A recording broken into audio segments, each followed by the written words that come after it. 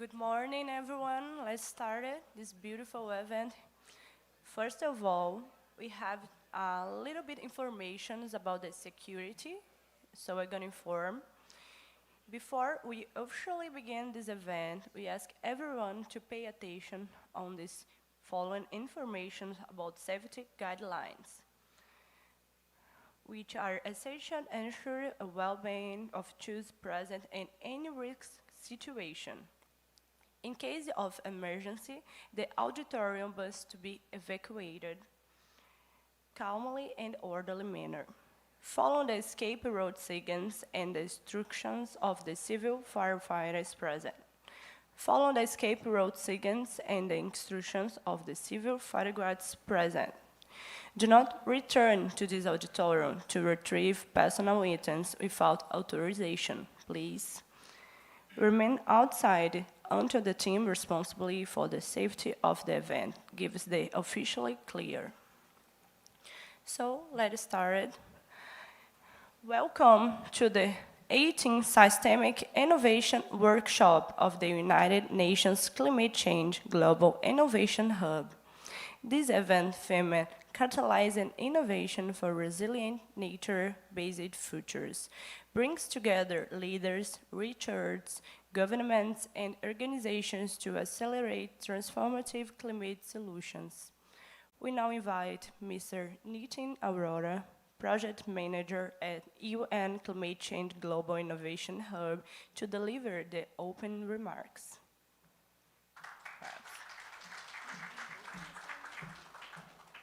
Thank you, Bonjia. Welcome all of you, distinguished colleagues, partners, and friends. It's my great pleasure to welcome you all here in the city of Pelham for this 18th Systemic Innovation Workshop hosted by the UN Climate Change Global Innovation Hub. That was started at COP26. It's an initiative of UNFCCC Secretariat under the Mitigation Division of UNFCCC. My name is Nitin Arora. I'm leading the work of UN Climate Change Global Innovation Hub. But before I continue, let me express my sincere appreciation and thanks to our partners who have made today's workshop possible, including Amazon, Aurora Tech, Prime Space as a Service, Resonance, Sinai and Jornoda, COPLUS, Star Vision Temple, and Federal University of Para. Your contributions reflect the collaborative spirit that is essential to advancing innovation in the Amazon and beyond. And that's exactly the theme of today's workshop, how innovation catalyzes resilience future for forests here in Amazon. We meet in a city that symbolizes both the urgency and the promise of transformation. Pelham, at the heart of the Amazon, reminds us that the world's largest tropical forest is not just a reservoir of biodiversity. It is a living system of innovation, culture, and resilience. Holding this workshop here during COP30 is both symbolic and strategic. It reflects the understanding that nature is not only something to protect, but also something to innovate with. At the Global Innovation Hub, our mission is to expand the innovation space for climate action, to connect solutions with the real human needs, and to bridge technology, policy, finance, and culture. We believe that innovation must move beyond isolated breakthroughs. It must become systemic, addressing not only what we innovate, but how we innovate and with whom. Over the past 2 years, through 17 systemic innovation workshops across continents, we have helped shape more than 50 innovation projects, each linking climate ambition with human well-being, from green mobility to sustainable food systems, from circular industries to community-driven adaptation. This 18th systemic workshop builds on that foundation with a special focus on resilient, nature-based futures. Over the course of today, we'll explore how technologies such as Earth observation, AI, and digital twins can enhance the impact and transparency of nature-based solutions. We will ask how can digital and deep tech tools help us protect ecosystems, strengthen communities, and drive inclusive growth in tropical forest regions. But this workshop is not just about technology. It's about collaboration. We are joined by an extraordinary group of partners across the public, private, and research sectors. Your collective knowledge, creativity, and commitment are what make this process meaningful. As we dive into today's discussions and breakout sessions, I encourage you to think systemically and courageously, to connect across disciplines and scales to identify what is missing as much as possible, and to design solutions that are inclusive, feasible, and locally grounded. The Amazon has always been a place of imagination where biodiversity, technology, and human ingenuity coexist. Let's today's workshop honor that spirit, showing how innovation can serve not only the planet, but also the people who sustain it. With that, I welcome you again, all of you, for being part of today's discussion and sharing this journey towards resilient, nature-based future. Thank you very much.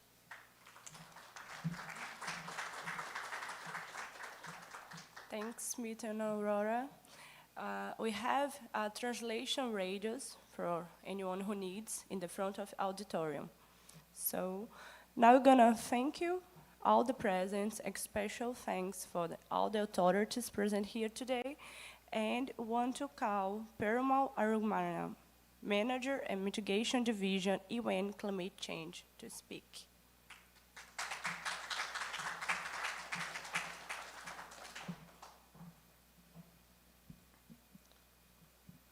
Thank you. Good morning, everyone. You could see already that the mic has to be dropped down. Distinguished participants, colleagues, and partners, it's also my privilege to join you in this 18th Systemic Innovation Workshop here in Belém, as the COP continues to chart the course for the decisive decade of implementation in all aspects related to mitigation and adaptation. We gather at a moment when the innovation has moved from margins to the heart of the climate agenda. Across the UNFCCC process, the emphasis is increasingly on the implementation and impact, supporting countries in turning their nationally determined contributions into measurable progress.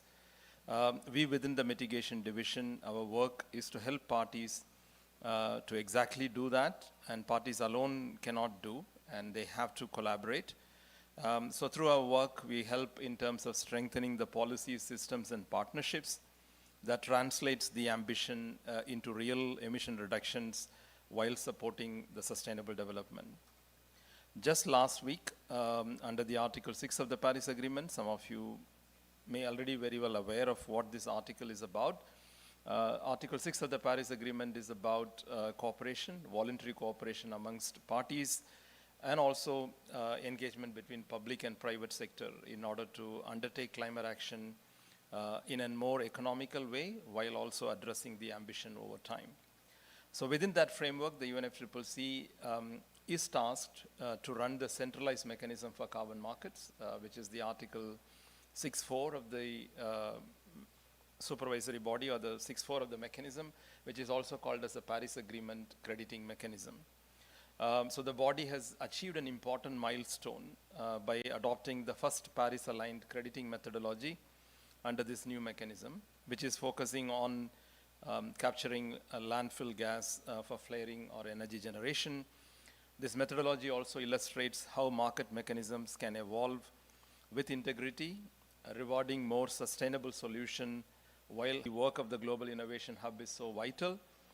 This hub connects the innovation with human needs, enabling solutions that are not only technically sound, but also socially grounded, to help the ideas turn into implementation, and implementation into a measurable impact.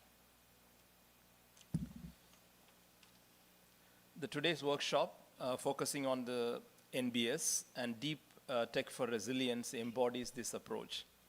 The tech such as AI, Earth observation, and digital twins matter not only because what they can detect, but because how they can help us connect, linking the global monitoring system with local realities, and aligning climate goals with the priorities of communities. This workshop is not about technology, it's about collaboration. I think Nitin has already also talked about it. We also have been joined with an extraordinary group of partners across the public, private, and research sectors.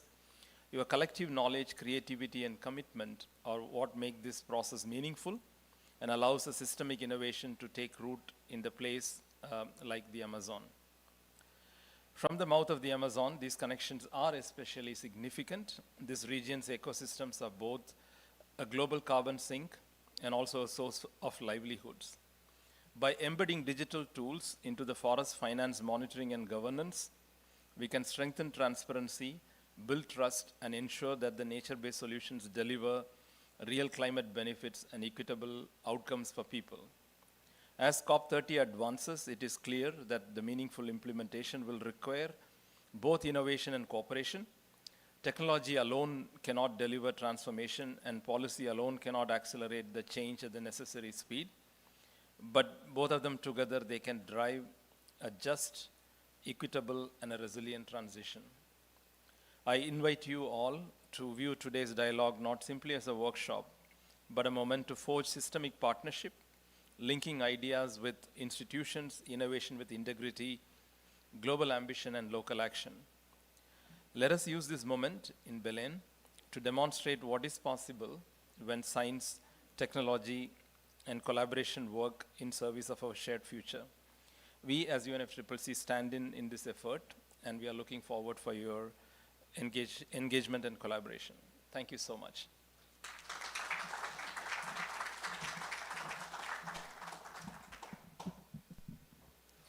Thanks, Ms. Perumo, for your considerations. And now we want to invite the President of Federation Pará, Alex Carvalho.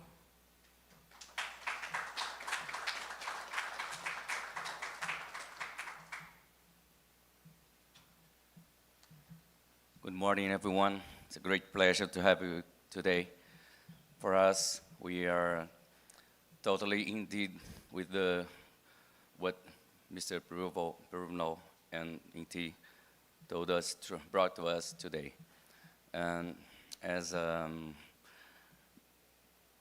citizen of Berlin, born here, now we are definitely convinced what the importance of the innovation, technology, and the very high definition of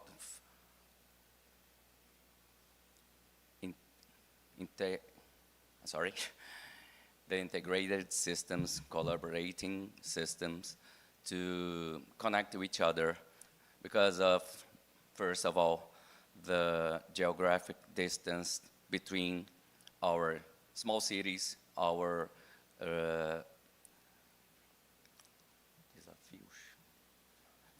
challenges. I'm sorry, I'm taking a shot to speaking in English, but in the meaning of having here Mr. Perumal, and we are very, very proud to not only open our doors to meet what we are discussing of the future, of the global future and the Amazon future as well. So my words is to let you know how we are integrated, how we are committed to get together with this journey. And talking about journey, in May 2024, we invited the industrial community to get together as a journey, and we call Journey COP Plus. And the plus is looking forward, looking what we need to do different, what we need until now. And having COP30 here, having the opportunity to open the doors of the reality, it open also as well, open the doors of the opportunities. So these connections, these in a practical way, we are seeing how advanced are the technologies and how we as a people, as citizens of the Amazon, how can we collaborate more and more, integrating our knowledge, our culture, our territorial capacity to improve more natural conservation and economic challenges. So when we put all of this together, we really have the chance to get the sustainable development. So thank you again. Sorry about my English, but I'm very proud to have this opportunity to learn as well and no, to be together. Thank you. I'm sorry again. Good day.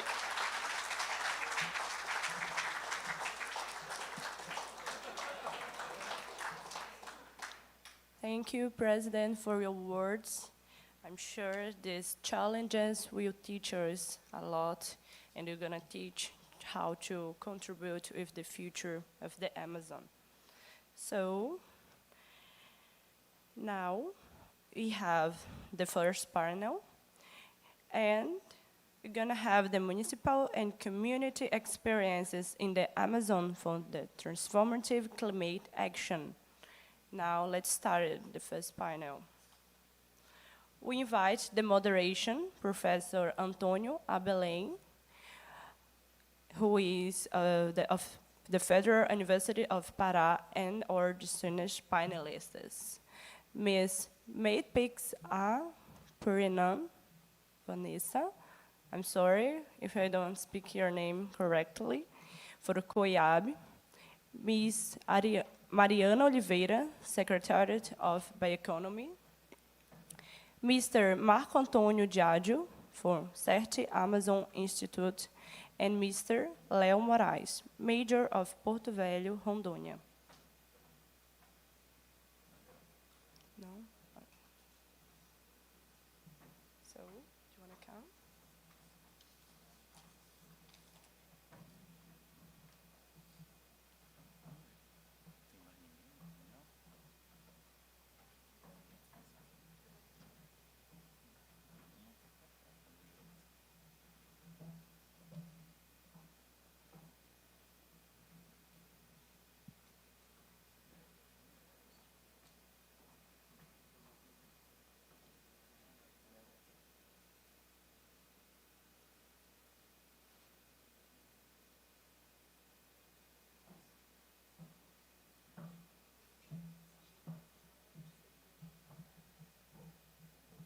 Sorry, everyone, just saying the major of Porto Velho can't come, but we have another ones.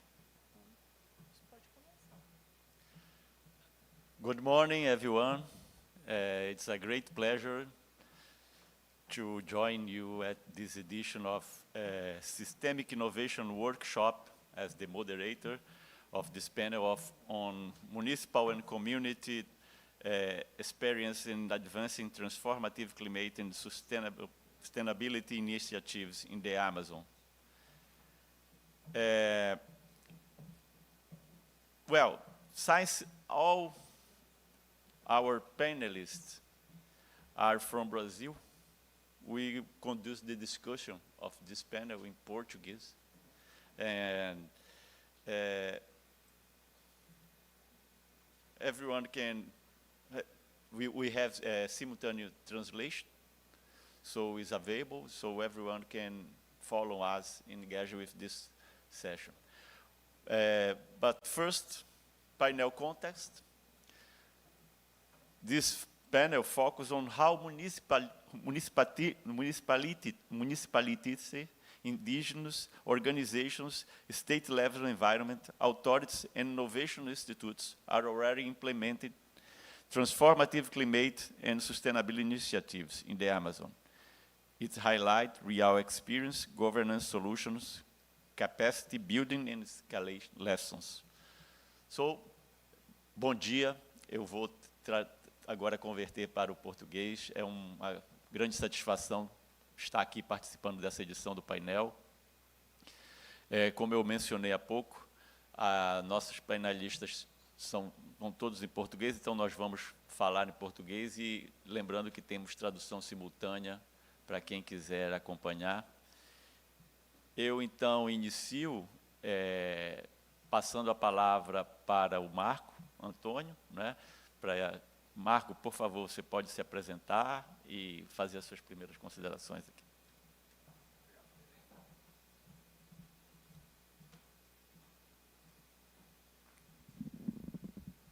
Bom dia a todos e todas. Eu sou Marco GIH, diretor-geral do Instituto Sete Amazônia. É uma instituição privada sem fins lucrativos que atua em tecnologia há mais de 20 anos, sediada em Manaus. Nós temos desenvolvido nos últimos 5 anos uma série de soluções baseadas em tecnologia necessária para o desenvolvimento da cadeia de produtos da sociobioeconomia da Amazônia. Paralelamente a isso, nós participamos de um grande programa de apoio ao ecossistema de empreendedorismo inovador da Amazônia, chamado Jornada Amazônia, que procura fornecer todo o suporte desde o início de um potencial empreendimento, estimulando alunos a partir de 14, 15 anos de idade a se tornarem empreendedores e mostrando para eles qual o caminho. Depois nós temos um outro programa que se conecta a esse, chamado Sinapse Bio, que desde janeiro de 2023 já criou 170 novas startups aqui na Amazônia, com financiamento de 50 a 70 mil reais, para que os empreendedores saiam do seu plano de negócios e cheguem a um produto acelerado no mercado com o CNPJ. Esses recursos não são reembolsáveis. E o outro programa já para apoiar as startups que já estejam no mercado, chamado Sinergia, que já apoiou mais de 60 startups existentes, né? E atualmente no nosso pipeline de atividades desse ecossistema de empreendedorismo, nós temos 400 startups aqui da Amazônia, que estão nos seus diversos estágios, desde o estágio inicial de MVP e de poder confirmar a sua tese de solução, até já empresas em tração e que podem receber investimentos de equity e de fundos de investimento. Então, o Instituto Sete Amazônia tem, enfim, intensificado esse trabalho e, mais recentemente, nós nos tornamos parceiros do governo do Pará, através da SEMAS, na gestão compartilhada do novo Parque de Bioeconomia e Inovação da Amazônia, situado ali no Porto Futuro 2, recém-inaugurado. Vou falar inicialmente de uma plataforma digital que nós temos para apoiar diretamente as cadeias produtivas, e depois eu vou falar um pouquinho do parque, que eu acredito que é uma oportunidade para muitas das instituições que estão presentes aqui nesse auditório agora. Bom, com relação à cadeia de bioeconomia, nós desenvolvemos uma plataforma digital que tem 3 ferramentas inéditas. Uma primeira ferramenta é uma rastreabilidade de produtos, que começa na identificação da árvore na floresta, onde tem um aplicativo para celular que funciona offline e pode, então, medir todo o trabalho do extrativista, do agricultor em campo. Então, mede quanto tempo ele trabalhou num dia, numa semana, num mês, qual a distância que ele percorreu, que tipo de produto ele colheu, enfim, ele extraiu, a quantidade desses produtos, se tem algum problema na árvore ou com os produtos, ele consegue registrar nesse aplicativo. E quando ele chega na base da cooperativa e associação, que normalmente é a forma com a qual eles frequentemente se organizam, eles descarregam esses dados e uma base de dados do nosso sistema, e com isso consegue transferir essa rastreabilidade através de QR Code até a embalagem do produto final, de forma que o consumidor, quando está na prateleira de um supermercado ou de uma venda, né, por exemplo, uma loja de produtos amazônicos ou de produtos naturais, ele vai conseguir saber exatamente de qual comunidade, quantas pessoas foram beneficiadas com o beneficiamento, com a venda daquele produto, e a gente acredita que isso pode trazer um grande diferencial para realmente a população um pouco melhor informada e interessada contribuir diretamente com a Floresta em Pé e com a Amazônia. A gente acredita que isso é muito melhor do que simplesmente se manifestar em rede social dizendo que é a favor ou participar só de discussões um pouco assim teóricas, mas não fazer nada de prático. E realmente é difícil para quem está no sul-sudeste, ele pode se perguntar, o que eu posso fazer de prático para contribuir com a Amazônia? Né? Então, através desse nosso programa, claro, é uma semente pequena que precisa se expandir, a gente precisa de muitos parceiros para multiplicar, para gerar escala dessas soluções, mas já é um começo de mostrar um aspecto prático de como que a população em geral pode se engajar e pode contribuir com a Amazônia. Como diz um grande líder lá do Amazonas, vocês devem conhecer, o Denis Mineve, ele é o CEO da Bemol, que hoje é a grande rede de eletrodomésticos lá, tem feito um trabalho muito interessante, realmente, em diversos municípios, né? Procurando desenvolver tecnologia, procurando dar oportunidade de crescimento. E ele fala isso: quer contribuir com a Amazônia, contrate um serviço ou compre um produto da Amazônia. Isso é bastante efetivo, né? Então, para auxiliar essa ferramenta que eu citei, que chama-se Vem de Onde, foi financiada por uma política pública, né, da Lei de Informática, através do IDESAN, que coordena o Programa Prioritário de Bioeconomia da Amazônia, nós desenvolvemos uma outra ferramenta, que é o Marketplace, para justamente comercializar produtos diretamente da bioeconomia para o restante do país. Esse Marketplace também já está operacional, chama-se bioconex.com.br. Nós já temos 70 cooperativas e associações cadastradas nesses sistemas com os seus produtos, de 25 cadeias produtivas diferentes, e eles acessam isso e usam esse sistema de forma totalmente gratuita. E o nosso desafio é apresentar esse sistema e poder vender esses produtos diretamente para pequenos comércios, pequenas indústrias e até consumidores finais que estejam no sul-sudeste e que não conhecem os produtos da Amazônia. E eu tenho um case que a gente tem que se inspirar para a gente poder alcançar esse resultado, né? Vocês devem reparar que em qualquer cidade que a gente vai, a gente encontra pistache. A gente encontra sorvete de pistache, bolo de pistache, enfim, assado, enfim, de qualquer forma. Vocês sabem de onde vem o pistache? É um produto brasileiro? Não, é um produto americano. Isso é um absurdo. Nós temos 25 produtos aqui na Amazônia, né, que o brasileiro não conhece, não tem acesso, não tem informação. Então, é esse tipo de promoção que nós temos que fazer. Não que a gente não deva consumir o pistache, não tenho nada contra o pistache, até gosto, eu acho saboroso, interessante e até muito caro. Mas a nossa castanha do Brasil, a castanha do Pará, né, o cupuaçu, etc., tem que estar na gôndola dos mercados de todo o Brasil, né? E isso, para nós, tem muito mais valor de qualquer pistache, mesmo porque esses produtos amazônicos têm muita qualidade, eles são saudáveis, né, e eles têm um significado muito maior para nós brasileiros, para nós que estamos aqui na Amazônia, do que qualquer produto que venha de fora.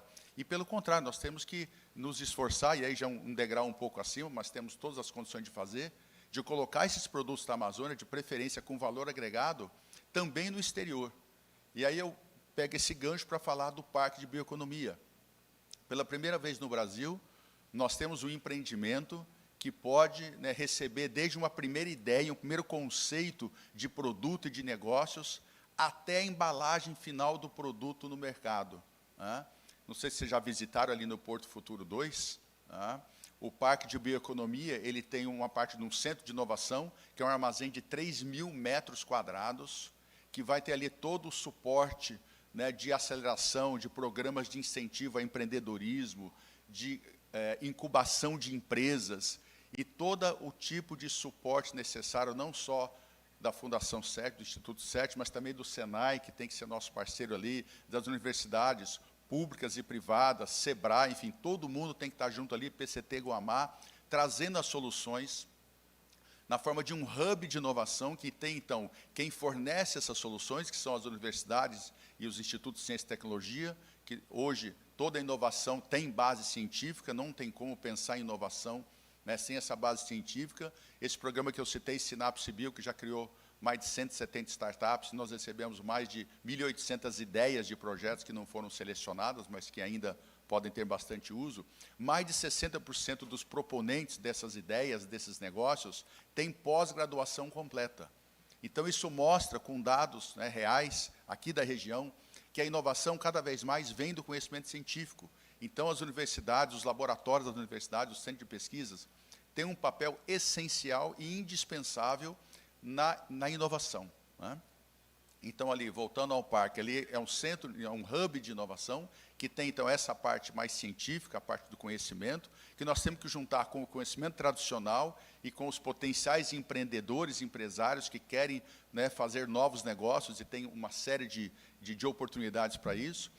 Claro que ali é focado em bioeconomia, o nosso conceito de bioeconomia ele é amplo, para nós, soluções de energia, soluções de comunicação, soluções de logística, tudo isso entra na bioeconomia, porque faz parte das soluções das cadeias produtivas que estão aqui, e todas elas, todos esses aspectos precisam de muito desenvolvimento, precisam de novas soluções.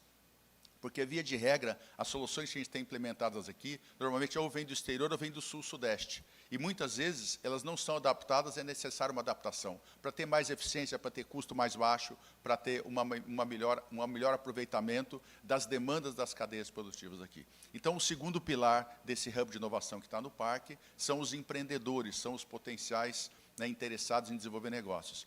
E o terceiro pilar são as indústrias, né?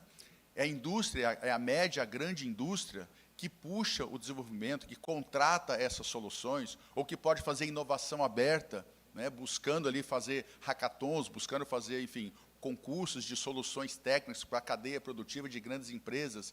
E eu cito a Natura e a Vale, que já estão com a gente, são patrocinadores, né, e temos recebido visitantes de todo o Brasil, né, para poder, então, entender o que é esse parque, quais são as possibilidades de inovação e de desenvolvimento da cadeia da bioeconomia que nós temos possibilidade agora de fazer. E junto com o parque tem um laboratório fábrica, também inédito, com mais de 300 equipamentos, que vão poder, então, agregar valor local, né, e não só vender o produto in natura, mas fazer a manteiga, extrair óleos, fazer geleias, enfim, todo tipo de desenvolvimento que se pode ter em cima, né, das 25, 30 cadeias produtivas que nós temos aqui ao redor, e não estou falando só do Pará, evidentemente, né, o parque é para atender os 9 estados da Amazônia, né, porque cada um tem o seu potencial, todos eles precisam, né, de equipamentos como esse do parque, e o parque está aberto para desenvolver isso, né, o secretário Raul, a secretária Camille, que estão à frente e liderando esse processo, a cada visita no parque tem, enfim, enfatizado que o parque é para a Amazônia e tem capacidade para isso, né? Nós temos capacidade de atender ali, pelo menos, ao mesmo tempo, de 50 a 100 startups, né? Dezenas de empresas brasileiras que podem colocar os seus centros de inovação ali dentro do parque e ali no laboratório fábrica já fazer todo o processo, né, todo o ajuste de como vai produzir isso, fazer o desenvolvimento dos processos produtivos e depois fica mais fácil de você transferir isso para uma indústria que vai fazer isso em escala. Então, mais uma vez, esse laboratório fábrica ele é inédito na América Latina, né, e esse conjunto de apoio, desde a concepção das ideias iniciais de um negócio até o TRL 89, quem é da área de tecnologia sabe, o TRL 89 é o final da cadeia de quando você está já chegando no mercado. Então, hoje, o Pará tem esse grande investimento, esse grande parque, que precisa ser divulgado e que precisa ser aproveitado da melhor maneira possível, né? E todas as instituições, todos os profissionais que trabalham na área da bioeconomia precisam entender esse parque e como que ele pode colaborar para desenvolver mais rápido, né, e com mais amplitude todo o potencial que tem na bioeconomia, que precisa urgentemente ser transformado em realidade, ser transformado em negócios, ser transformado em faturamento e, com isso, melhorar a qualidade de vida, principalmente de quem está nas comunidades, aumentar a renda que ainda é muito baixa, né? Então, é essa a nossa preocupação, esse é o nosso enfoque, fazer todo esse trabalho, criar várias oportunidades para que essas comunidades tenham todo o suporte para poder se desenvolver, que se a gente não fizer essa ajuda, se não tiver, como eu falei, energia, comunicação, logística, né, tecnologia, processos, equipamentos, empreendedorismo, né, jamais a gente vai conseguir fazer esse desenvolvimento, porque sozinhos, isolados no interior, isso é impossível de acontecer. Então, esse é o papel do nosso Instituto, o Instituto de Ciência e Tecnologia, voltado para soluções que estejam, né, na cadeia produtiva da sociobioeconomia e aproveitar esse enorme potencial e transformar todos esses em produto, respeitando a floresta, mantendo a floresta em pé e mostrando que a floresta em pé gera mais renda que a floresta derrubada. Isso é possível, nós já temos a amostra pelo programa Jornada Amazônia e nós vamos ampliar esse trabalho. Bom, eu teria muito mais coisa para falar, mas eu não quero ocupar muito o tempo de vocês, e eu permaneço à disposição para qualquer informação adicional, para um contato, para uma reunião aqui no parque, né? E eu já estou aqui, enfim, há um bom tempo e vou permanecer até dezembro, né? A gente precisa fazer esse parque começar a funcionar, ele já está nesse caminho, ele foi inaugurado agora dia 7 de outubro, muito recente, né? Mas muitos movimentos e muitas parcerias já estão acontecendo. Então, eu convido vocês a participar dessa grande oportunidade e eu permaneço à disposição para a gente conversar depois aqui durante o evento e também lá no parque, quem puder nos visitar, serão bem recebidos. Muito obrigado pela atenção.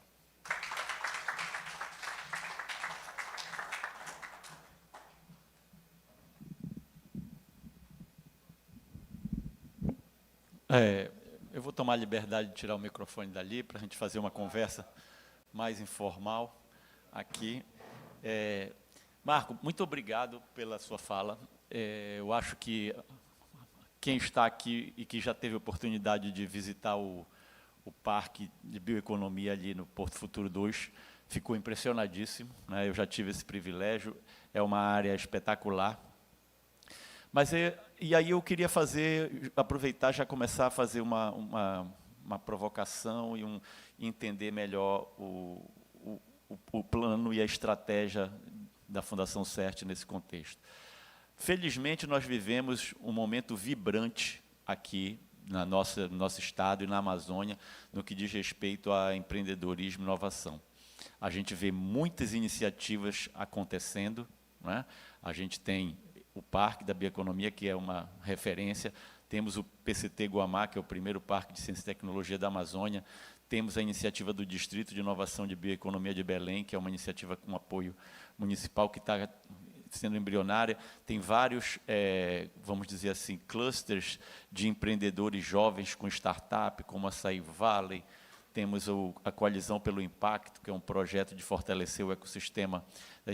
Enfim, nós temos uma série de iniciativas que estão acontecendo, e isso é muito bom, mas a gente ainda reconhece que o ecossistema como um todo ele ainda não está completamente maduro. Então, essas iniciativas, elas não estão ainda alinhadas em prol de um bem comum. Tá? Cada uma, eu vou dizer assim, um pouco na sua trincheira, tentando sobreviver. E a Fundação CERT vem com uma expertise muito grande, né? Apoiado pelo Fundo Vale na jornada da Amazônia. Mas o que eu gostaria de ouvir de vocês é como é que a Fundação CERT e como você pensa essa estratégia para consolidar esse ecossistema, aproveitar essa boa onda que a gente vem surfando, né, para que isso não desague em iniciativas separadas e que não convirjam para um bem do ecossistema como um todo. Eu queria ouvir um pouco disso, queria ouvir um pouco de quais são os planos da CERT para cá, para o nosso estado. A gente sabe que vocês têm sede no Amazonas, né? Uma matriz, né? Já temos. Então, isso é muito bom. Eu queria que você falasse um pouco a respeito disso. Bom, obrigado pela abordagem. Você tocou num ponto essencial, que é justamente a integração de esforços, né? Então, a primeira visão nossa é intensificar o diálogo. Nós temos que convidar todas as instituições que fazem parte do ecossistema, até porque nós temos o exemplo de Florianópolis, depois do estado de Santa Catarina, e foi nesse exemplo que a gente se inspirou para montar o Jornada da Amazônia. Só que lá levou 25 anos para que o setor de startups, que é baseado em TIC, Tecnologia de Informação e Comunicação, essencialmente empresas de software, vamos traduzir de uma forma mais simples, né? Lá levou 25 anos para as startups serem o principal motor da economia da região. Tá? Então, antigamente, era somente o funcionalismo público, junto com o turismo, que é muito sazonal, né? E agora as startups representam em torno de 60% a 65% dos indicadores econômicos ali da grande Florianópolis, o que é uma ótima notícia, porque é uma indústria sem chaminé, absolutamente adequada à região, né? Que é uma região de paisagens, uma região muito verde. Quem conhece Florianópolis, grande Florianópolis, pode constatar isso, e isso, claro, tem que ser mantido, né? Então, trazendo a experiência de lá para cá, por que ela funcionou? Não tem um protagonista, né? Não existe só uma instituição importante. Todos os partícipes daquela iniciativa, seja a Federação de Indústrias, a Prefeitura, o Governo do Estado, as universidades, os centros de pesquisa, todos eles participaram e ainda estão presentes, o SEBRAE, o SENAI, todos estão presentes com a sua parcela de contribuição nesse ecossistema, oferecendo a sua expertise e a sua contribuição para toda essa cadeia que precisa acontecer para esse desenvolvimento. Então, respondendo mais objetivamente a sua pergunta, nós precisamos intensificar o diálogo, nos aproximar de todas as instituições que têm papel aqui no ecossistema de empreendedorismo e trazer para fazer um grande programa, uma governança. Está previsto no parque essa governança, né, uma governança formal de assentos das instituições interessadas nesse desenvolvimento, porque o parque é da região. Isso para nós é claríssimo. O parque está no Pará, mas ele é para ser um motor da bioeconomia dos 9 estados da Amazônia. É claro que quanto mais próximo geograficamente facilita, porque a logística da Amazônia ela é complexa, ela é cara, ela é demorada, quem está aqui sabe disso, mas isso não pode impedir a troca de informações, isso não pode impedir, por exemplo, o programa Jornada da Amazônia atendeu os 9 estados. Né? E uma boa notícia aqui para nós que estamos no Pará. O Pará liderou todos os indicadores de participação desses programas, que, diga-se de passagem, para os partícipes foi gratuito. Então, quando eu falei do Gênese, quando eu falei do Sinapse Bio, do Sinergia, quem participou, quem recebeu o benefício, a mentoria, a solução, o treinamento, não pagou absolutamente nada por participar, porque isso já estava financiado pelos nossos parceiros. E concordando com você, para fechar, nós precisamos intensificar exatamente a busca de novos parceiros, de novos patrocinadores, para ampliar esses programas, para fazer, de fato, da Amazônia, do Pará, um grande hub de geração de startups, porque nós precisamos abrir o funil, nós precisamos de muito mais startups entrando no sistema, porque esse é um mecanismo de desenvolvimento regional mais do que aprovado mundo afora. Todo mundo conhece, até o governador está falando nisso, né? Está comparando aqui o nosso Vale da Bioeconomia com o Vale do Silício, e a gente pensa que lá eles são melhores que nós, que eles fazem milagre. Não. A gente não pode esquecer que desde a década de 60, a sociedade americana como um todo, as principais indústrias, investem milhões e milhões de dólares continuamente e geram ali milhares de startups por ano. Por isso que os Estados Unidos têm hoje as 7 maiores empresas do mundo, né, vindas do Vale do Silício. É muito investimento, é muita tecnologia, e nós podemos, né, ao nosso modo, com as nossas condições e necessidades, fazer, sim, aqui o Vale da Bioeconomia. E um dos desafios é isso, nós temos que ampliar ao máximo a entrada de novas ideias e absorver a cultura empreendedora americana, de que quando você chega em determinado estágio e desiste de uma startup, isso não é um fracasso. Isso é um aprendizado, isso é um entendimento de, naquele momento, aquela solução para essa região não é adequada, mas ela pode ser em outro momento. Aquele empreendedor, certamente, ele aprendeu nessa trajetória e ele pode empreender com outra ideia, com outro mercado, e com isso tudo, isso gira a economia de forma mais rápida. Então, realmente, é um momento único, um momento absolutamente feliz, um momento próspero aqui da região do Pará com esse parque, e eu convido mais uma vez todos vocês que estão aqui, todos vocês que conhecem um pesquisador, que conhecem, né, um estudante, que conhece uma empresa que precisa inovar, né, que faça uma visita ao parque, que nos procure para a gente conversar, para a gente estabelecer esses programas e aproveitar ao máximo esse grande investimento que já está feito e que agora todos nós aqui, todos, né, nessa sala e quem está fora dessa sala, eu acredito que nós temos o desafio de aproveitar ao máximo esse investimento, de procurar dar o maior retorno possível para toda a sociedade, repito, especialmente para quem está nas comunidades, especialmente para quem precisa ter a sua renda aumentada a partir dessas tecnologias, a partir dessas soluções que o parque pode gerar. Muito obrigado, Marco. Eu aproveito, então, já fazendo uma provocação rápida, dizendo a UFPA, que é a Universidade Federal do Pará, é a 3ª maior universidade do país, não é do norte, é do país, né? Ela tem mais de 120 programas de pós-graduação, alguns de excelência, nota 6 e 7, então ela precisa fazer uma parte mais próxima desse movimento todo, porque lá está o conhecimento. Mas antes de passar a palavra a você, eu queria convidar a Mariana Oliveira, que estava na passeata do mapa, da Marcha pelo Clima, e chegou um pouco atrasada. Mariana, por favor, junte-se aqui até nós. Eu vou, então, passar a palavra a Mariana, que eu sei que você tem uma fala, e queria ouvir um pouco de você também. Obrigada, olá, bom dia. Sou Mariana Oliveira, trabalho com Camille Bemergui na Secretaria de Meio Ambiente, né? Sou coordenadora de Políticas e Incentivos à Bioeconomia. Eu acho que a oportunidade aqui é falar um pouquinho da experiência, né, do do Estado do Pará e da construção dessa política. Eu joguei uma apresentação. Quanto tempo eu tenho? Temos? Então, bora aproveitar. Se puderem projetar, eu vou contar um pouquinho dessa história. Você está para lá, então, né? Tá. E eu, se me permite ficar em pé, contar um pouquinho dessa história, dessa experiência do Estado do Pará com a construção do plano de bioeconomia. Se puderem passar. O plano de bioeconomia do Estado do Pará, ele nasce numa lógica estratégica, né? Então, 2019, a gente vivia um ciclo de elevações do desmatamento, né? E esse é um desafio histórico para o Pará. E a gente, pela estratégia de criar uma política de mudanças climáticas em 2020, né? E um plano para operacionalizá-la também logo em seguida, em 2020, a missão é transformar o que é um desafio histórico, que são desmatamentos, em uma oportunidade de desenvolvimento, né? Então, o Plano Amazônia Agora, ele é essa estratégia não só de comando e controle, né? Ele tem 3 eixos centrais. Um deles é comando e controle, que é muito comum para um plano setorial e muito comum com o que a gente já vinha fazendo, que é combater o desmatamento nesse sentido, de enfrentamento direto. Também um outro eixo de regularização ambiental e fundiária.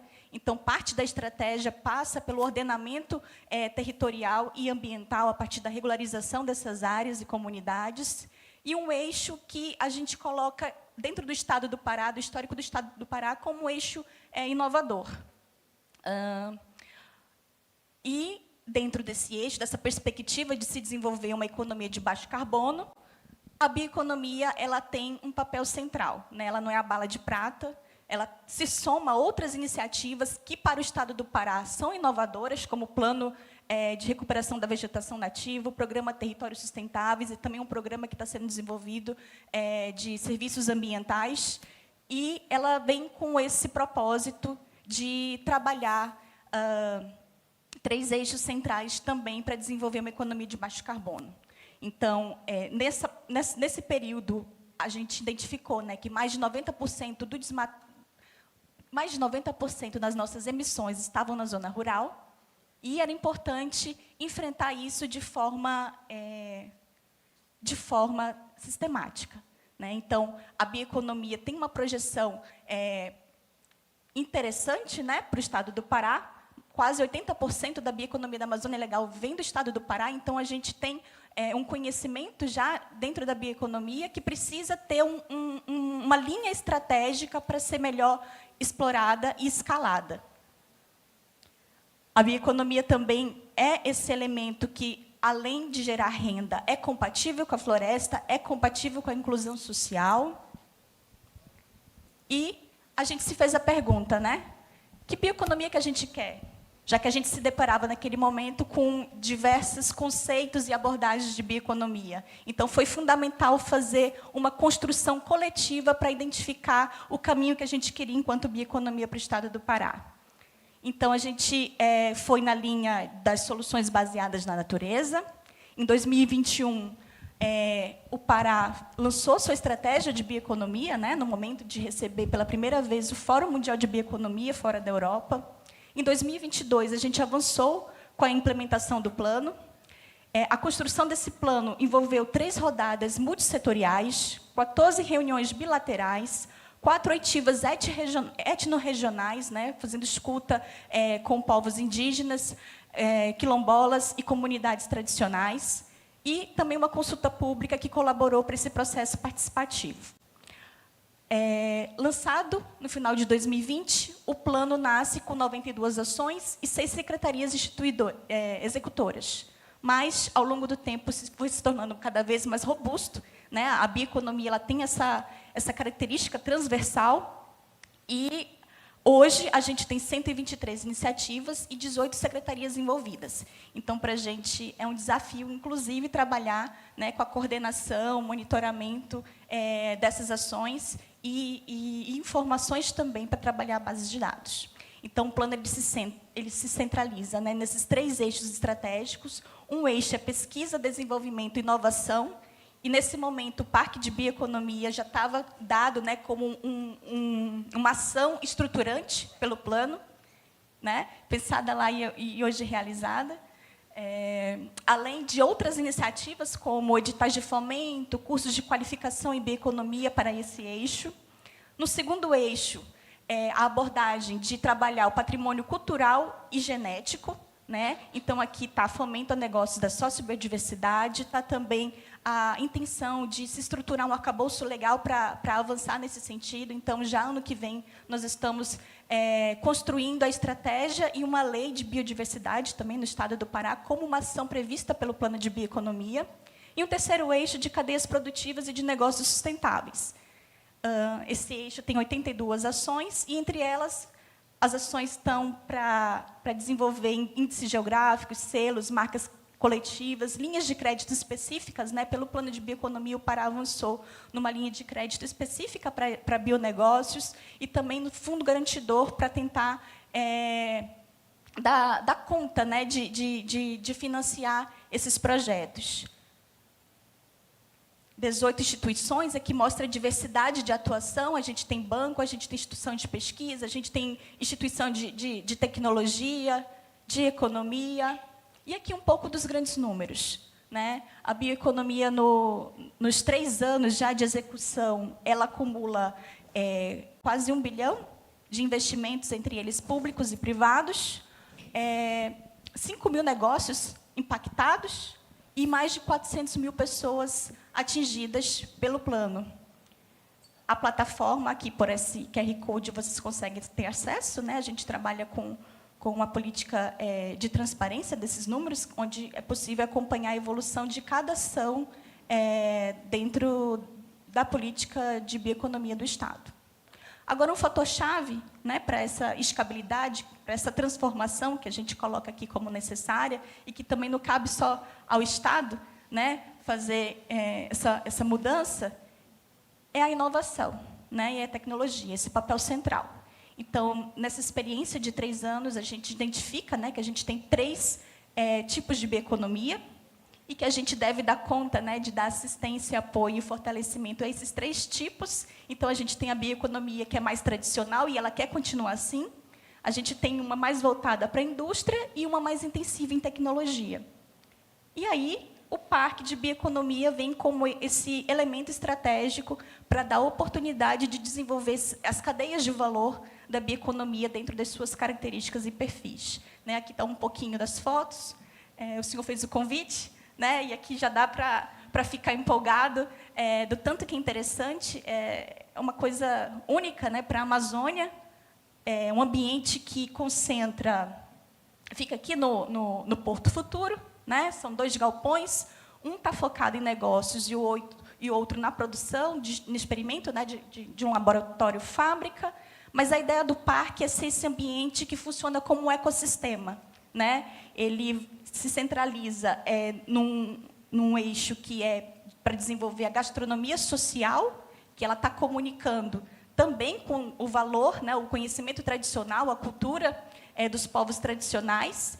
Então, parte dessa economia criativa da gastronomia, ela se alimenta disso, né? O Parque de Bioeconomia, ao lado, tem um museu, Museu das Amazônias. Então, todo esse ambiente, ele favorece a conexão do elemento tradicional com o elemento também de inovação, com o elemento da pesquisa, da ciência, né? Então,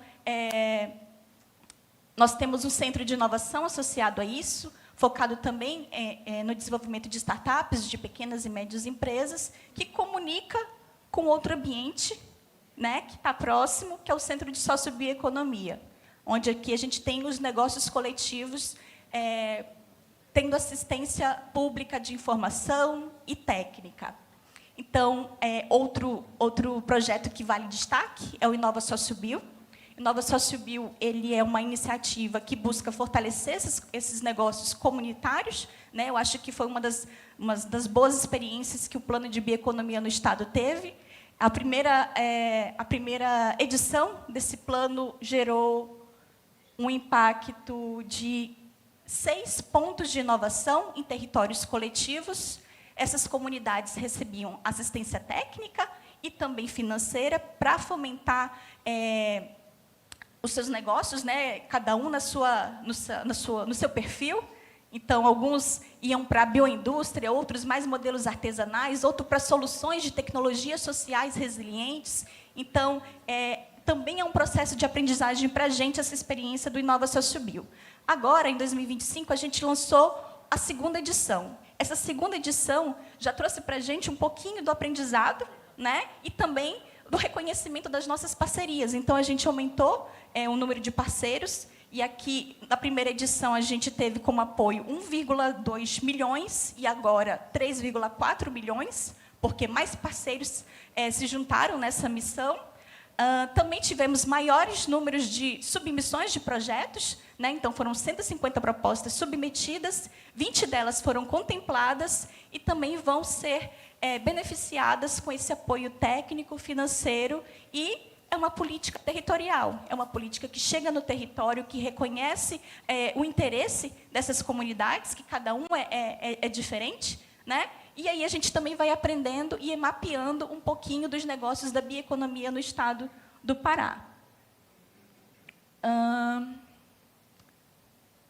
A nossa intenção agora é que esse projeto evolua para um programa. Então, todo esse processo de aprendizagem é também um processo de escuta, né? Então, a gente tem acompanhado o desejo dessas comunidades em avançar, né, na estruturação de seus negócios, e a intenção é que isso se torne um programa permanente para a sociobiodiversidade no estado do Pará, né, atuando de forma integrada também com o plano de bioeconomia, que orienta, assim como o parque de bioeconomia também é orientado por essa estratégia. Então, ela tem uma lógica muito maior, né, uma lógica de desenvolvimento mesmo, o Centro de Sociobioeconomia e o Parque de Bioeconomia.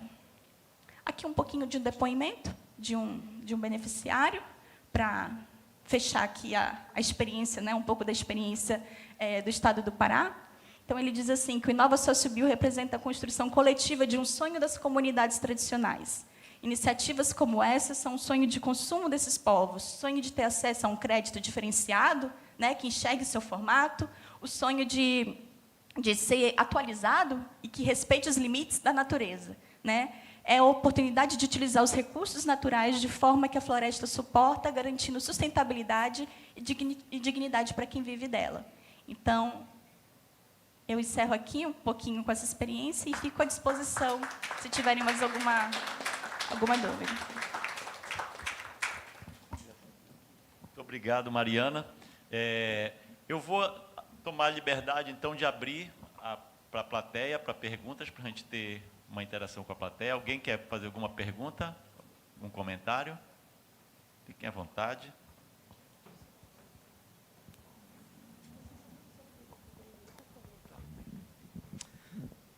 Bom dia a todos. Sou Jaime Araújo. Hoje eu estou aqui como diretor da FIEPA, tá? Até aqui representando o staff da diretoria do Alex, nosso presidente, que palestrou mais cedo, né? Deu a abertura do evento. E fiquei muito empolgado, doutor Marcos, Sim. Com o que você falou, que é algo muito interessante. Tá? Hoje, eu sou industrial também, nós temos uma indústria de biscoitos, que é a Fábrica Leal, e nós temos uma holding que detém 30% da maior indústria de biscoitos aqui da região norte, que é a Ileia. Tá? E me deixou muito curioso um comentário que o senhor fez, que foi com relação aos 25 produtos que nós temos aqui e que não é de conhecimento nem da população do Brasil, mas que todo mundo conhece o pistache, que é lá do... Que é americano. Que é americano. Tá? E anteriormente, eu discutindo com o presidente Alex, gerou um compromisso que nós temos que desenvolver o que nós temos aqui o que nós extraímos daqui. Nós temos que transformar, tá? Não Agregar só valor. exportar. Nós temos que agregar valor. E realizamos um projeto de estudo que foi da produção de biscoitos de castanha. do Pará.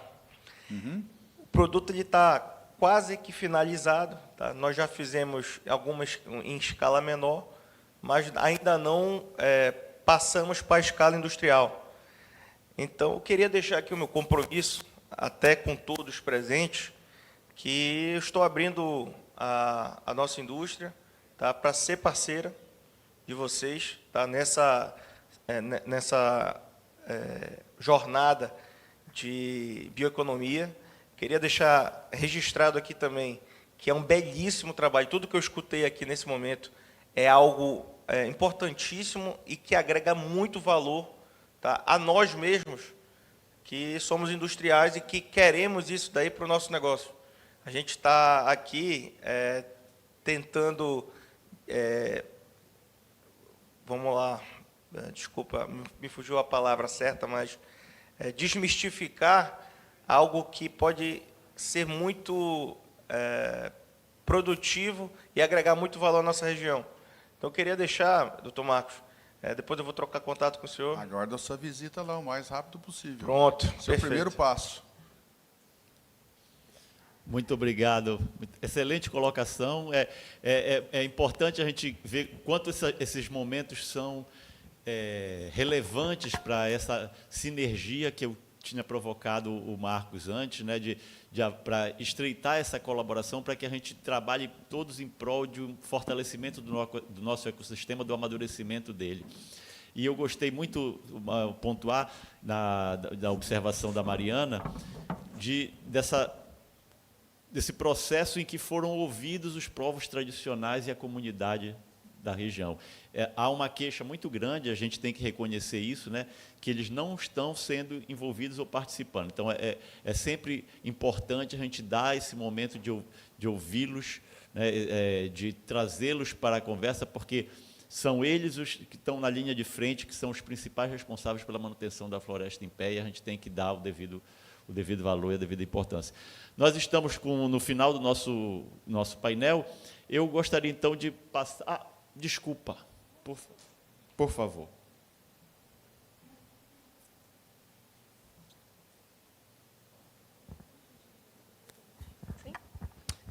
Bom dia a todo mundo. Meu nome é Francisca Vildes. Vocês vão perceber que eu tenho um sotaque. Eu sou franco-brasileira. Welcome. Obrigada. Eu sou baseada em São Paulo, mas eu sou presidente de uma empresa que se chama Futura Headquarter. A Futura é uma empresa com soluções ambientais. E a gente está desenvolvendo projetos no Brasil inteiro, com grande foco na Amazônia também. Estamos já conversando com o Márcio Miranda, que saluda você, mas está indo para o aeroporto, do CBA, do Centro Bionegócios da Amazônia. E a gente tem soluções ambientais que transformam a biomassa em novos materiais. Então, uma delas transforma em biochar, né, que é um adubo, mas também ajuda para lutar contra a seca, é muito bom para a agricultura, né, para a segurança alimentar. E temos outros produtos. Quando eu vi o laboratório, eu pensei que eu passei já 3 vezes nessas docas, e que eu gostei muito desse lugar. E eu queria saber se tem como, por exemplo, instalar um laboratório de transformação de resíduos, por exemplo, em novos canudos, corpos. Tem espaço para isso? Tem espaço. Lá tem espaço para coworking, lá tem espaço para aceleração, para incubação, para prestação de serviços, todo o leque e todos os estágios de desenvolvimento de negócios. Há espaço, lá são 3.000 metros quadrados no Centro de Inovação. Então, por favor, nos visite. Fazemos reunião por videoconferência, vamos entender o que é que você precisa, e lá é esse grande hub, que nós podemos trazer a universidade com alguma solução adicional, nós temos que trazer o empresário, né, para ver como que o seu produto pode melhorar, né, o produto final dele, e assim cumprir o papel estratégico do parque. Então, sim, por favor, nos procure, vamos conversar. Obrigada. Muito obrigado, Francisca. Eu gostaria, então, de passar para as considerações finais. Marco, Mariana, fiquem à vontade. Bom, foi muito importante esse encontro, como deu para ver aqui no pouco tempo que a gente teve, né, de trocar ideias, de explicar quais são as oportunidades, elas são imensas. Então, nós temos que fazer desse evento, desse encontro, só um ponto de partida de uma longa jornada de desenvolvimento e de melhoria dos negócios e da condição de vida, especialmente das comunidades amazônicas, que, afinal de contas, agora nós temos um grande diferencial, que é esse entendimento da importância, o plano, né, do governo estadual e o Parque de Bioeconomia, além de outras iniciativas que se somam e a gente tem que integrar para gerar o resultado mais profundo com o maior impacto social possível. Eu acho que eu gostaria também de fechar minha fala fazendo também esse convite de aproximação do setor privado dentro da política pública, da estratégia pública. A gente está, para o ano que vem, com a perspectiva não, já com uma agenda de revisão do plano de bioeconomia, e uma das nossas avaliações é que há esse espaço de maior aproximação do setor privado para a gente potencializar essas ações. Então, já fica o convite também e uma provocação aqui para o setor. Obrigada. Eu agradeço, Marco, Mariana. Gostaria de pedir que a gente fizesse uma foto, um registro oficial aqui com todos vocês. Muito obrigada aos painelistas. Acredito que todas essas contribuições foram muito valiosas hoje. E vamos agora, aproveitem, né? Vamos continuar com essa troca essa troca de experiências fora daqui. Bom.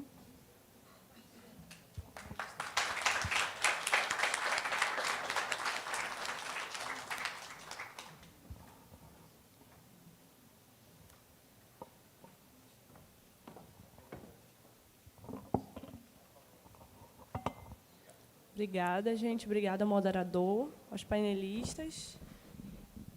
And now go back to English again. We have the second panel. Now, remember that you have food downstairs, so if you want to eat something, you can go upstairs and come back.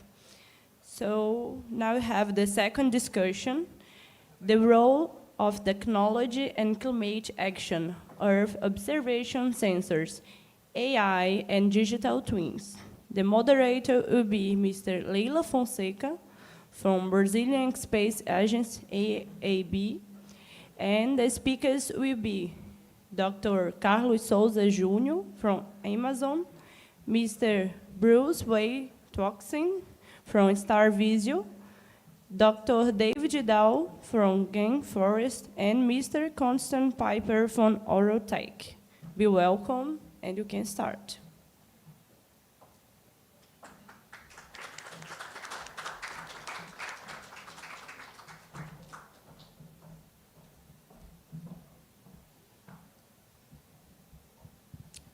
Okay, thank you. Thank you very much.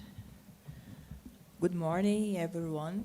It's a pleasure to be here to moderate this panel.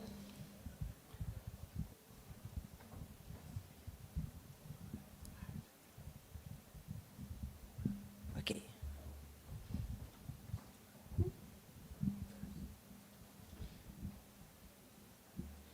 Okay. Okay. Okay. It's a pleasure to be here to moderate this panel on the whole of emerging technologies in climate action. Today, we have in our panel representatives from 4 leading organizations driving the climate agenda forward. Now, I invite, they are already here, I invite them to come to the stage, but they are all here. Then I will present them, Carlos Souza, Associate Researcher at Amazon. Okay? Can you get up? David Dow, co-founder and chief scientist at the Game Forest.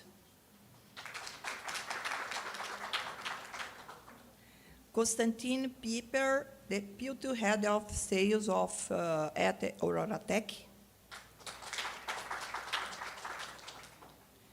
Bruce Wei Tuoshin, Business Development at Star Vision.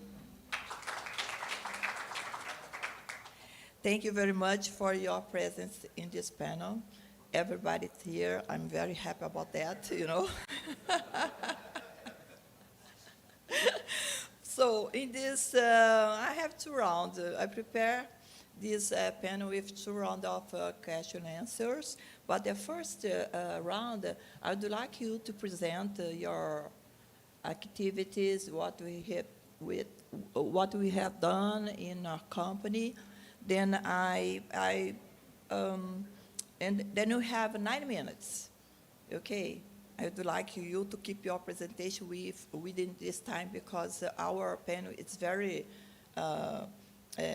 full of questions. Then I'd like to understand very well what we have done. Let's proceed with the following order of presentations. First of all, I invite Carlos Souza. After that, David Dahl, Konstantin Pieper, and Bruce Wade. And I don't need to ask you to come here, but let's start with Carlos here. Then the floor is yours.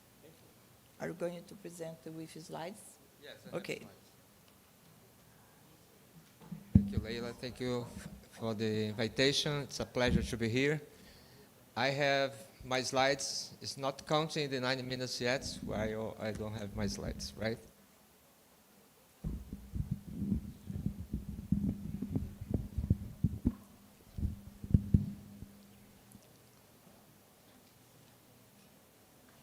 Pode pedir para eles.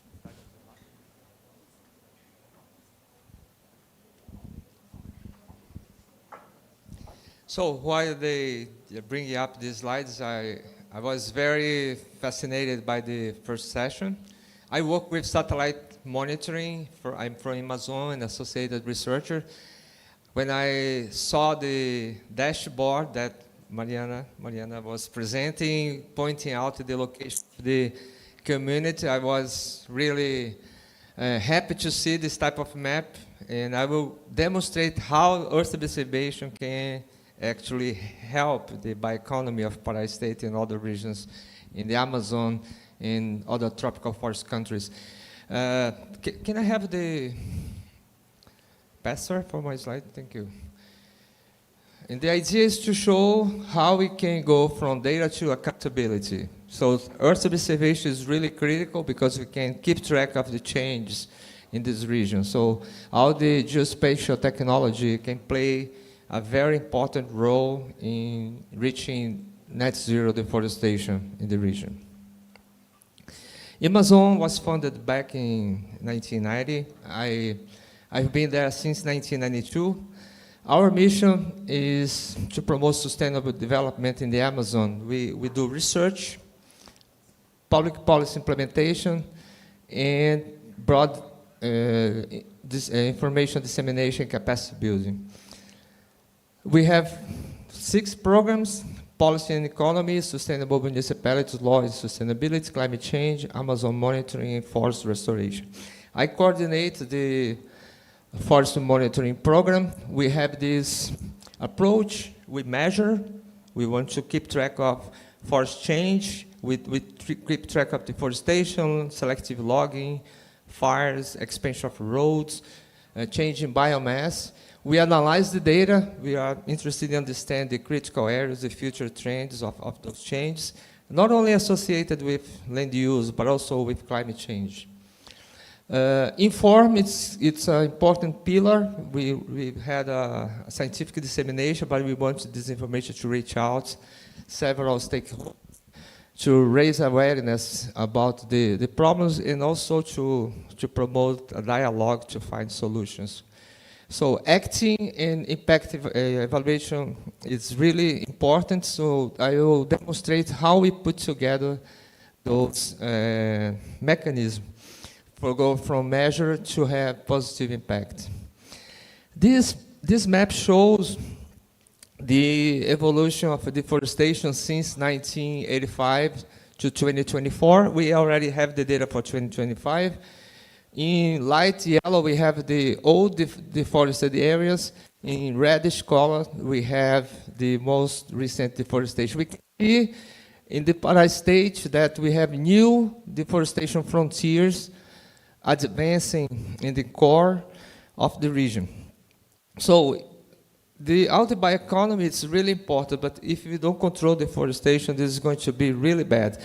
Even the producers of castanha do Pará, Brazil's nuts, have complained that the quality and the productivity of castanha do Pará declined in 2023, 2024 because of the extreme droughts.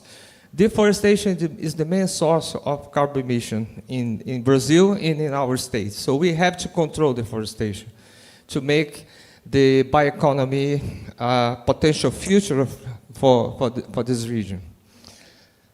Moving on, we also keep track of logging. Logging is another important source of revenues for the states, but most of the selective logging is not conducted through reduced impact logging. It's mostly predatory. We have AI solutions. We can see in this animation.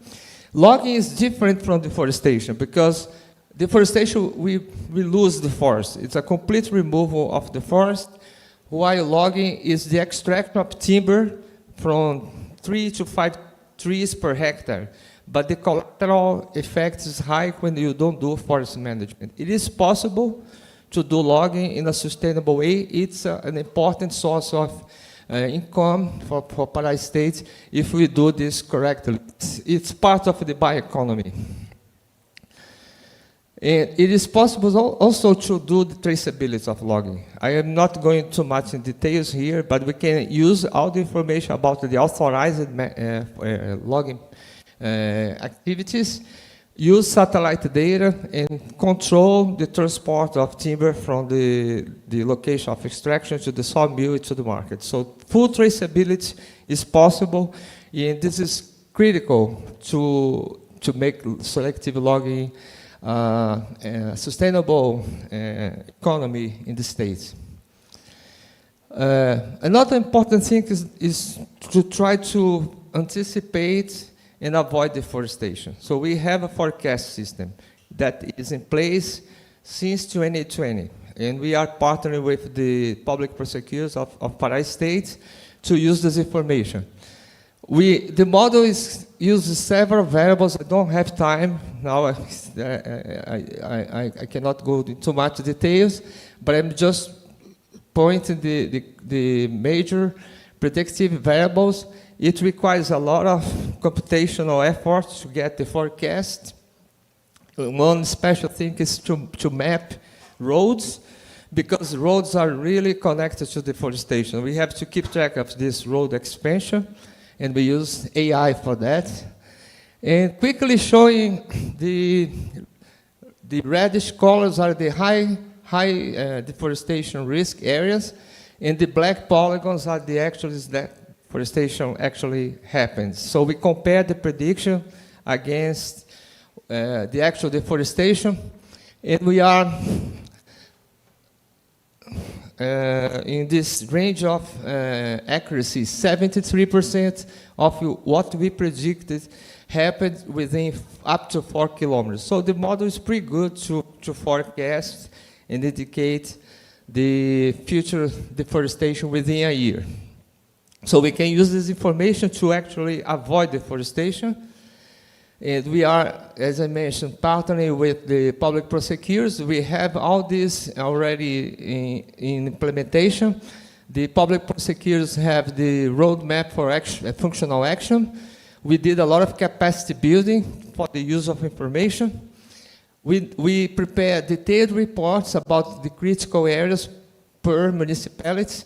We can also reach out to the property boundaries, the private lands. We know the risk of deforestation in each individual property that is in the Rural Cadastral Registry. So to finalize, just going through the workflow, targeting the critical municipalities is the first step. We keep our technology monitoring and forecast deforestation. We have all these actions that can be implemented by the public prosecutors. They can send notification about the risk of deforestation. They can apply fines, restore the damage, suspend environmental license, restrict rural credits, put areas under embargo, and hold accountable environmental managers. This program now, we expect to report results for the implementation of this workflow in 2025. It's operational now, starting this year. And now our objective is to do an annual evaluation report. In the end of the day, we want to get there before the area is deforested. That's the idea. And you probably know about the TFFF initiative. It's actually a real Red Plus program, and the Pará State is well prepared to apply to this type of funding, combine it with bioeconomy, and have a future sustainable development in the region. To finalize, I didn't have time to talk about the climate change impact. I am very hopeful. I still think that we can change this trajectory, but we don't have time. We have to act now. Thank you very much for your attention.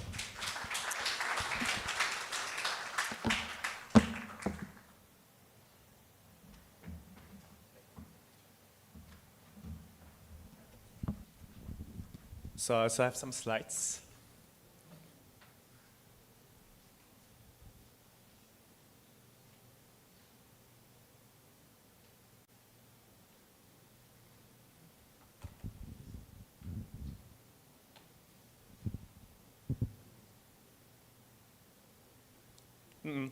Wrong guy.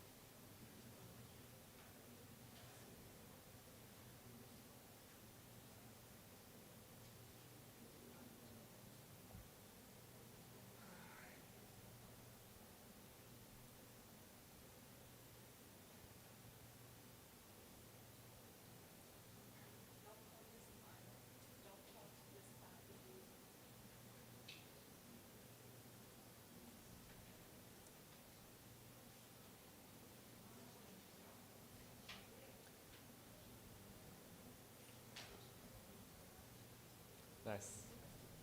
Wonderful. Okay.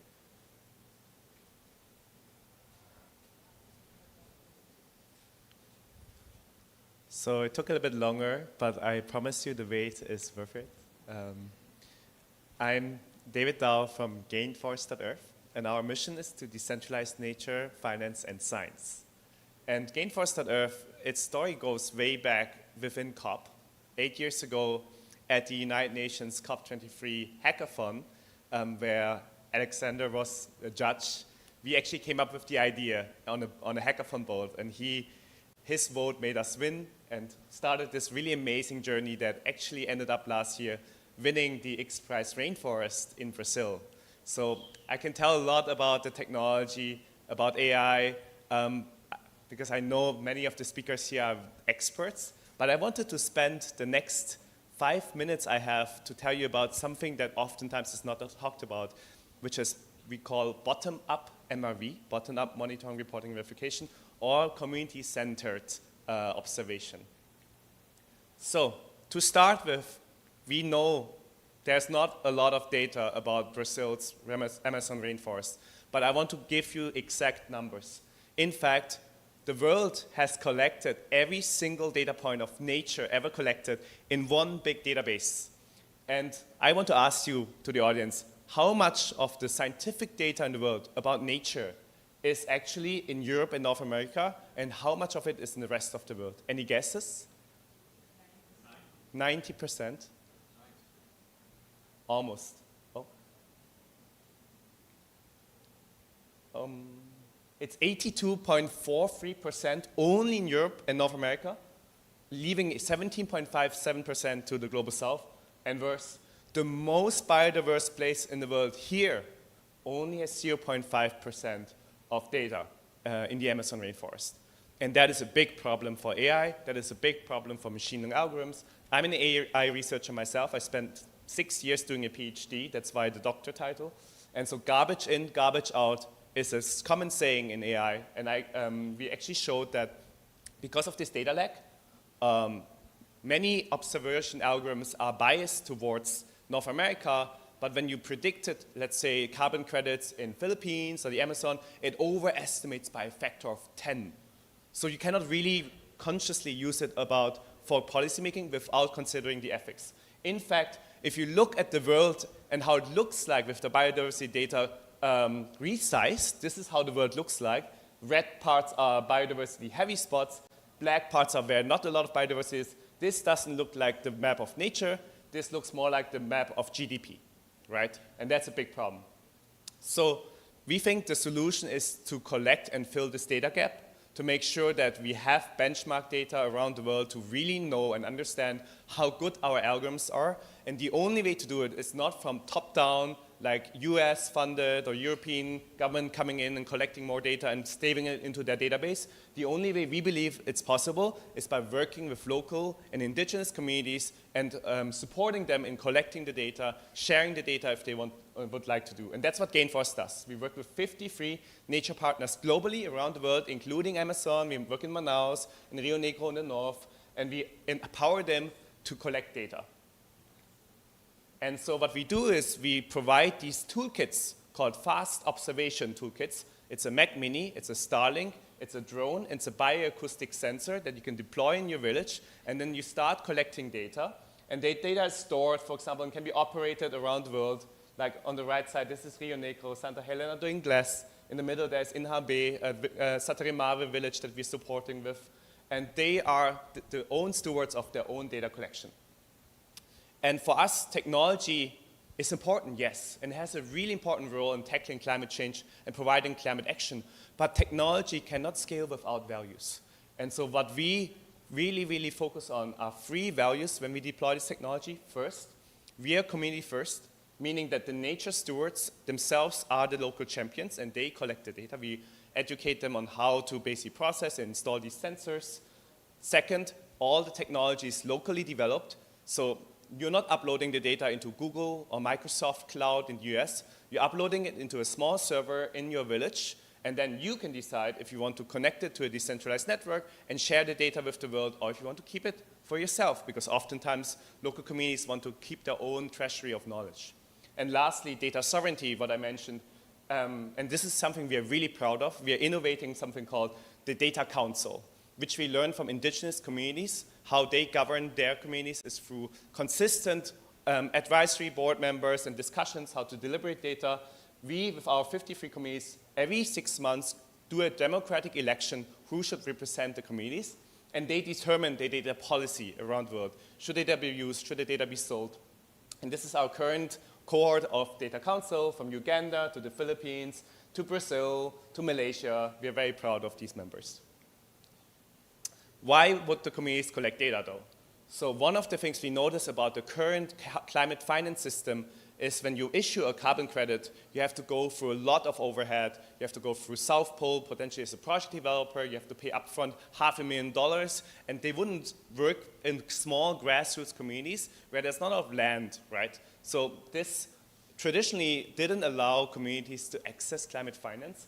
And what we do is we invented a new system called a hypercert, or eco-certificate, that every community can just issue and claim they did an impact. For example, Inhabe can claim, okay, I just did tree planting here. And of course, you as a donor and philanthropist, a policymaker, you wouldn't buy the certificate because there's no data. Everyone can claim anything, right? That's where the incentive comes from, for the communities to collect the data, to connect it to the certificate, and then people can buy it. In fact, we launched it in January this year, and so far we have raised more than $50,000 for 50 communities around the world buying these digital certificates, and we believe, and they are incentivized to collect more data to prove their impact. So this method already scales with the speed of trust, and we believe this is a very promising alternative for grassroots communities to finally have access to climate finance that is resilient. Last but not least, I want to spend the last 3 minutes here to show you also the voices of the communities, because we feel it's really important that it's not just me from the global north speaking about data collection, when it should be the people in the communities that are represented. So this video, the filmmaker is right here, Rodrigo, he created this, shares some of the voices and some of the perspectives of indigenous communities of the Sataremave and Tikuna people that we work with, and why it's so important to consider the local perspectives when it comes to AI, monitoring, and data collection.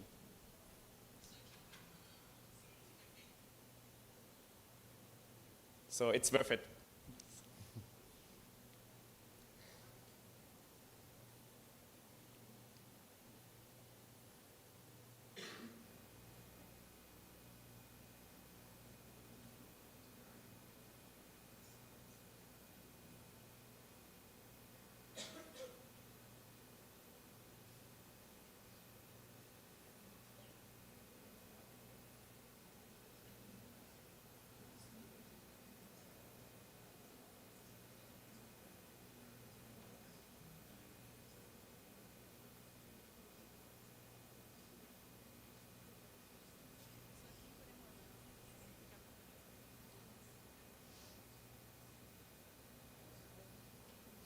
De Gaviana, língua ticuna, sou do povo Sataremaué e Ticuna. Fico muito feliz com toda essa equipe maravilhosa para mostrar toda essa tecnologia, que é uma grande oportunidade, principalmente para nós jovens daqui da aldeia, para principalmente preservar tudo que a gente tem aqui, ficar de olho, né, através dessa tecnologia, até mesmo de atividades ilegais que possam estar ocorrendo aqui dentro da nossa região. Eu quero muito poder aprender a pilotar o drone, a ter todo esse conhecimento, né, e também para poder proteger a nossa aldeia. Para mim está sendo assim uma reviravolta na minha vida, mas eu aprendi com a minha equipe que o cientista é aquele que procura a ciência, é aquele que procura suas respostas. E eu estava em busca das respostas e eu consegui encontrar no meio da ciência, no meio da inteligência artificial. O mundo possa enxergar e conhecer um pouco mais do que é a aldeia Iambé, o que é o nosso território, a parte que nós somos bem tradicionais também. E através da inteligência artificial as pessoas podem ter mais acesso à ancestralidade, conexão, né, com a fauna e com a flora, que qualquer pessoa em qualquer lugar do mundo estiver acessando, elas possam conhecer esse aldeia Iambé. No mangue kana pachoe ne pachoe de nyama injawa ne kando ba pechero moi. Nyando pemantiu. A gente nunca soube exatamente o que a gente tem de biodiversidade aqui dentro da aldeia, né? E trazer assim a tecnologia de vocês é mais uma aprendizagem pra gente, né? Porque a gente não entende muito bem, mas com o ensino de vocês, repassando e conhecimento, repassando para nós indígenas, nem todos fazem isso. Quando eu vejo que as pessoas têm um bom pensamento e quer transmitir alguma coisa boa pra gente, a gente aceita de coração. Quantas árvores estão em pé, então olhando de cima como se fosse um satélite, olhando lá de cima, né? Mas só tá vendo o verde ali. Não tá vendo aquelas pessoas que estão ali debaixo das árvores, né? Que somos nós, os animais. Então a gente consegue ver dessa forma. A gente vai estar preservando o que a gente tem de bom ainda. Thank you.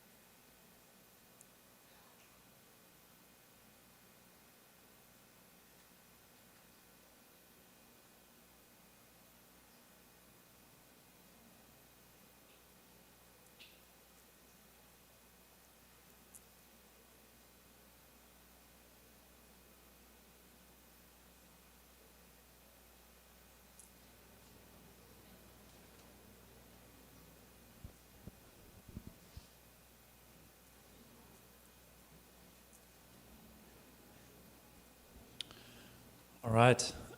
So I will tell you a bit about another data source to fill this global gap in data that we just heard before. I will not talk about drones there as a technology, but about satellites, and in particularly, how they can be used for global fire detection and monitoring. Auratech has been founded 7 years ago, and since then we have grown a number of users globally to a bit over 800 as of now, being active in 25 countries. You see here on the map where the majorities of areas are that we are monitoring with our solution currently covering around 470 million hectares. We are using a bit over 35 satellites as data sources as of now, and have grown to a team of a bit over 170 people, being headquartered in Germany, but having offices around the world.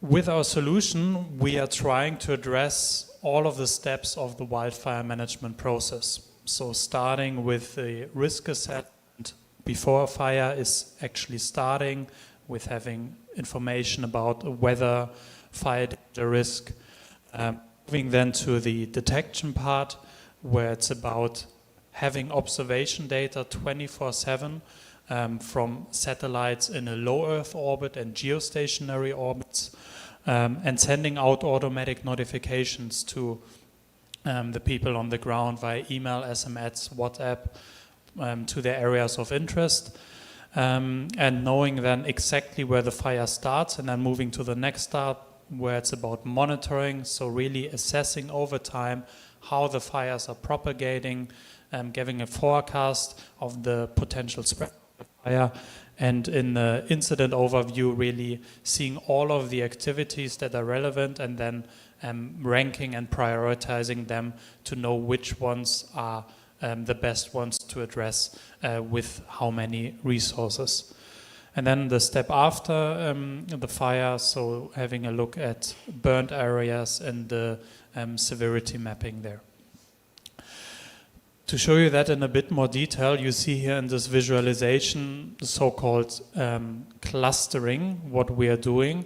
So you see there a lot of circles. Every circle is a detection from a satellite. The color gives you an indication how recent the detection was, and this red outline is what we call a cluster. So it's combining all of the detections from the multiple satellites to see how the fire is spreading over time. And to give you a few more insights about the detection capabilities currently, we have 60 to 24 scans globally, getting a new data point there, and then analyzing that with a variety of algorithms. For the monitoring part, here in this visualization, you see the spread modeling as one capability. So as soon as you have a first detection, you can with just one click do a simulation and then see, based on the weather conditions, wind conditions, topography, how the fire is going to spread in the next hours. And then afterwards you see here then overlaid also the burnt area, which is just analyzing high resolution imagery before and after the fire. Here you see this post-impact analysis also in a bit more detail by just seeing not only the burnt area but also the severity levels. So knowing then to how much extent actually the area was affected there, and then using that data, of course, then for more detailed analysis when it comes to biodiversity losses or emission. A critical part is also customizing the data to every region's needs. So we are providing a global platform, but it is critical to add then also local data there if there are better sources available. So integrating specific layers that are relevant for the organizations in the specific region, adding aircraft data if needed, tracker data from the vehicles, people's on the ground, but also drones and cameras. We really believe that it's about combining all of the data sources that are available and just bringing them in one solution together. We are not just only building this platform and integrating satellite data. The majority of our team is actually building the satellites. Until now, we launched 13 satellites. This year was a really important step for us, where we launched 8 of our satellites, already starting to fill some gaps in the daily coverage, and with our sensors showcasing to being able to detect smaller fires and sending out notifications faster, with the data being directly processed in orbit on the satellites.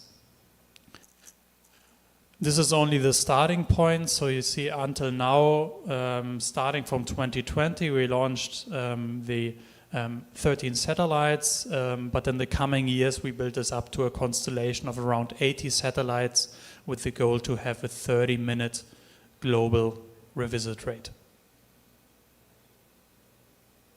All right. So that was a short overview of what we are doing. Thank you very much.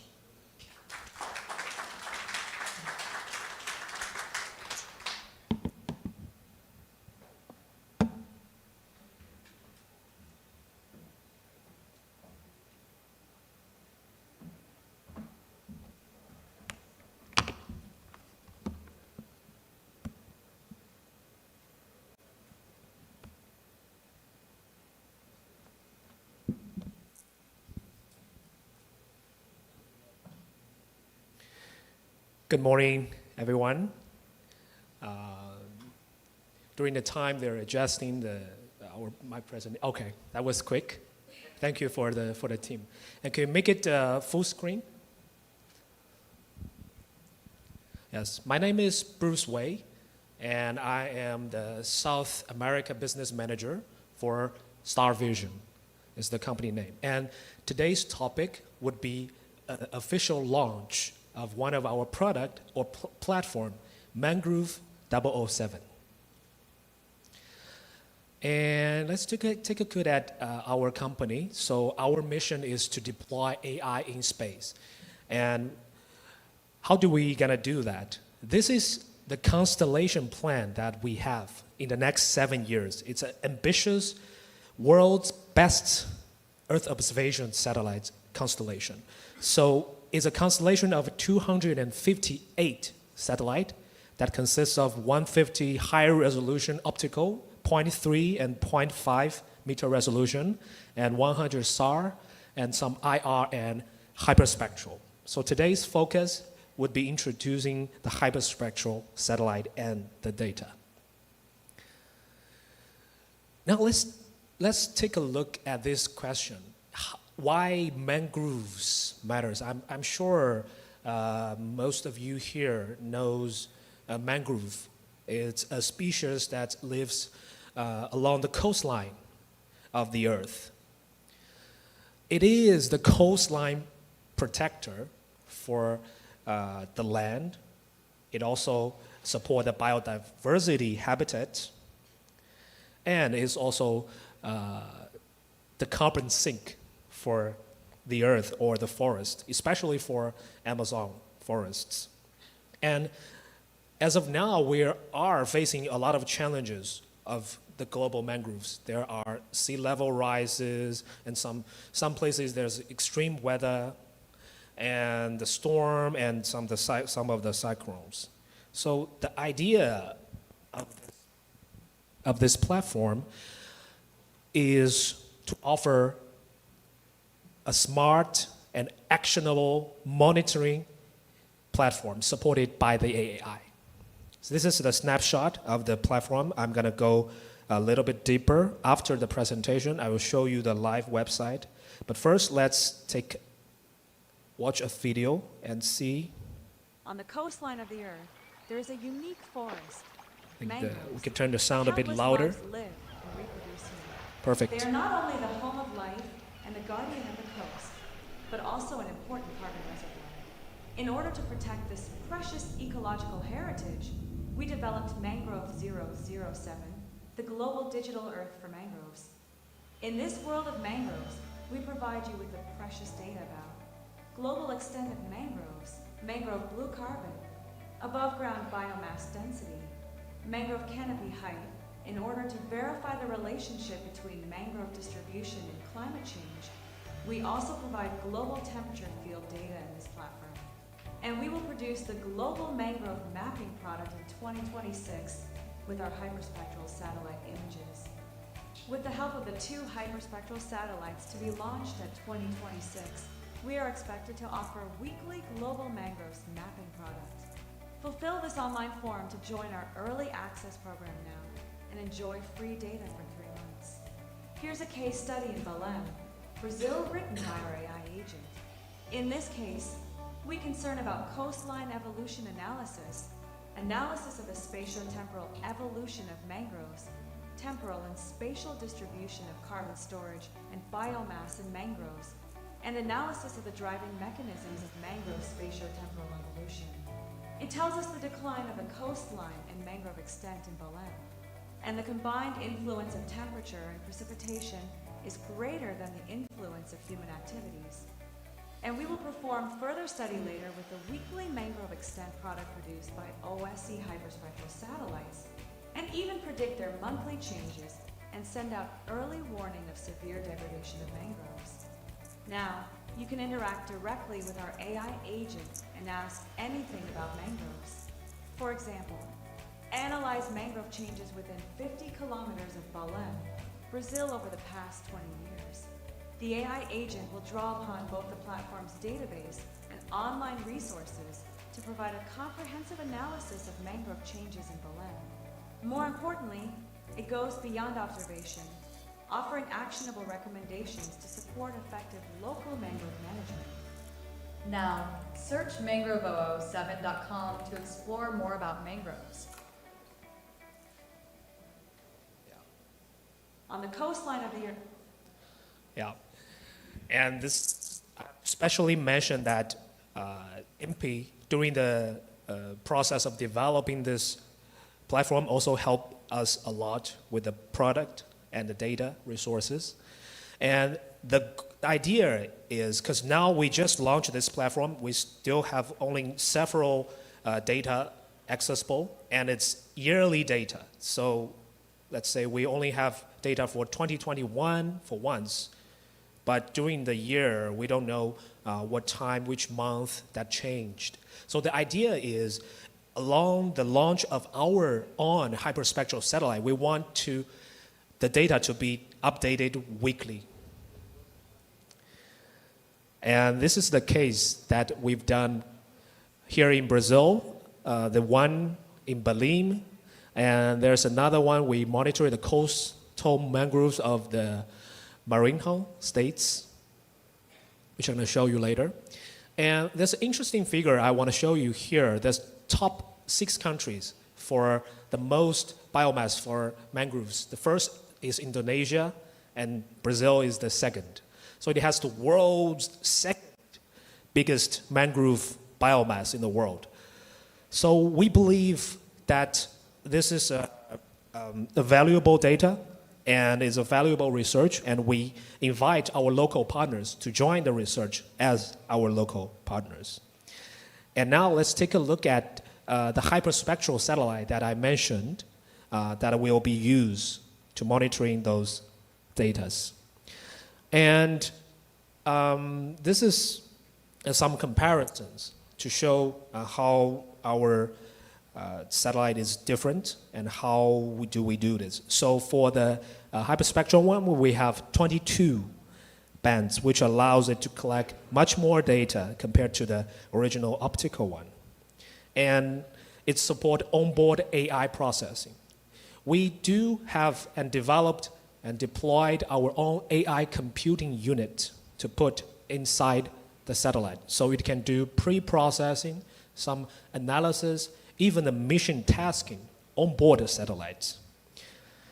And it's wide coverage. So the swath width, you can see here, we also put Sentinel and Landsat data here. So our wide swath width would be 300 kilometers. And our resolution would be 5 meters. So it's actually much more accurate than the currently available European and North America data that is available for free. And let's take a look at another video to show the current status of the satellite.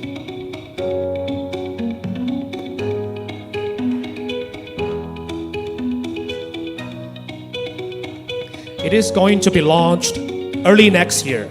So we're finalizing the AIT process.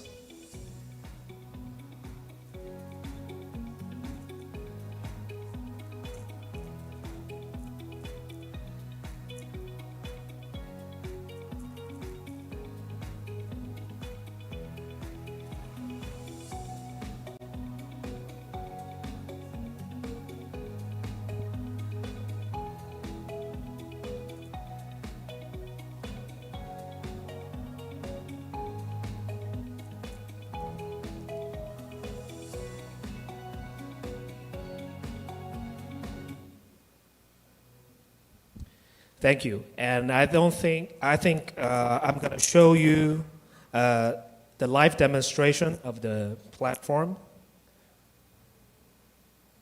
Just a minute.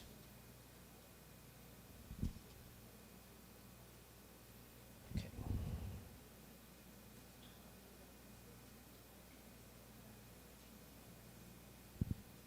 Yes.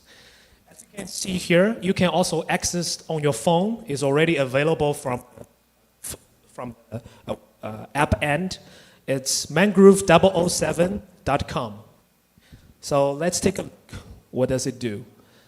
At first, you'll enter Earth. That shows the real Earth model. And in the case side, let's see the case in Balim. So it gives you the access to compare the data within the last 20 years. And the data is available as this blue part is the coastline extract. And also the mangrove biomass, the blue carbon. I will not go too much details. You can memorize this website and access to it later. What I want to show you here is the AI robot that we developed for this platform. Okay. I want to try to ask some questions.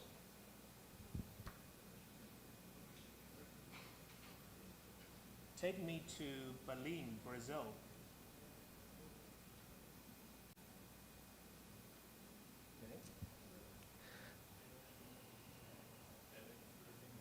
Yeah, let's try if he will correct this. Yeah, it recognized France to Belém. Belém, yeah. Okay. Yeah?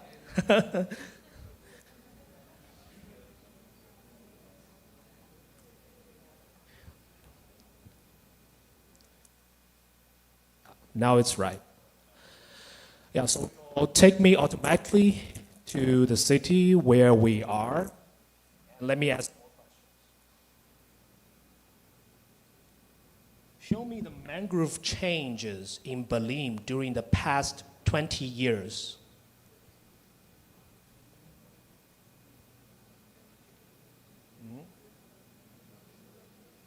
Yeah.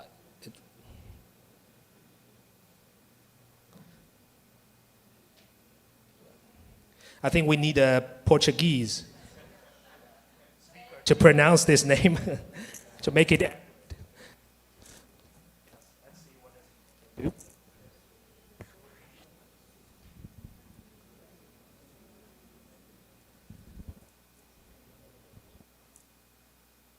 searching the data available in our platform as well as the available data in the internet.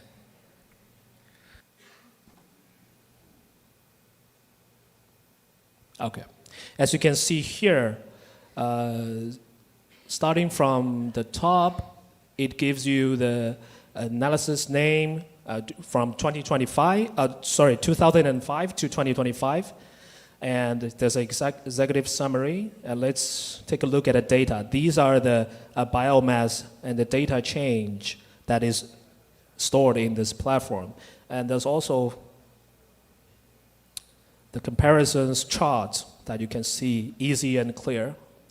And lastly, there's conclusions and also recommendations for you for some of the actionable insights that we can have, and also showing the references.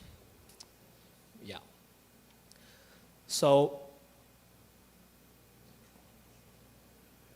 as now the data is around 10 meter or 20 meter resolution, so it's not that accurate. The idea of us improving this platform is to use our own hyperspectral satellite data, which are going to be launched early next year, Q1 next year. It's going to be 5 meter resolution. And with those satellite available, we can do the weekly update for the global. So if you're interested in our satellite data, you can also submit your request here. Just join to enjoy the early access of the data. And it's 100% for free. We provide to all of you. Yeah. I think that's all for my presentation. Let me know if you're interested or if you have any questions. The question is for later, but talk to me if you're interested. Thank you so much.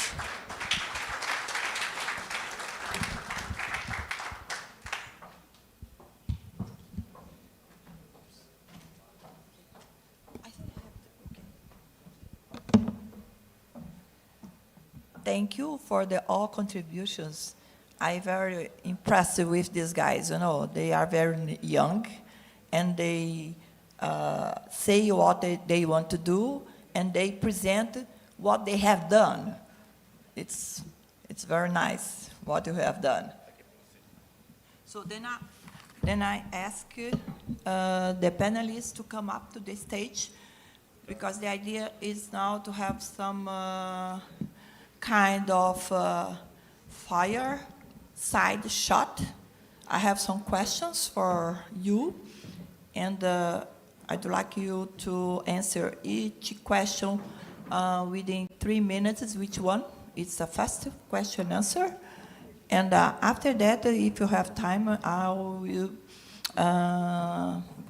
give the stage for the audience to ask some questions for them as well.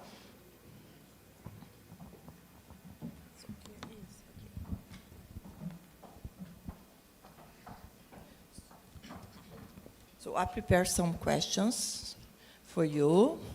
Thank you very much for your presentation. I like them very much. Then I will start with Carlos. So how can satellite-based forest monitoring help accelerate the decision-making to stop deforestation in the Amazon? Good question. I tried to show in my presentation one application with the public prosecutors. From the remote sensing community perspective, we like to have the data ready for analysis. So in the past, we had to do a lot of pre-processing. Now the data is almost ready for analysis. And what we try to do for the user's perspective is to put data ready for action. So we analyze, we process the data, and put the data in the right format so that the public prosecutors can act. For them, it was really challenging because we have a variety of remote sensing data source information. It's very complicated for them to make decisions about which data to use. So, but how to go about that, to prepare data for action, I think is the next big challenge. I see some examples here that you guys are doing with your technology. Put the data ready for action. And from our side, it's the same.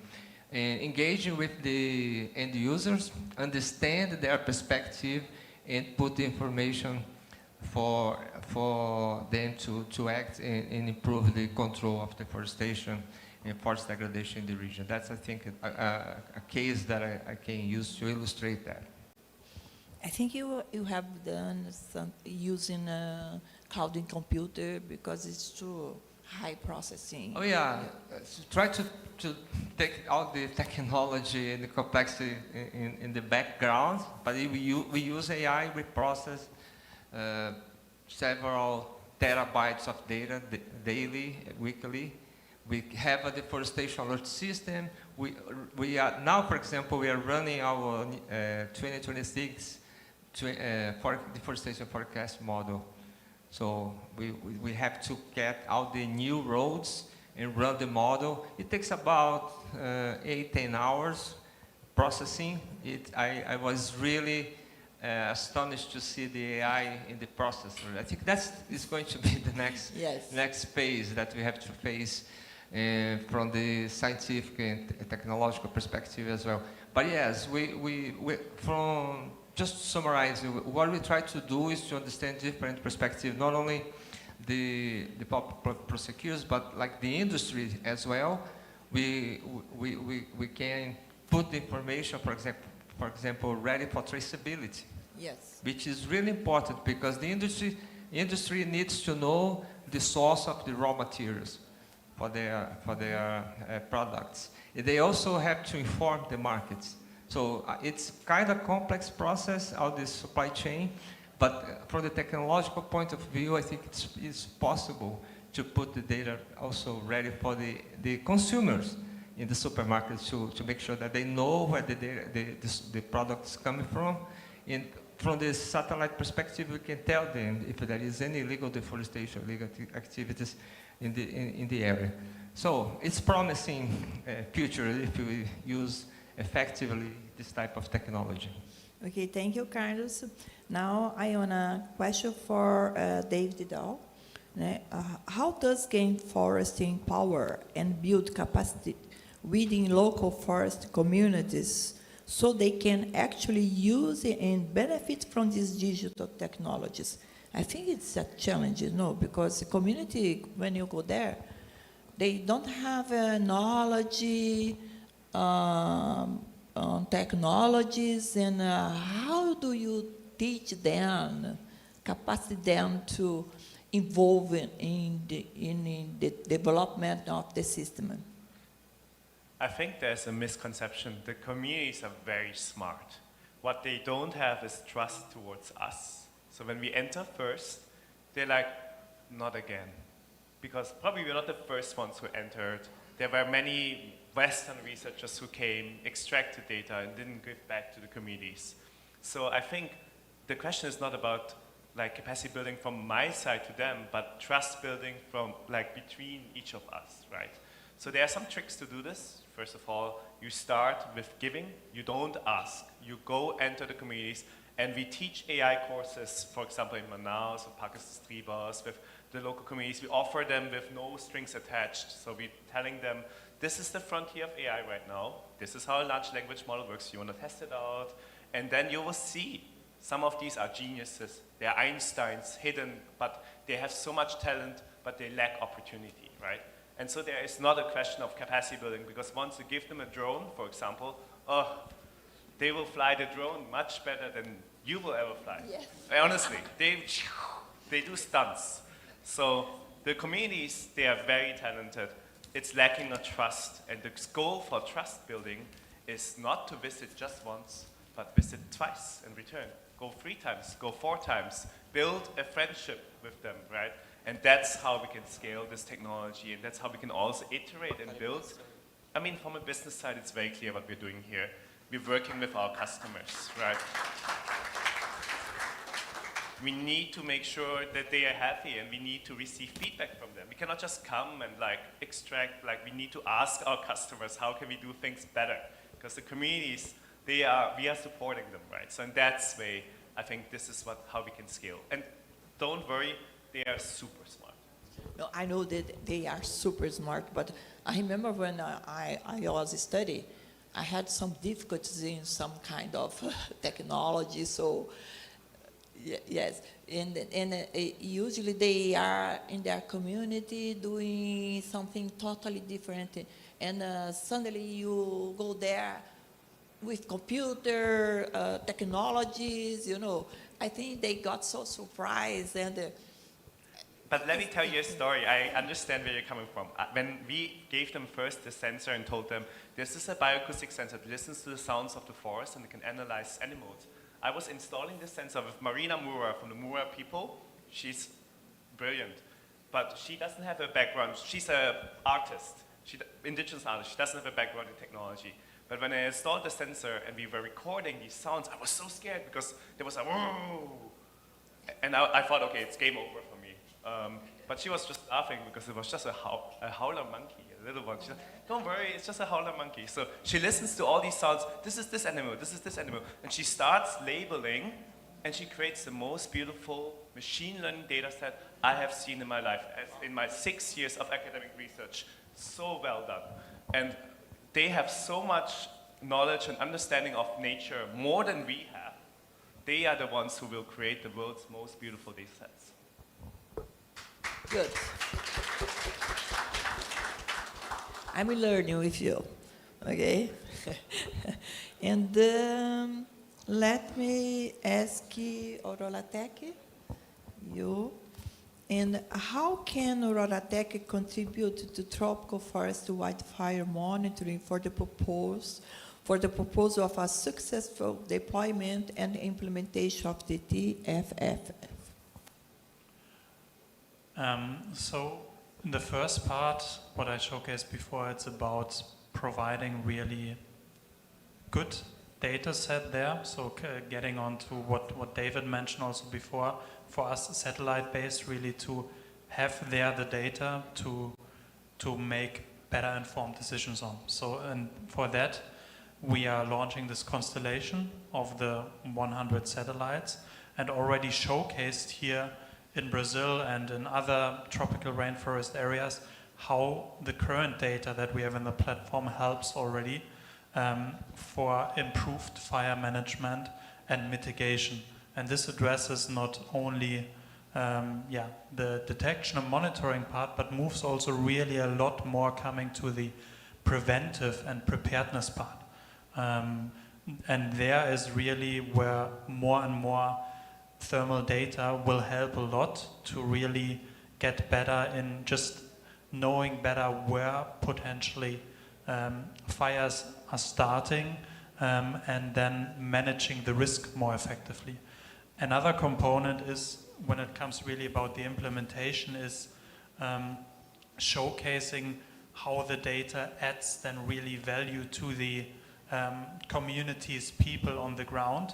One example there is we are working with more and more carbon project developers and projects on the ground, and could showcase there already how adding our data layer helps them to improve their rating scheme. And so they can actually then, through the implementation of that, also then get some kind of better financing and ensuring therefore also the better protection of the biodiversity there.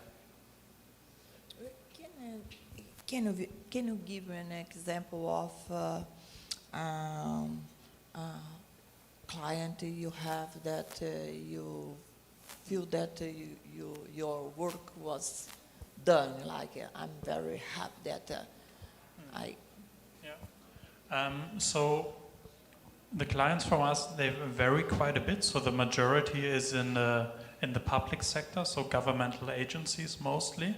So that's for fire service, for example. We have been working there with Greece on the whole country level, but in the US we have also a lot of fire services. That's one part. In Brazil and South America we have a lot of forestry actually, right, using the data. So here in Brazil, Suzano has been using it for quite some while.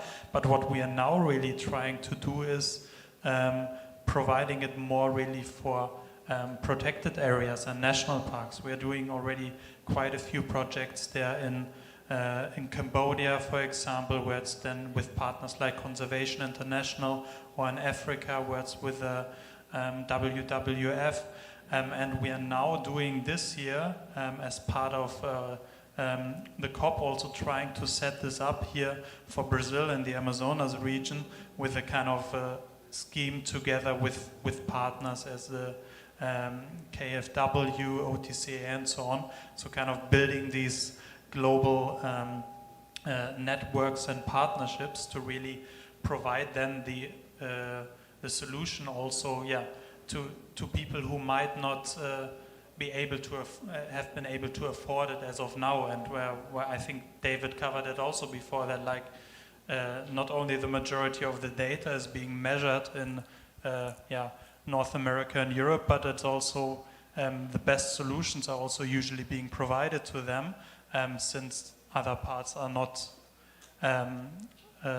being able to afford it as of now. And that's why we're building more and more these collaborative approaches. They're having funding schemes in place where we in the end can provide the solution at a really affordable rate, or ideally at almost no cost to everyone who needs it. Thank you very much. I'm very surprised what you have done. It's a good job. So, and for my colleague, Mr. Ray, what do you prefer to call you? Just Bruce is fine. Bruce, Yeah. Bruce. Okay. Bruce, what partnerships do you see as a key to scaling your company's technologies, especially to connect global innovation with local impact in the Amazon region? That is a very good question.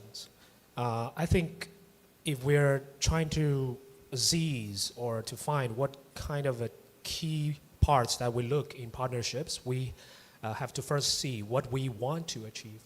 Okay, so I will conclude that in just one sentence. We want to build near real-time, actionable, insight platform that is accessible, easy to access, not expensive to access, even for free, for our users.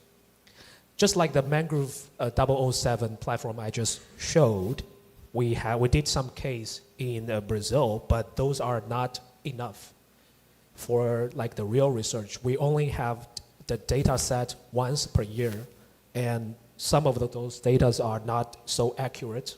The resolutions is not that high. So the idea is to advance this platform. And by doing that, we need local partners. Like I just mentioned, Indonesia is the world's biggest mangrove country that has the most mangrove biomass, and Brazil is the second. We are already doing collaboration with one of the universities in Indonesia. They're very keen on, getting those data and help us to advance those data. So the key point is that we would look in Brazil or Amazonia would be Remote Sensing Institute. They are very interested in mangroves or the other kind of species, Amazon species, and universities that are interested in develop their skills, whether it's remote sensing or AI, even satellite. We can help them to develop this kind of skills together. Yeah. Okay, thank you very much. So I'm in doubt if I'll open the floor to the guys here in the audience, and after, if you have time, you can continue with us. Sure. So then I want to know if anybody here in the audience would like to do a question for these guys here. Monitor the bioeconomy of the Amazon, like to predict where we must have a good productive area for cocoa, for acai, and so on, like to give prospecting ideas, to show, for example, mangrove productivity areas, and so on. Thank you. Good question. I love it. Wonderful question. I'm sure Carlos can talk way more about this, but I just want to give you some examples that we discovered also working with the communities. When we first took our first drone shot of the Amazon rainforest in Xingu, actually, with the Kayapo people, we were looking at this picture, and they pointed at this shadow, like this bubble tree with a shadow, and they say, this is a Brazil nut. This is a Castanho do Brazil. And because the tree is high, it has a circle, it throws the shadow, and they pointed at several of them, such that we can label them, put it into an AI algorithm, and then classify the satellite image and predict where the Brazil nuts are. And suddenly, they had a map of Brazil nuts, and they could compare it with their traditional map, because Brazil nuts, they come in groves. They usually are distributed by the indigenous people carrying them over the road, and then they are dispersed in certain areas. And they were surprised that, for example, this area and this area, the algorithm predicted Brazil nuts. They didn't know. They knew that this area and this area, yes. And so they took a boat, and they found new Brazil nut trees, and they were very happy.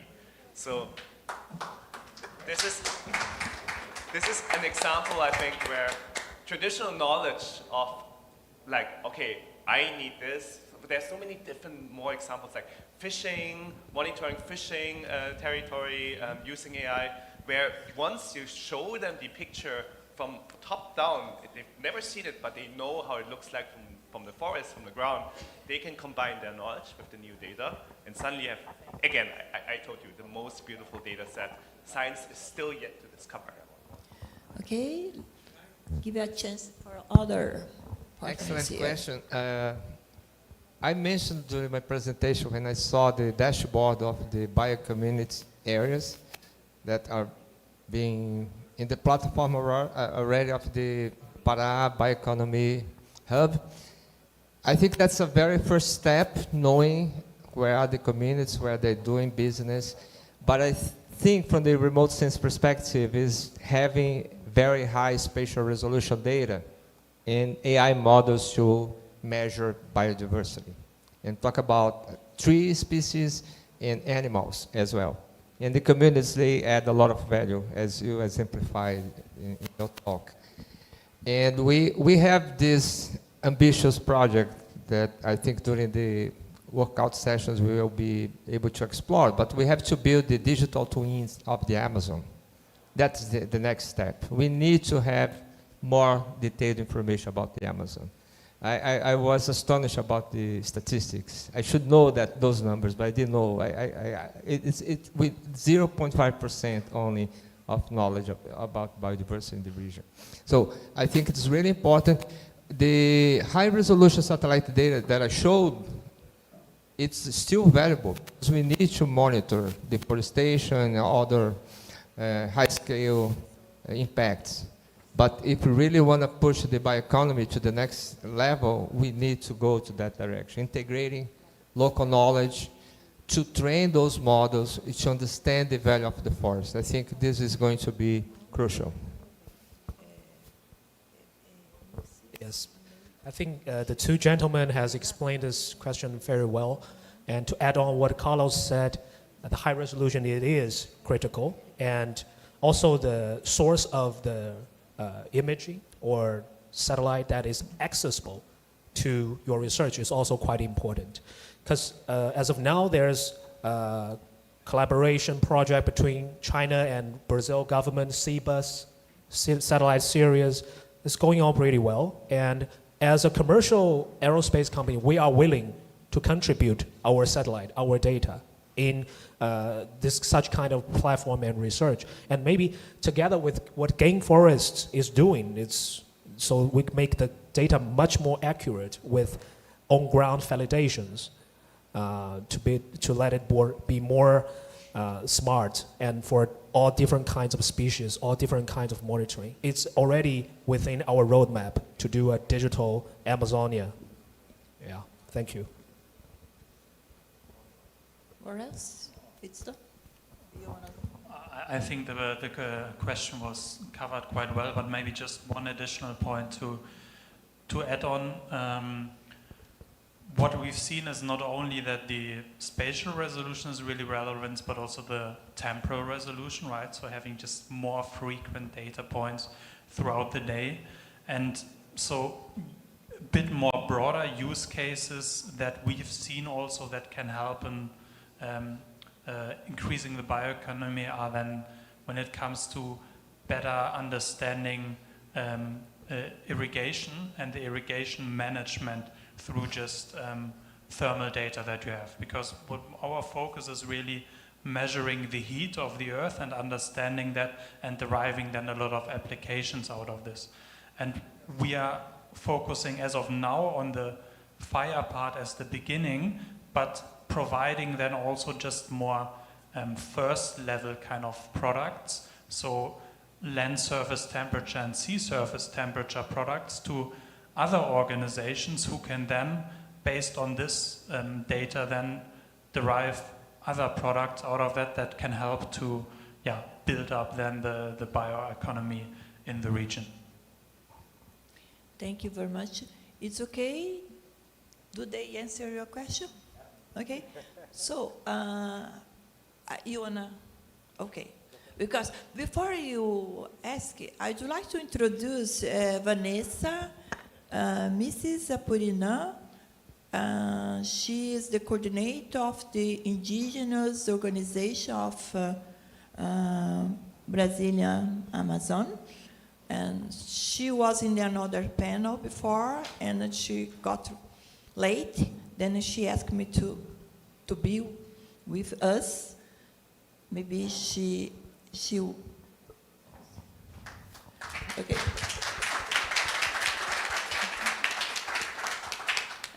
Olá, bom dia. Let me só pouquinho, porque ele tinha pedido para fazer uma pergunta, né? Agora eu não sei se eu peço ela está perguntando e você vai falar. Aí você fala sobre as suas coisas. I can help you, but I'm a guest. Okay, the guy who wants to ask a question, can you wait for a little so that she can introduce herself? And after we continue, okay? Eu sou Vanessa, sou indígena do povo Apurinã. Eu venho do sul do Amazonas e eu trabalho coordenando a gerência de monitoramento territorial indígena da coordenação das organizações indígenas da Amazônia brasileira, que representa os 9 estados da Amazônia.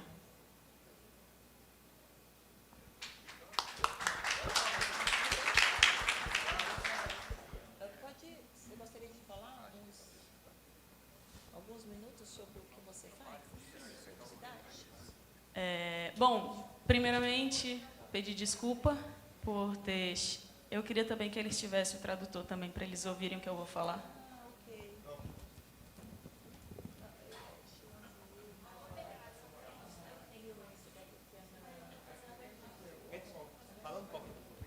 Okay, she suggests to move on with the questions, Okay. and then she will talk when you have the Okay, audio. okay. Until you get the earring on. Okay.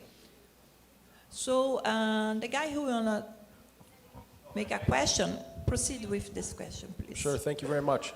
I think this has been a really helpful panel in outlining some of the ways in which we would applicate these technologies. My question really sits around data and where it sits, right? Data sovereignty. So all of you are commercial providers.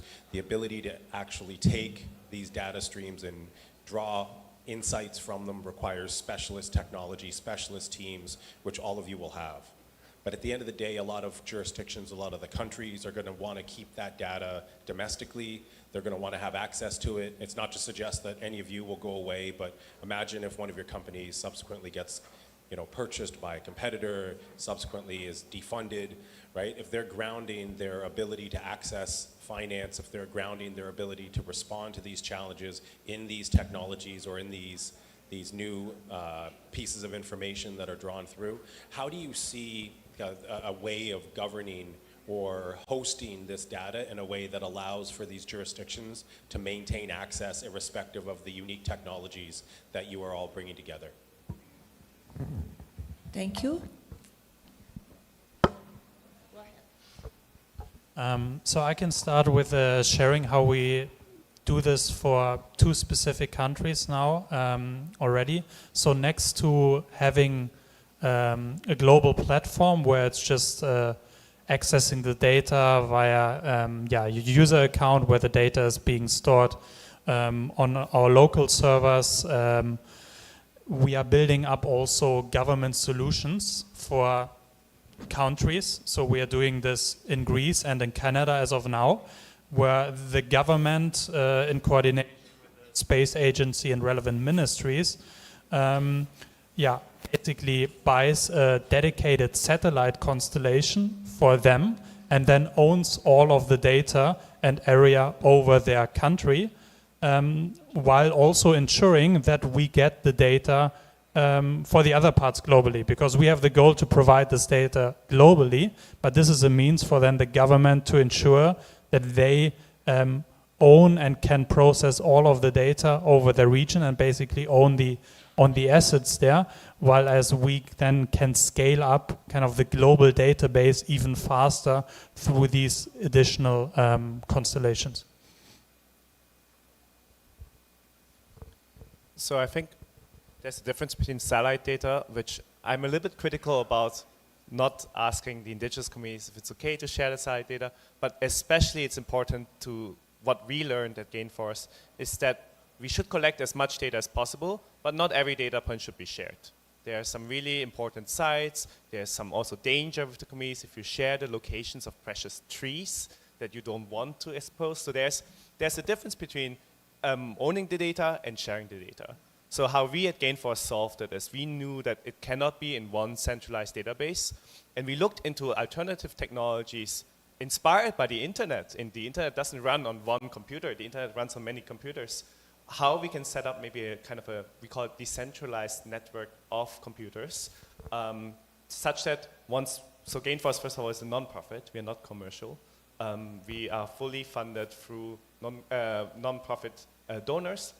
And that was really important to our mission and our values as well. And so we were able to set up this decentralized network where communities, we donated like a small Mac Mini MacBook, like a computer. We connected it to a Starlink, and they can press a button and will be connected to like kind of a second internet that connects with another computer, and then internally they can decide which of these data points on the road they want to share and which ones they want to keep for their own community. There are many reasons that open up once you tell them that the data is actually private, because they trust their own server, they build their own capacity, and they can share much more knowledge. For example, one of the things we noticed is when we work with Parques das Tribas in Manaus, they are urban indigenous communities that lost, for example, their cultural heritage because they are in these cities, and there are many, many, many cultures in one village, and they would like to learn about each other, but not necessarily share it outside. So they collect this data inside like an internal Wikipedia page for them to learn about each other's culture and language and preserve stories about acai. So this is really beautiful data that should not be shared because it's very personal.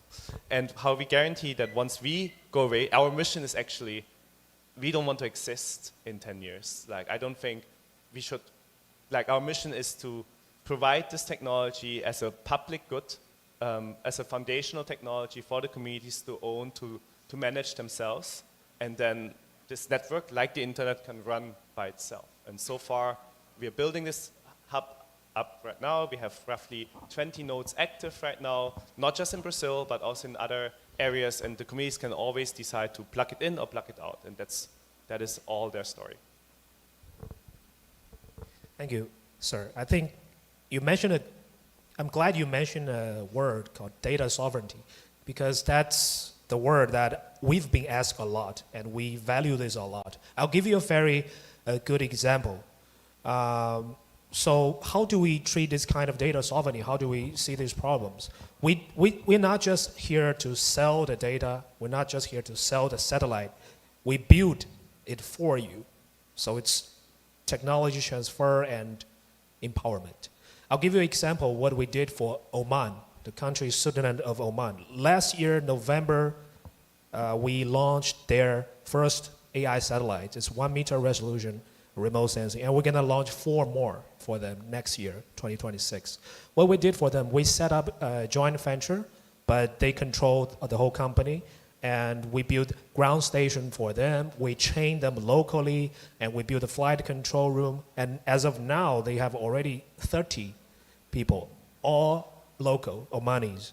And we teach them how to operate, and everything is controlled by them. And that's what we do. And that's what we want to achieve for other countries as well.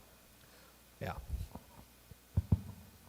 From the non-for-profit organization perspective, most of the data is open source, but we also, for us, I'm saying, for Amazon, we have the data is open source, but there are some projects that the data has some level of confidentiality. The one project that I shared with the public prosecutors, they need to have some level of confidentiality to enforce the law. And we expect these reports get out afterwards so that we can evaluate the impact. So we understand. We also partner with local communities. I think an example is the Forest People Connection Project, where COIAB is one of the leaders. They protect their territory. We send alerts. They use the information. They also collect on-the-ground information. They have the protocols to share the data, but they own the data. It's really important. Perhaps Vanessa could explain how you treat the data security in your project, Vanessa. Obrigada, agradecer a todos e ao Carlos também por ter lembrado da COIAB. Primeiramente, dizer que vocês são cientistas, né? São especialistas no que vocês apresentam, mas a gente é especialista na natureza, a gente é especialista do território. Vocês podem ter todo o conhecimento de olhar a terra, né, de olhar as degradações de cima, mas se a gente levar vocês lá para onde está aquela degradação, ou lá para o território e deixar vocês lá, provavelmente vocês vão se perder ali. Então, dizer para vocês que todo o conhecimento de vocês, ele só é válido quando ele é integrado e ele é feito inserindo quem tem essa soberania do território, que são os povos indígenas.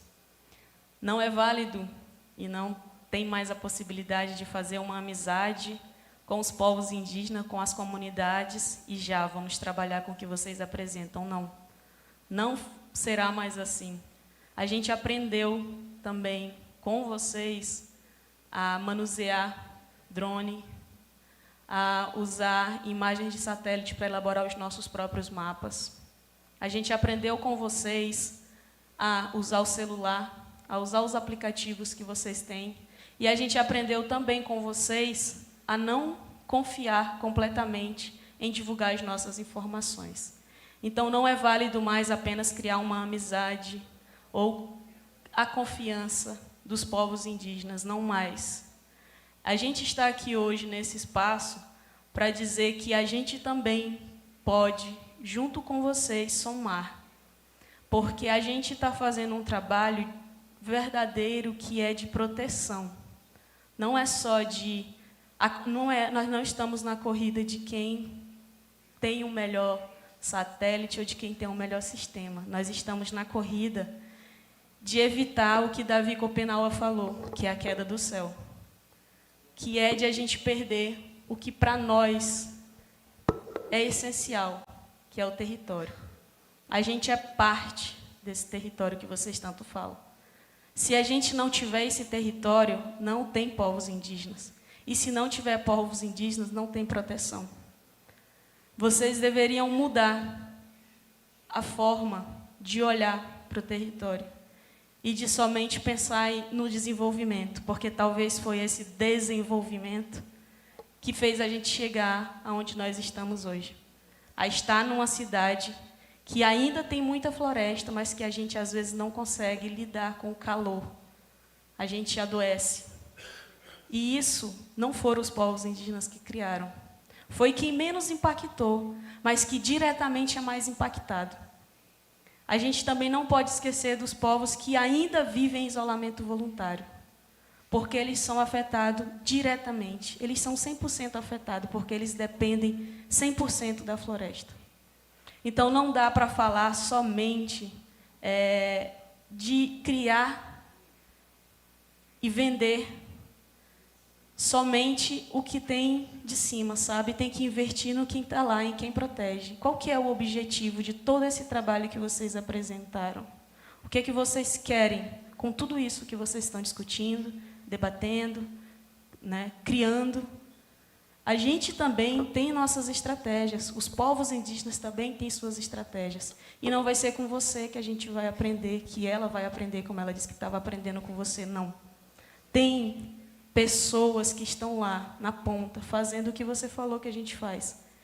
E a gente não só se impressiona de ver um computador, a gente usa, a gente sabe usar, a gente aprendeu a usar. E a COIAB, ela está formando agentes de monitoramento indígena, que sabem manusear os aplicativos. Mas a gente entendeu que dos mais de 200 e poucos aplicativos que existem hoje para monitoramento territorial, nenhum dele é do movimento indígena ou foi criado pelo movimento indígena. Então, nós também estamos desenvolvendo o primeiro aplicativo de monitoramento territorial indígena criado pelos povos indígenas.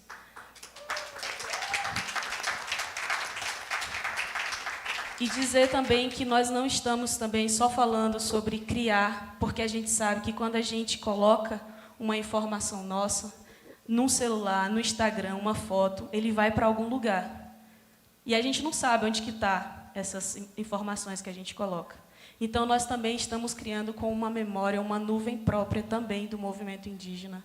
Nós compramos uma nuvem e nós estamos trabalhando para que, quando a gente coloque os nossos dados nos aplicativos, esses dados fiquem numa nuvem segura, que a gente faça a gestão desse dado. E aí é falar de soberania, né, de soberania de dados. A gente também criou um protocolo de coleta de dados. Que tipo de dados eu preciso ter para me fazer uma denúncia? Que tipo de evidência eu preciso ter para me registrar uma denúncia? Então, a gente também tem um protocolo sobre isso. A gente tem um protocolo de segurança digital. A gente tem um protocolo de segurança física dos defensores e defensores que fazem esse trabalho na ponta, né? E nós também vamos trabalhar assim com uma plataforma dos povos indígenas, né? Para que a gente tenha verdadeiramente segurança das nossas informações, né? E até lá, né, como disse Bitatel Urueuauau, nem tudo a gente coloca nos aplicativos, porque a gente não sabe para onde vai nossas informações. E quando a gente tenta acessar essas informações, a gente discuta que existe uma lei de proteção aos dados, que a gente não pode dar esses dados para vocês. Mas como que não pode se foi a gente que coletou esses dados? Então, assim, se vocês querem trabalhar de fato, né, com imagens, a gente aprovou também um projeto agora com o ICSI, que é de trabalhar o monitoramento através das imagens de satélites. A gente conseguiu aprovar esse projeto recente, acho que está com umas 3 semanas, e a gente vai trabalhar com tudo que tiver de ferramenta, e nós vamos nos aperfeiçoar, porque a gente não quer mais ficar para trás, e a gente não quer mais ninguém fazendo por nós. A gente tem capacidades técnicas, né? A gente tem capacidade jurídica, porque nós temos advogados indígenas que podem, através da coleta desses dados, registrar denúncias, né? Nós temos feito esse trabalho também, né? Porque a gente também tem capacidade, sim, de fazer gestão territorial, de fazer gestão financeira, de fazer gestão dos nossos próprios projetos e dos nossos interesses, porque o nosso principal interesse é manter a natureza e a floresta em pé. E isso só vai ser possível quando a gente, de fato, estiver incluso nesses espaços de discussão e nesses debates também. Obrigada.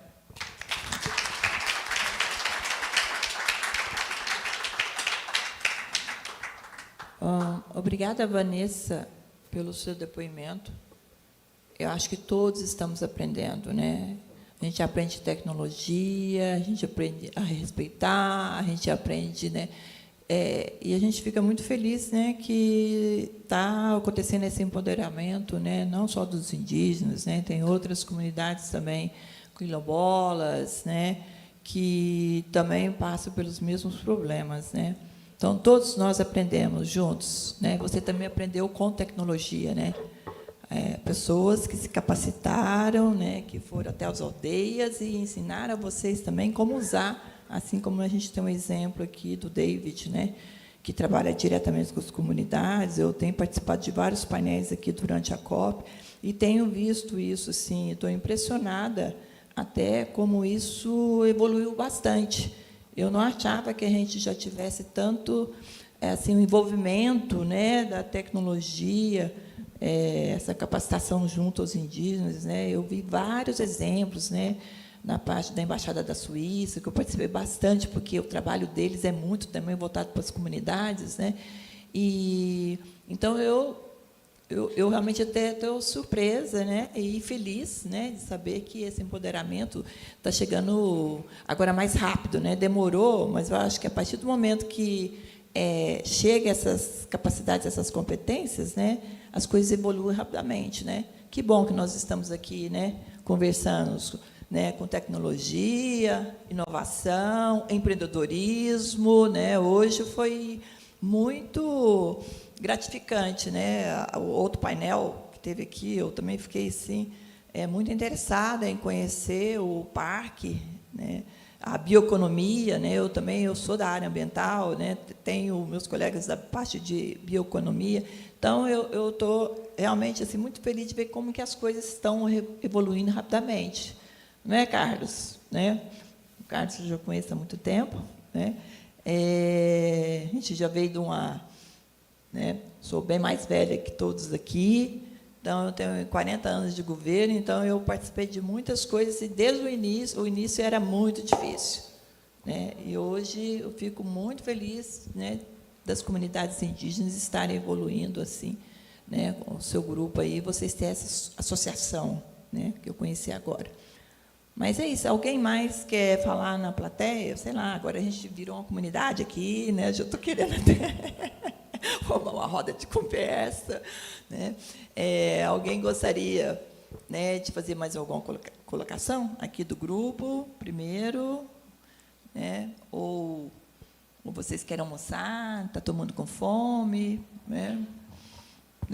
Como é que você chama? Eu vi a Francisca, é que eu perdi, eu tinha saído, eu vi você falando, eu falei assim, achei bastante interessante, depois eu até quero falar com você. Mas então é isso. Tá? Eu só queria reforçar que é impacto coletivo, é isso que a gente precisa, né? Governo, setor privado, a academia, o terceiro setor, precisa trabalhar também com as comunidades, então é impacto coletivo, né, para o futuro do planeta.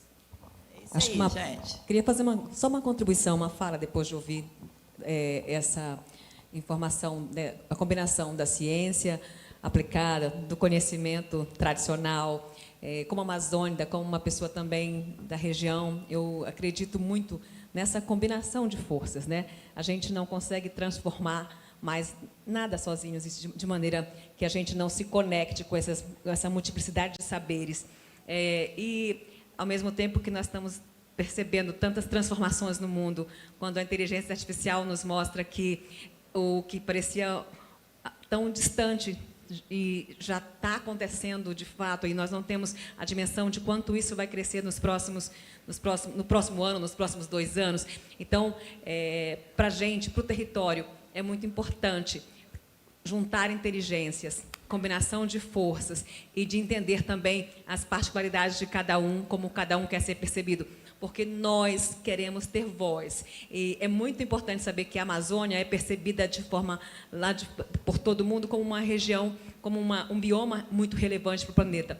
Mas nós aqui entendemos que também somos relevantes, porque nós fazemos parte desse universo e queremos trabalhar em colaboração, de forma onde as nossas vozes, os nossos anseios também sejam ouvidos e misturados nessas imensas possibilidades que a tecnologia vai estar nos apresentando e vai nos apresentar nesses próximos, agora e para frente, né, para o futuro.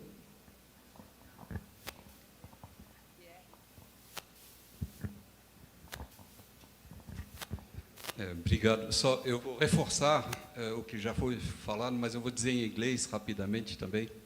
I think it's very interesting to bring this crowd together. We have people who are from industry and people who bring the perspective of the user, people who bring the perspective of the non-profit, from the indigenous communities, and I think we're all looking at climate change, and climate change doesn't belong to anybody. I mean, everybody is affected, So it's very important to innovate, not only in terms of technology, but also in terms of how we work together and how we look at problems together, and that we trust in data and facts and scientific facts to address a huge challenge. And I think this can only be achieved if we work together like we're doing here today. We feel part of this, you know? We feel that something happened here, and we are actually working together, exchanging ideas. And I think that's very rich. So I'm very proud, and thank you very much for being with us today.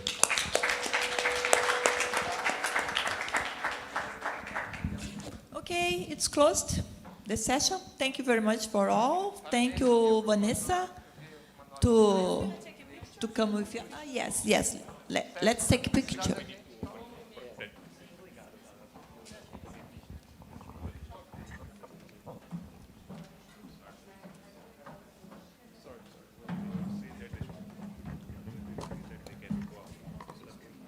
Ok. Gente, vai ter mais uma fala rápida aqui do Nitin, né? Antes da gente ir para o almoço. Então, pediria para todo mundo ficar na sala. Nitin is going to address everybody in the room. Please stay, and we will go for lunch afterwards.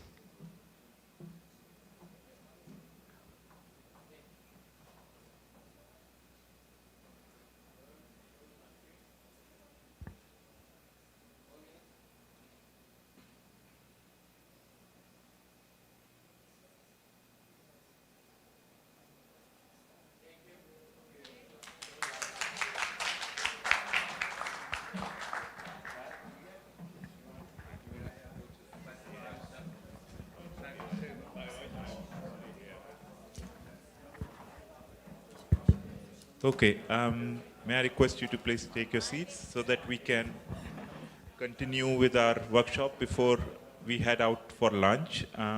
Please take your seats. I think it was a very interesting panel discussion.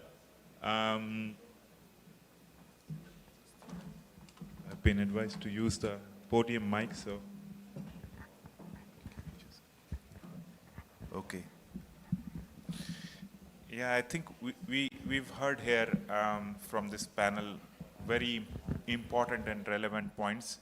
I really like the point made by the lady that don't see indigenous communities as always the solution seekers. We have so many solutions that are there, present locally, that needs to be scaled up.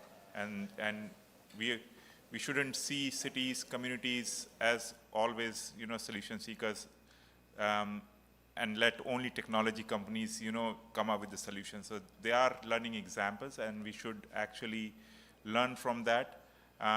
We should collaborate with them. On the issue of the data sovereignty, the question that has been raised is also extremely important, and that when we collaborate, we make sure that the information that are being shared with the solution developers should be for the benefit of the communities, for the people.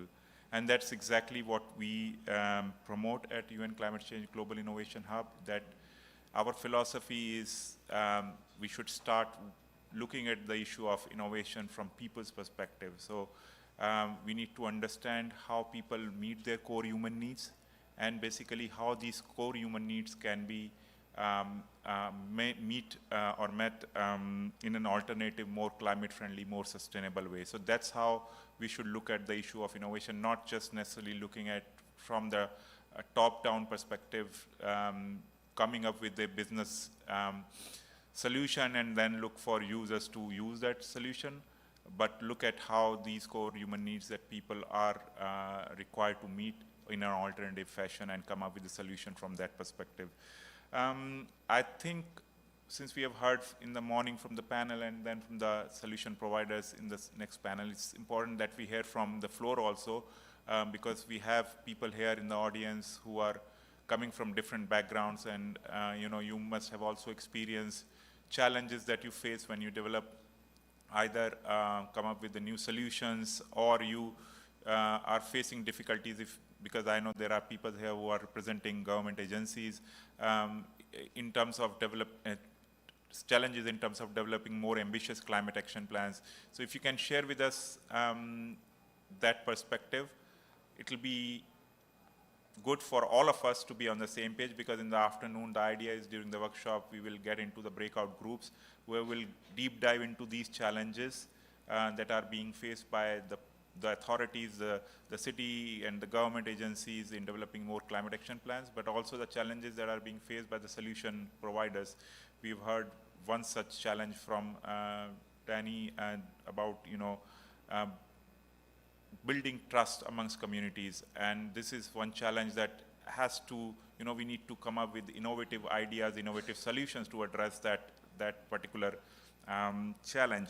So when we talk about solutions, they should not just be limited to technology solutions. I think what we need in a holistic approach where we develop not just technology solutions, but also innovate in terms of business solutions, business models, in terms of financial instruments, in terms of collaborative instruments. So we need to look at the problem in a holistic view and come up with holistic solutions, and then only we can actually make real impact, because just by developing technology solution will not solve the problem. You need innovative financial instruments to fund those technology ideas. You need new business models to make these solutions technically and economically viable. You need engagement of stakeholders who are ready to use these technology innovations. So we need, that's why I said, we need holistic holistic solutions for that. And I think it'll be good to hear from some of you, or each of you actually. I would encourage each of you to talk about it, so that we have a holistic perspective. And then when we go into the breakout group after the lunch, we can ideate concrete ideas for developing global innovation projects. Then we, as GIH, can support by bringing access to our platforms, our networks, and can see that these projects are really implemented on the ground. So I'll open the floor now. If there is anyone from the audience who would like to take the floor and give the input. Yes, please.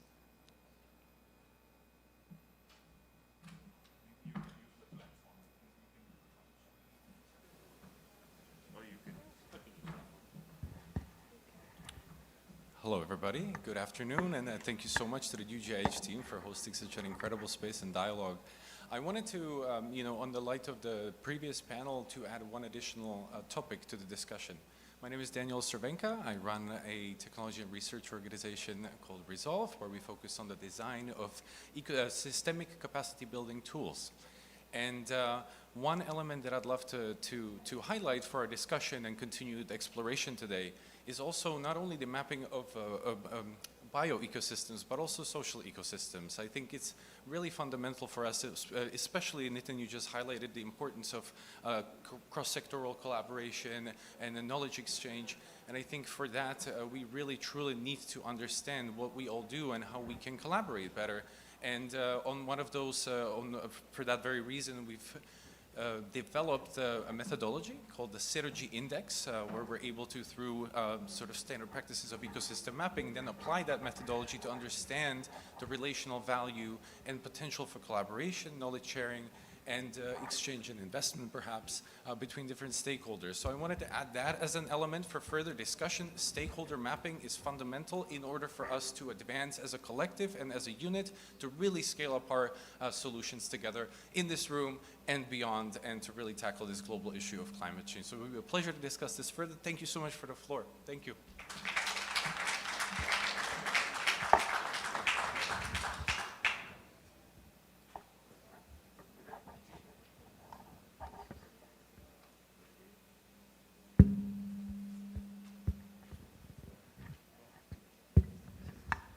Okay, I think we have another one from the floor.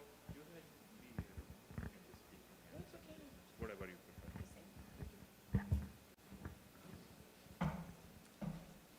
prefer. So hello again for who was already here in the morning. My name is Francisca, again, if some of you didn't just arrive. So what I wanted to talk about is on a bigger scale is the emergency to change the economic models to actually have a retribution, a better retribution to the old chain. from, you know, like the people which are in precarious situation to the biggest companies which are the one at the top with the transformation.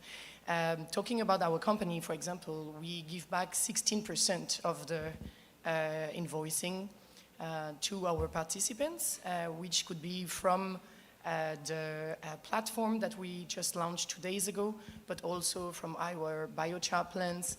And I just wanted to talk about this topic because I believe it's very important to take this in consideration.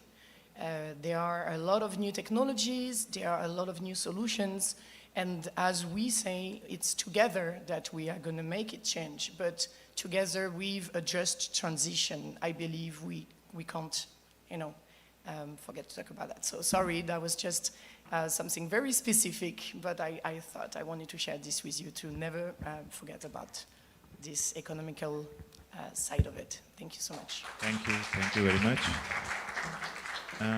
Anyone else? Yeah.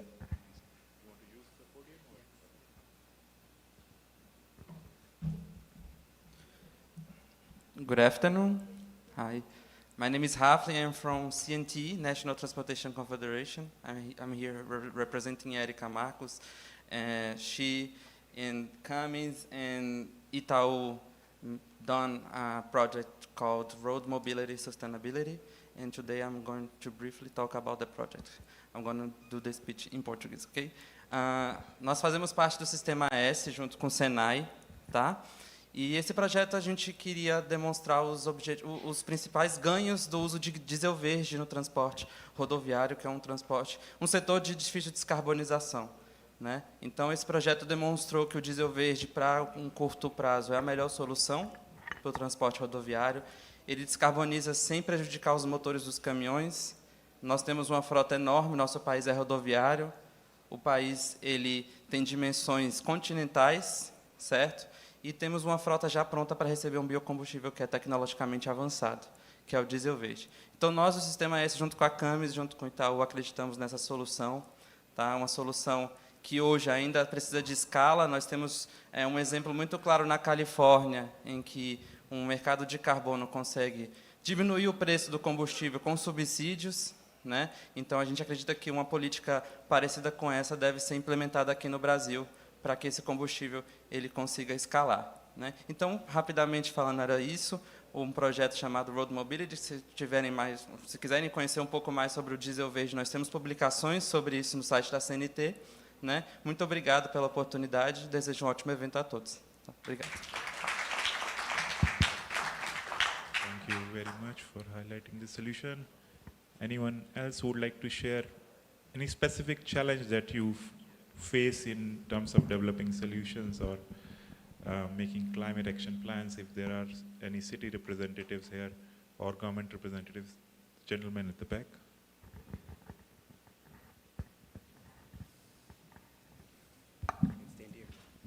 Hello, everyone. My name is Mezu Ofebu. Hi, Lela. I'm an ambassador for the City of Atlanta, their Office of Sustainability and Resilience, and I'm also an artist and a startup founder. We have a creative startup. We take climate data and turn that climate data into art. One of the things that we found, we worked successfully across national organizations, international organizations, universities, and such. One of the things that we found across all of our clients is that they, only after having tried everything and only receiving incremental innovation, that they consider hiring an arts organization to think creatively, as opposed to a strategist or something like that. Earlier, building trust was mentioned as a key area for improving innovation, the speed. I guess the question and the challenge that we have is how might we, as an artist-led organization working with critical technology, better present ourselves in ways that help our clients and prospective clients build a bridge as opposed to meeting them where they are. Right? Yeah. Thank you. Thank you. Absolutely. I mean, like, the role of art and sculpture is very important in inspiring people actually to adopt innovation. So that's a very relevant point that you have highlighted. And of course, I mean, like, it's a challenge. We know that generally been ignored, the role of culture and creative industry. And at UGIH, this is what we are trying to do, bring actually those voices into the conversation. So as part of our stakeholders, we have organizations such as IDG, who are working on developing inner development of people, people from art and culture industry. We work very closely with Lela, actually, who's working with the task force on culture and creative industry to promote the role of arts, the role of culture and creative industry in inspiring people to do innovation. So thank you very much for bringing that perspective. Anyone else? Lela, maybe? Yeah. Hi everyone, my name is Laila. I'm originally from Brazil, but living in Germany. And I might do my quick speech in two sides. I'll do it in English first, and I'll do it quickly in Portuguese. One quick challenge that I've seen is when we have international networks coming specifically from the global north, and that Brazilians in the global south, they see this opportunity and they latch onto it, and they build such incredible things locally. But then when they need the funds to actually scale the work, nothing happens. And then the organizations in the global north are saying, well, we've given you the research and we've given you the documents, but we can't support you with the funds. So how can we support these special, incredible networks that are coming from economics? We've worked with arts and cultures, but we've also worked with technology. When we have people that have the intention, have the energy, have the ability, but don't necessarily have the funds.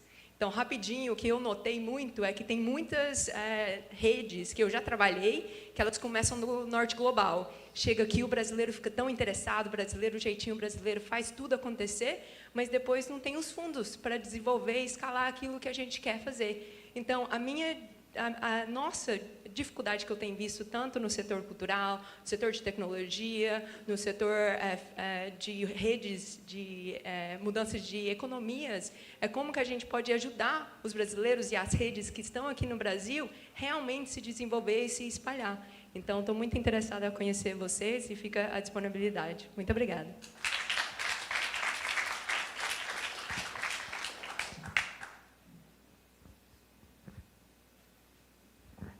Thank you, Lela. And I have witnessed that enthusiasm actually from Brazilian community and stakeholders. Last year in Brasilia, we did our workshop, 15th one, I think, no? And then we were in Sao Paulo also. And I was amazed seeing the enthusiasm from Brazilian innovators actually. And we were in Rio as well, absolutely.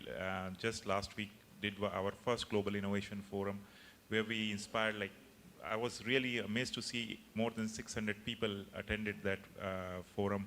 So it's really amazing to see that enthusiasm, and a very relevant point that innovation requires financing, and that's something which we have to collectively think about and come up with a solution for that.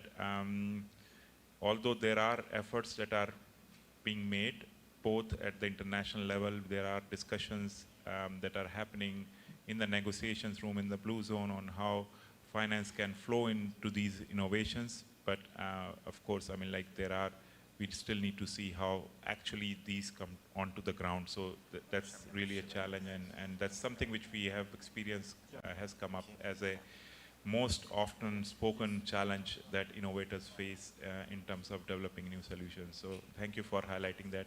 Anyone else from the floor? This gentleman at the back. Thank you.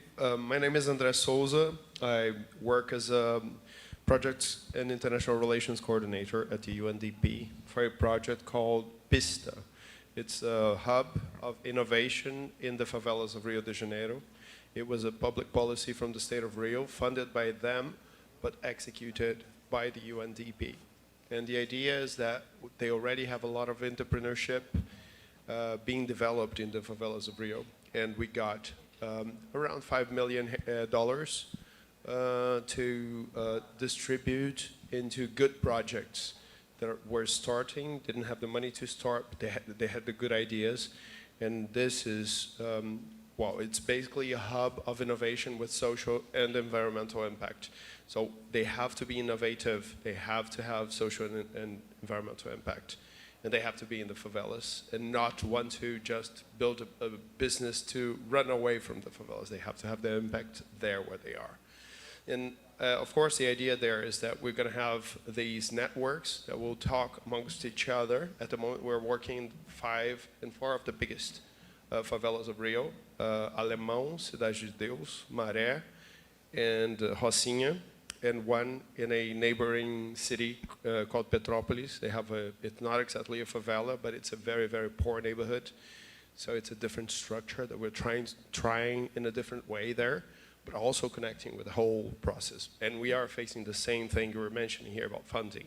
We do have the first funding from the government, but the next step is to find funds that will believe in the new entrepreneurs that are being capacitated there. You know, and it's very regular that we'll hear questions of how do you know that the money going to the favelas are going to be, well applied, and all I say is come with us, we'll take you to the entrepreneurs, and you're going to see it's a perfect technological hub with entrepreneurs wanting to make a living and really make the difference.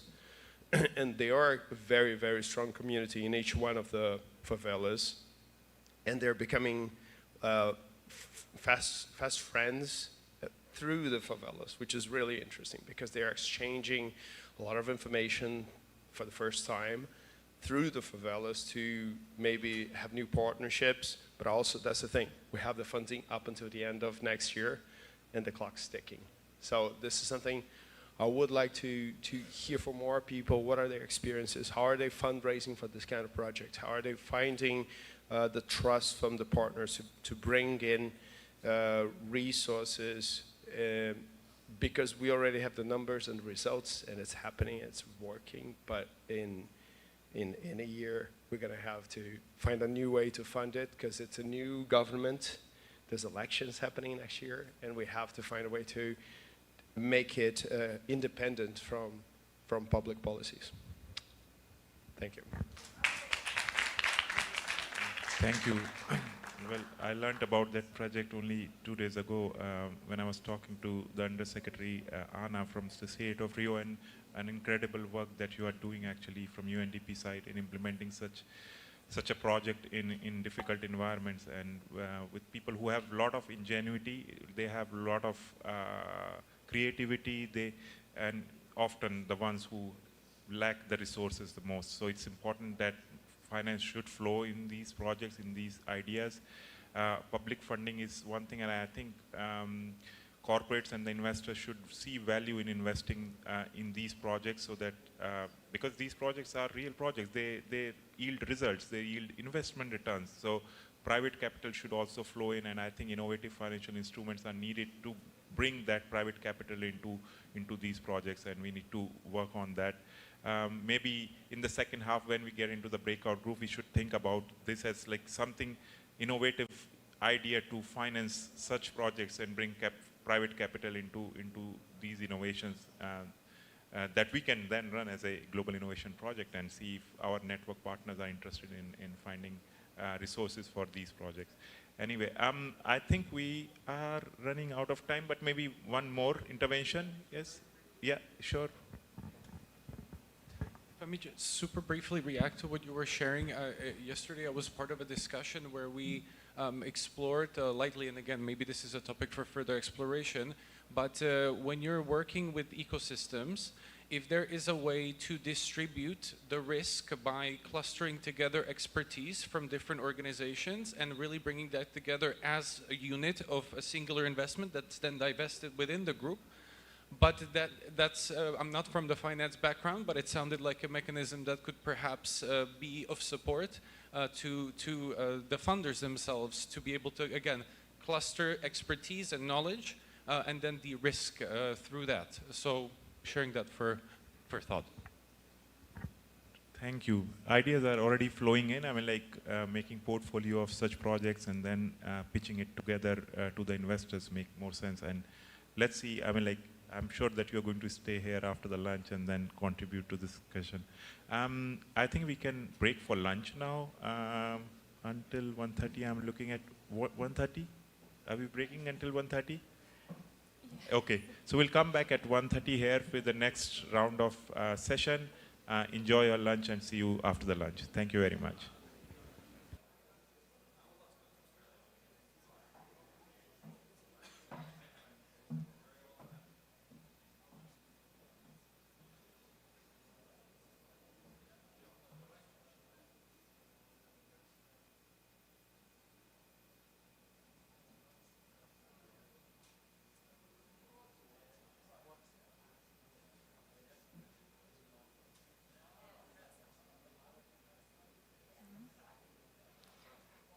So let's start the second part of this beautiful discussion.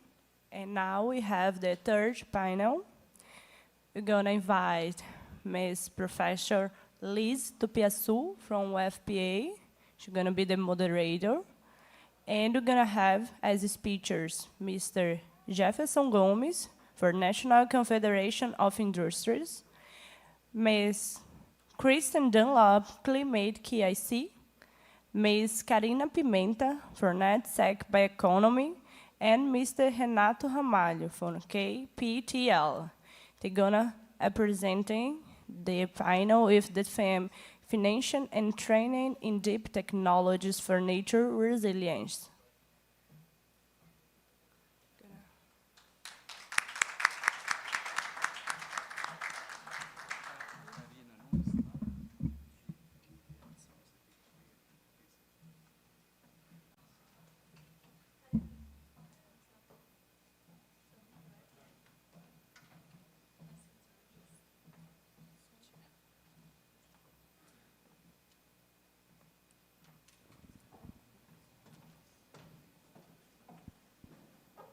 Estão falando em inglês? Que o português não faz?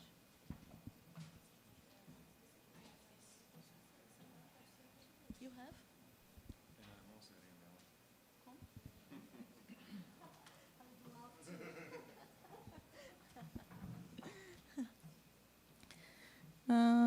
Bom, vou falar um pouquinho vou começar falando em português. A menos que unless it's better to speak in English, what do you prefer? English? Okay. So, thank you all for being here. It's a pleasure to be here for this panel, and it's a pleasure for us to receive Jan, Kirsten, and Renato to discuss a little bit more about how to finance and to build capacity, to make capacity building in deep tech and resilience. So we want to discuss here and in a very free way. So I will just put some thinkings and you can talk freely about how we can see this partnership, public, private, and philanthropy, how the capital will deal with this new challenge, and also how it can be an interaction between the innovation ecosystem, and how it can be also something to enhance this place-based initiatives, for example. So I don't know, maybe I can start with Kristen. I don't know what you can say about this the technological innovation related with institutional challenge, and how we can maybe guarantee that the finance mechanisms, like public, private, and hybrid, they can really support the projects and in a systemic way, and not only in an isolated way.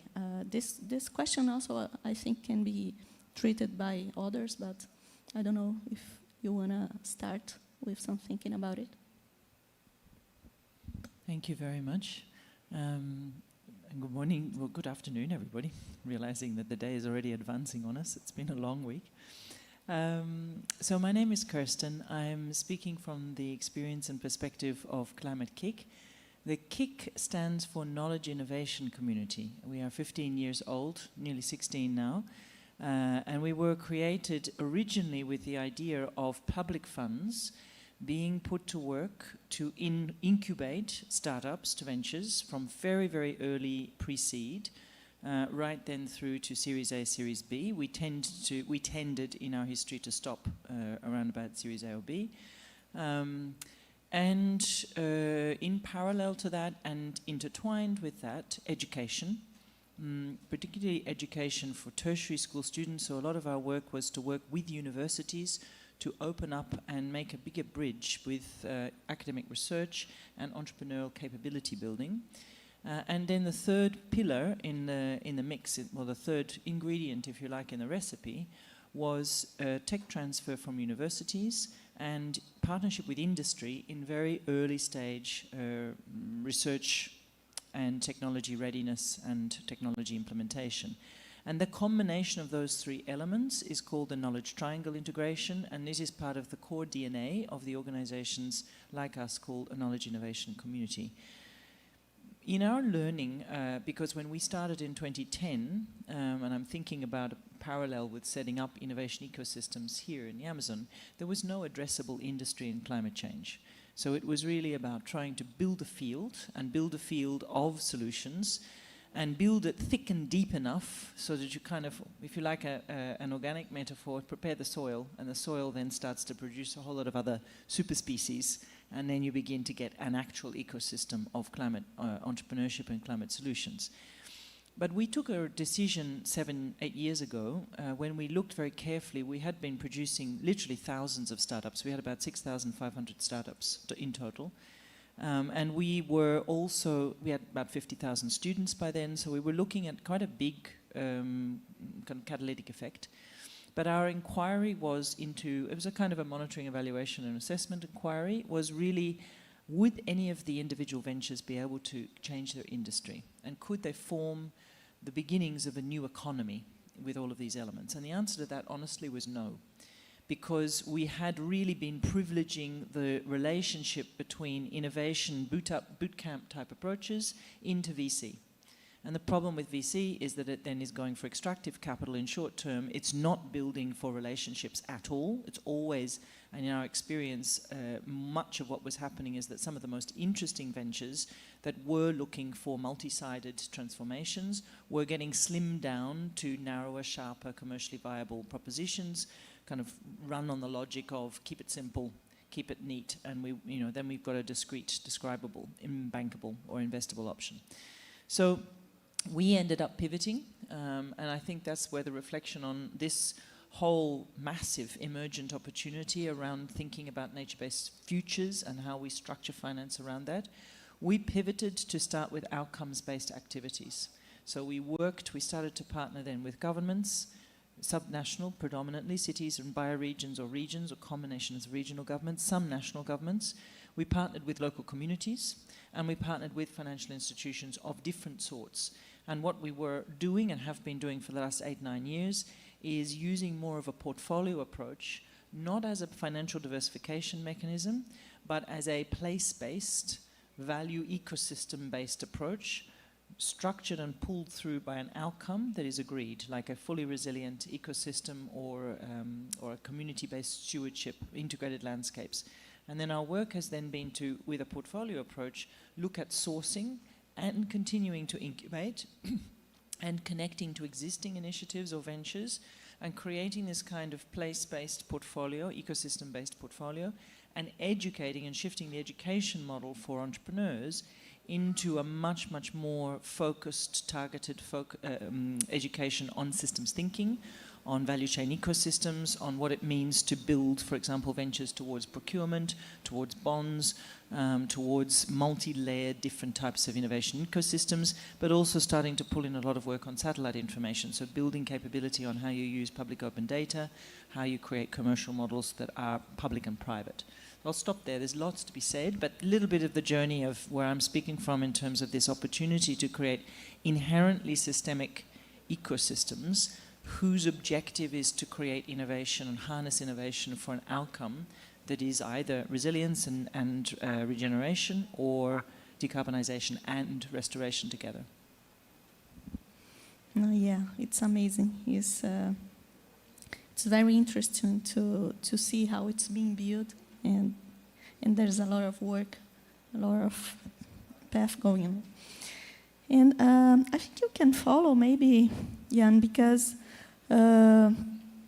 we are we have this challenge to deal with the need of innovation, and we deal with these new technologies, but at the same time, we have realities that are complex, especially when we see the Amazon. And cooperation, international cooperation in this field is very important, but at the same time, it's not easy because the realities, they are so different, the compliance, they are different, and they are hard to be met. So I don't know whether if you can talk more about how you see this international cooperation in this as a bridge to enhance the building of this new ecosystem, and the challenge you can see, or the opportunities, or how you see you are dealing with it. No, thank you so much, Lisa. It's appreciated. Thank you for the opportunity. Maybe as a word of introduction, I work with KfW, with a state-owned German development bank. It has different branches, if you like, reaching from impact capital provision way to public financing and financial cooperation, of course, project and export financing, as well as financing sustainable transition in Germany. So it's a huge space. And me personally, I represent then what we call the development bank. So we are partnering up with partner governments, and I like to name Brazil as a very good example of that. And we provide public financing for partner governments. And by doing so, obviously, I agree, it's a very complicated business because you need to get across two different systems and find a common way and a common solution. And that takes time, even more so because there's always politics involved, right? And that's not easy. So it's a lot easier on the private side, but on the public side, obviously, it's a challenge. But I like the challenge. And there are a lot of very good examples on how that challenge can actually contribute to innovation and also to the inclusion of new technologies for our kind of projects we are financing. And if I say our projects, what I mean is we don't have our projects. We talk about projects by the government. We take the priorities of the government. It's the government formalizing these priorities. I wish Karina Pimenta would be here because she's a very good example of how a government is leading a policy, in that case of socio-bioeconomia, placing that policy, and we as a foreign partner coming in, and the first thing we have to do is to listen, I mean, to understand what are the actual needs. We don't come in and say, you need this innovation or that technology would be best. We would be best placed to understand the priorities of the government, and then in a dialogue with government, and obviously always focusing on the impact one is to achieve, we engage in a dialogue. That dialogue often takes a little while, let's say a year or two, in order to understand both sides, in order to see what the impact might be, in order to understand what the implications might be for local people. But in most of the cases, we succeed in building together a project which is able to combine all these innovative elements and having a clear impact. And let me be a little bit more concrete, because I'm happy that I'm here with the colleagues from Aurora Tech, which are co-hosting the event here. To me, that's a very good example how public financing from our side for regional institution like ATCO, it's called in English, so the Amazon Basin Treaty Organization, how that cooperation can actually result in then a discussion on the needs of technology for detecting forest fires. And if then we be able to find somebody on the market who's able to provide good solutions, we start a dialogue, and with all partners. And in this very case, I think we'd be very happy all together that it was feasible to combine then the different dots. I mean, the demand here in the region, the financing from Germany, plus then the technology from a private company such as Aurora-Tech. So in this very case, following good discussion, there was a good way of finalizing innovation. And the last word I like to say for that, the challenge we have as a financing organization is, of course, that you want to make sure whatever innovation and new technology is being placed, that there are means by the partners to continue these technologies. So the last thing we want to have is that you just have just another project with lasts for 5 years, you introduce all sorts of new technologies and innovations, and then you realize, okay, after 5 years, no more funding, project finished, and technology and innovation finished. That's the very last thing we want to do, and I'm very happy that in this discussion here we can maybe also tackle that aspect. Yeah. Thank you. You finish in a very interesting point that we should move on later, but we'll come back on this. Now I will talk about with Renato, and yes, and we were talking before about something that is not easy at all. So we have a lot to talk. It's good because you have just eaten, so you'll not sleep now because you see the challenge we are having here. But Renato, of course, we were talking about many other things, but I don't know, maybe you should, yes, you can continue from there if you want, or you can continue from what we were talking before. It means all these problems, maybe it deals with capacity building or, I don't know, other strategies to make it work and also to make the capital arrive here. And I don't know, you can discuss. Yes, but well, thank you. Thanks for the, as we say in Brazil, thanks for the ball. Hello, everybody. My name is Renato. I'm the founder of KPTL. We are a VC, a venture capital firm in Brazil. We started the operation in 2003. So before smartphones, clouds, and everything. So when we can talk about deep techs and biotechs in Brazil, is a place that we are pretty comfortable from the 150 transactions that we did so far. 55 were deep techs, 23 biotechs. We still have 8 biotechs in our portfolio. So this subject here, how to finance, is something very. The difficulties to finance this is very common on a daily basis of KPTL. But let's try to mix the message here. Who is an investor here in the audience? Just true? You and me? Right? No, and this is, I told this to Lizzie, and if you had time to walk around this amazing COP30, amazing, my first one, quite an amazing event, personally saying. Apart from BNDES, those public money that are really, really important. I have 8 funds. In 4 funds, I have DFI, so I'm not talking that you are doing an amazing job. But the private money don't come, still. And you can say why, and if it's too immature, if we don't have competence to create deep techs or biotechs here in the region. And I was talking to Liz. I think we are we need to have a little bit of patience to wait to these ecosystem become more mature. So the local entrepreneurs are not that mature yet, but the university are not ready yet. The local governments are not so perfect to receive this new dynamic, and et cetera, et cetera, et cetera. So, I started to invest in agro 18 years ago, and was not that different. Geographic challenges, no money, no entrepreneurship in a mature stage, and et cetera. So 30 years ago, Brazil used to import food.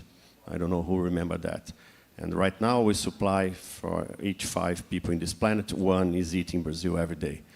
What happened? Human capital, science, geography availability, the entrepreneurship attitude from a farmer, a Brazilian farm, right? So this happens in the last 15 years, 12, 13, mainly in terms of biotechs, in agri-techs, sorry.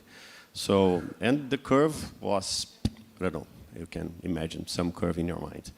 I think we need to help this curve to happen in a different angle, right? We need to push this angle as fast as we can. So I have two sides in my business. I have money and I have entrepreneurs.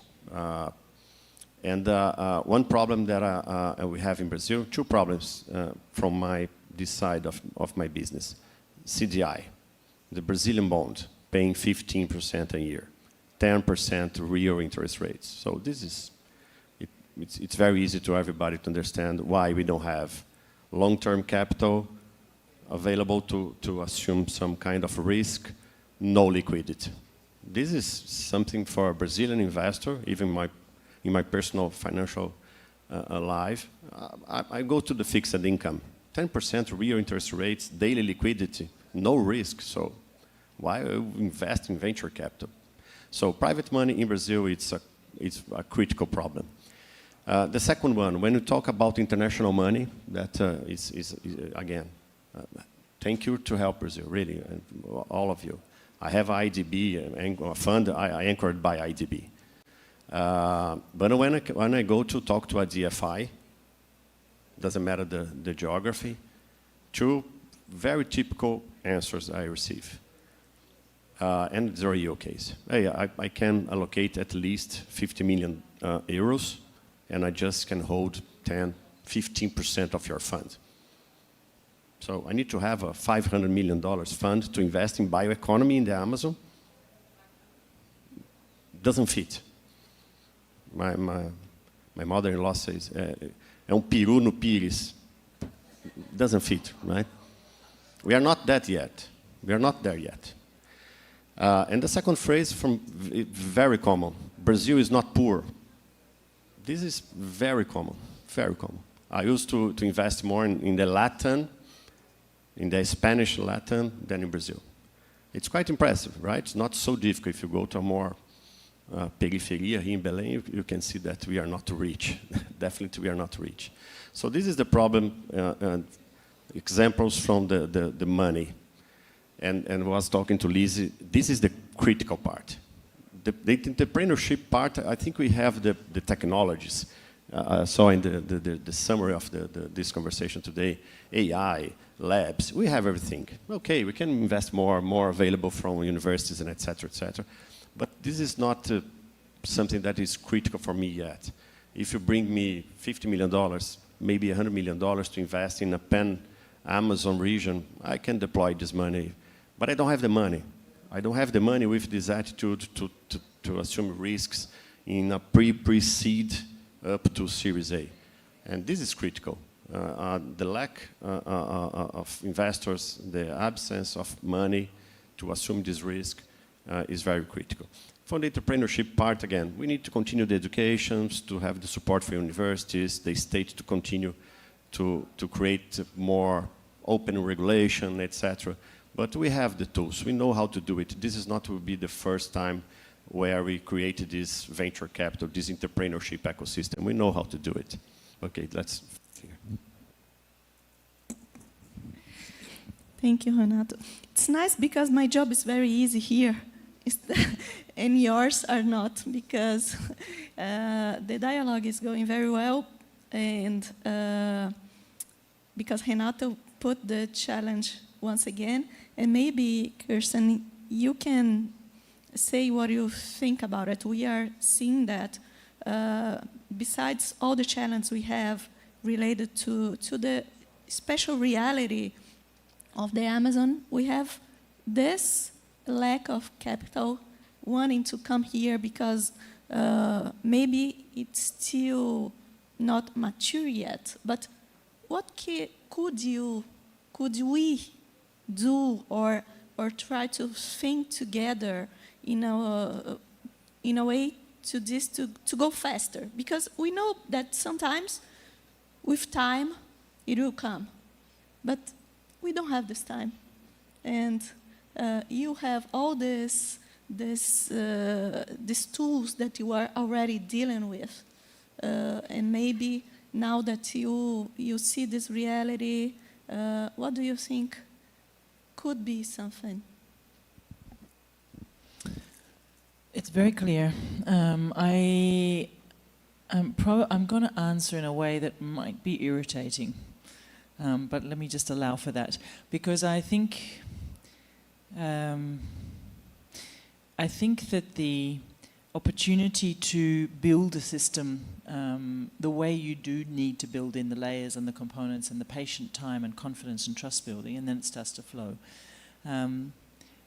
is a lot of the experience that we have had, and that we would then have. Indeed, we work with DFIs. We now blend in public money from the Commission, DFIs, philanthropy, venture debt, venture capital still, institutional sovereign wealth, kind of everything. But I think your point about the fact that the Amazon is special and we don't have time. But we don't have time as a planet. It's not just that the Amazon doesn't have time. We don't have time collectively, because if the Amazon and when the Amazon tips from being a carbon sink to a carbon source, the entire planet and a human species are not going to survive in the ways in which we currently enjoy. So I think if you really seriously take that perspective, that it's not just any ecosystem we need to build, it's the Amazon, then first of all, just as from a time perspective, we have until 2035, because the latest Earth system science that's correlating land degradation with temperature warming is showing that the Amazon will not be tipping as late as 2070, but much closer to 2035. So we have 10 years. That's terrifying. Now, if you really take that perspective, then I would be starting to think about what we have seen work in some parts of the world, but it's in pieces. The whole puzzle has never really been pulled together properly. But that would be starting to say, this is one of the single largest planetary commons that exist.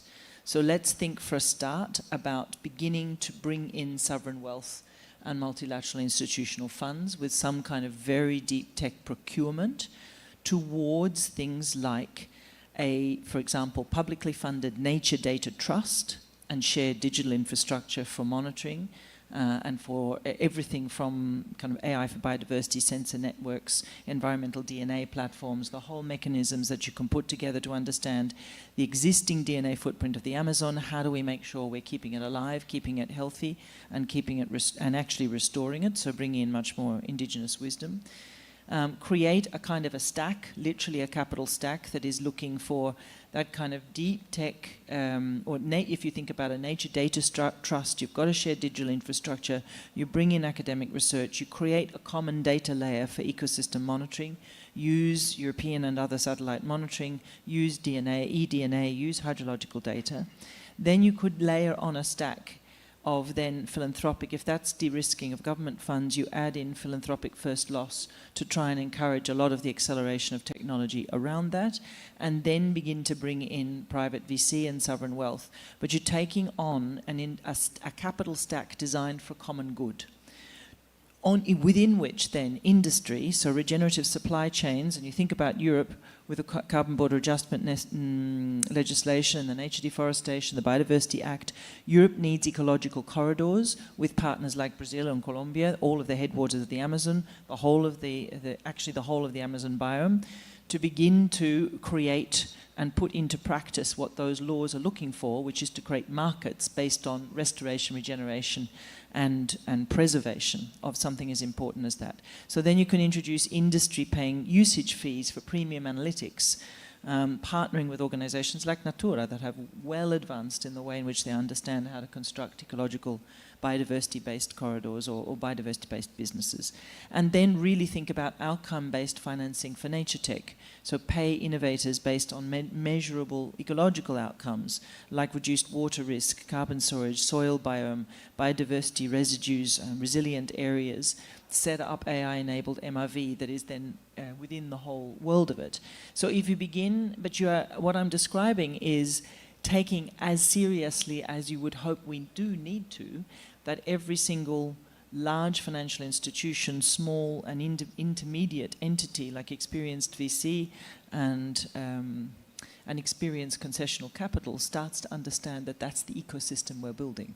And we're building it not just for individual economic opportunity, we're building it for planetary stewardship, within which there's opportunity for so many revenue streams and so many public-private partnerships, but you're putting it under one big overarching structure of a civilization option, literally a civilization stability option. It's not easy, but it's very interesting, and I think here we have an opportunity to try to see how to implement it in this reality. It's really, really nice to have all these ideas. And you talked about some, well, many things, but some maybe could be points that until now we are not really reaching. I don't know, for example, Jens, we know that KfW has been investing in Brazil for a while, and a lot of money is being put here, and for some time, the outcome was not reached in a way we wanted. For example, in the Amazon, even if there are some investments, for a while the deforestation rate was growing. Now, okay, it's going down, but at the end, we have trouble to see the effectiveness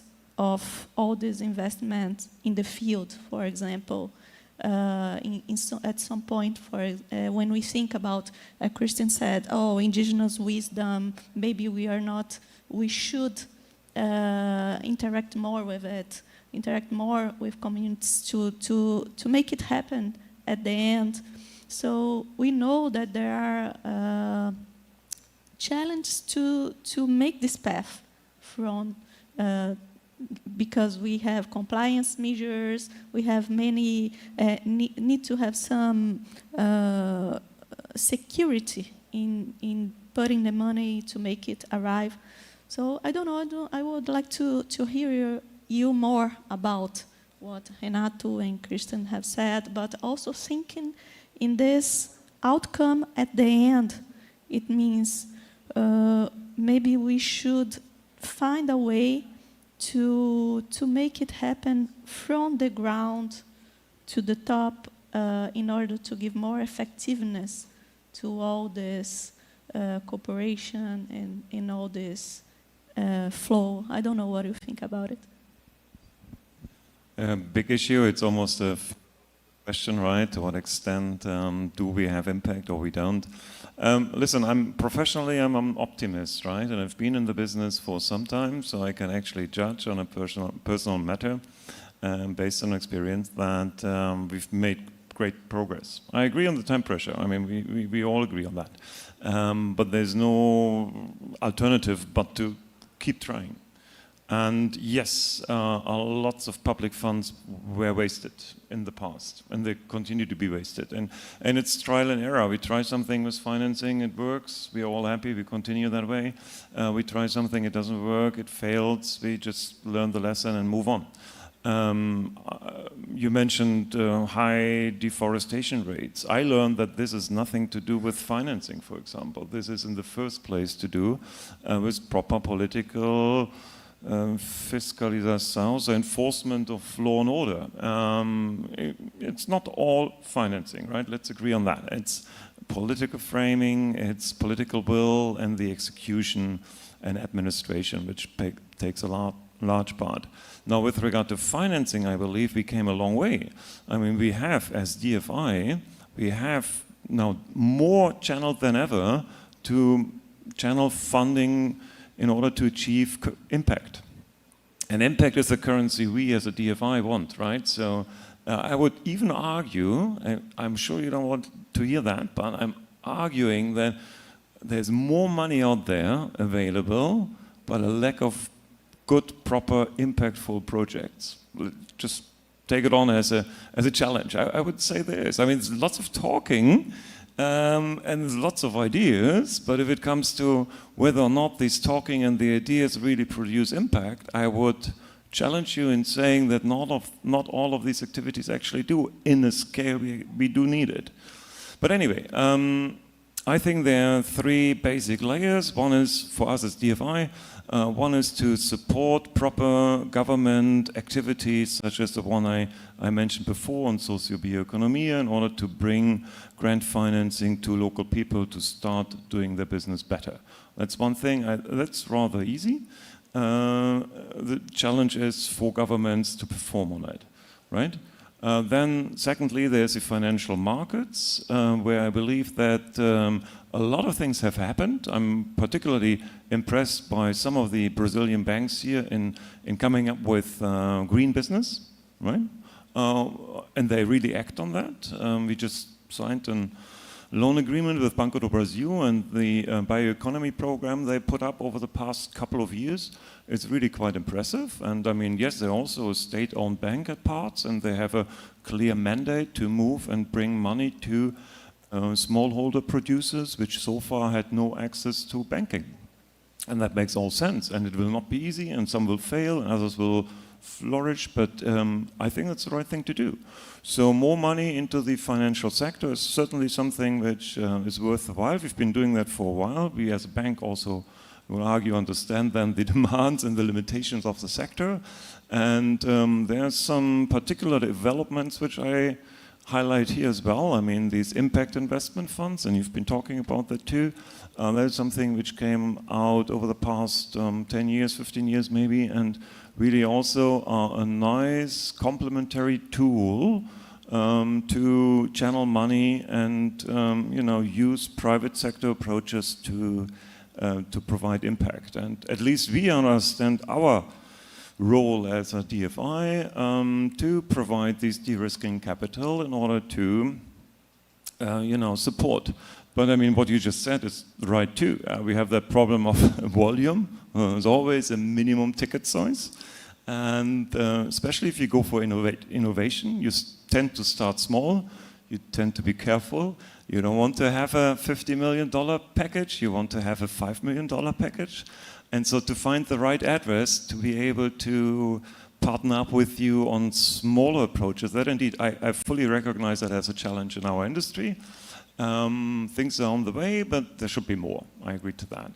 And then, of course, we, being a bank, also look on our risk side, and then we don't want to be the only ones to take all the risks, so we need to demand then a distribution, equal share of risk. But I mean, in the end, in the green sector, regarding proper sustainable agriculture, regarding bioeconomy, regarding sustainable forestry, I've seen so many impact investment funds popping up successfully over the past decade.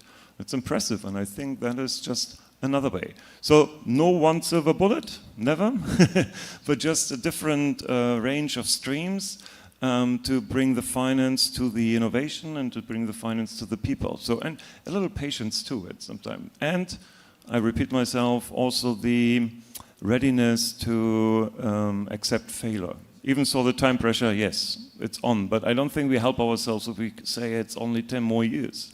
I'm not sure that's helpful, because if you say it's only 10 more years for long-term investors, that's not a good message, right? I mean, the message must be that we start now investing in something, and hopefully then in 10 years it looks better than it does now.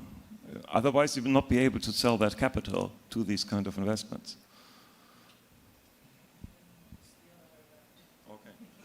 Consider a stranded asset. You were 10 years to ensure that it doesn't strand as an asset. I think I would just give the microphone to... It's so nice to be around optimistic and peaceful people like you. I'll just give you... We are almost going to the end. I will give you the micro, but maybe to think a little bit more about what Jens just said, but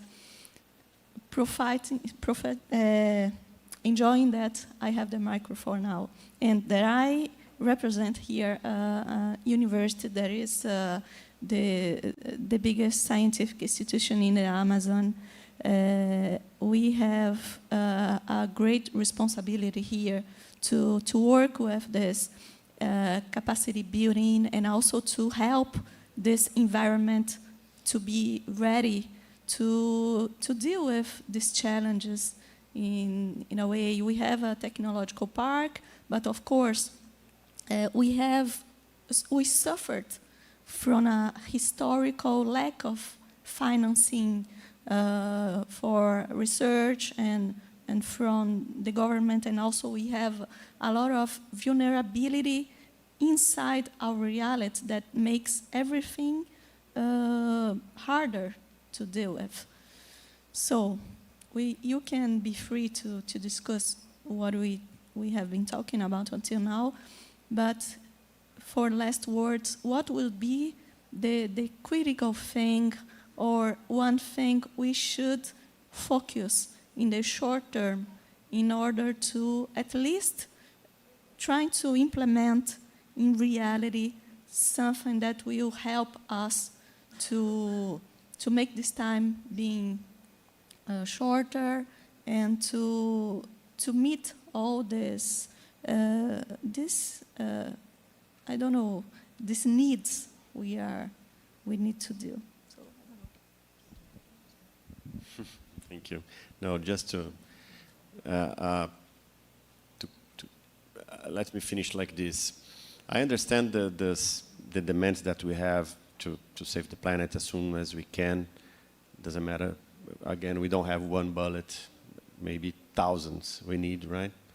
And I have an image in my mind that is almost a pyramid or a triangle. So we are looking to allocate capital in big, really big initiatives, regeneration, let's say, a good example, right? The energy transition, it's another place. So we have the first step, it's a big check, right?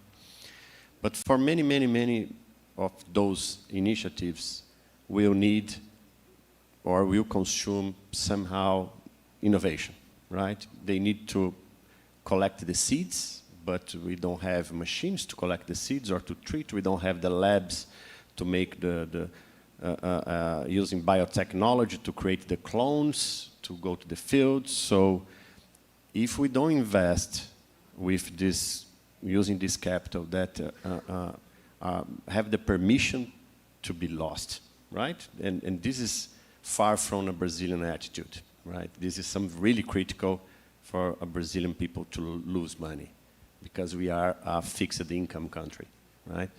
But we need to allocate in the base of the pyramid such a capital like this for thousands and thousands of initiatives. Doesn't matter if it's a deep tech in hardware or AI or IoT or biotech in human health.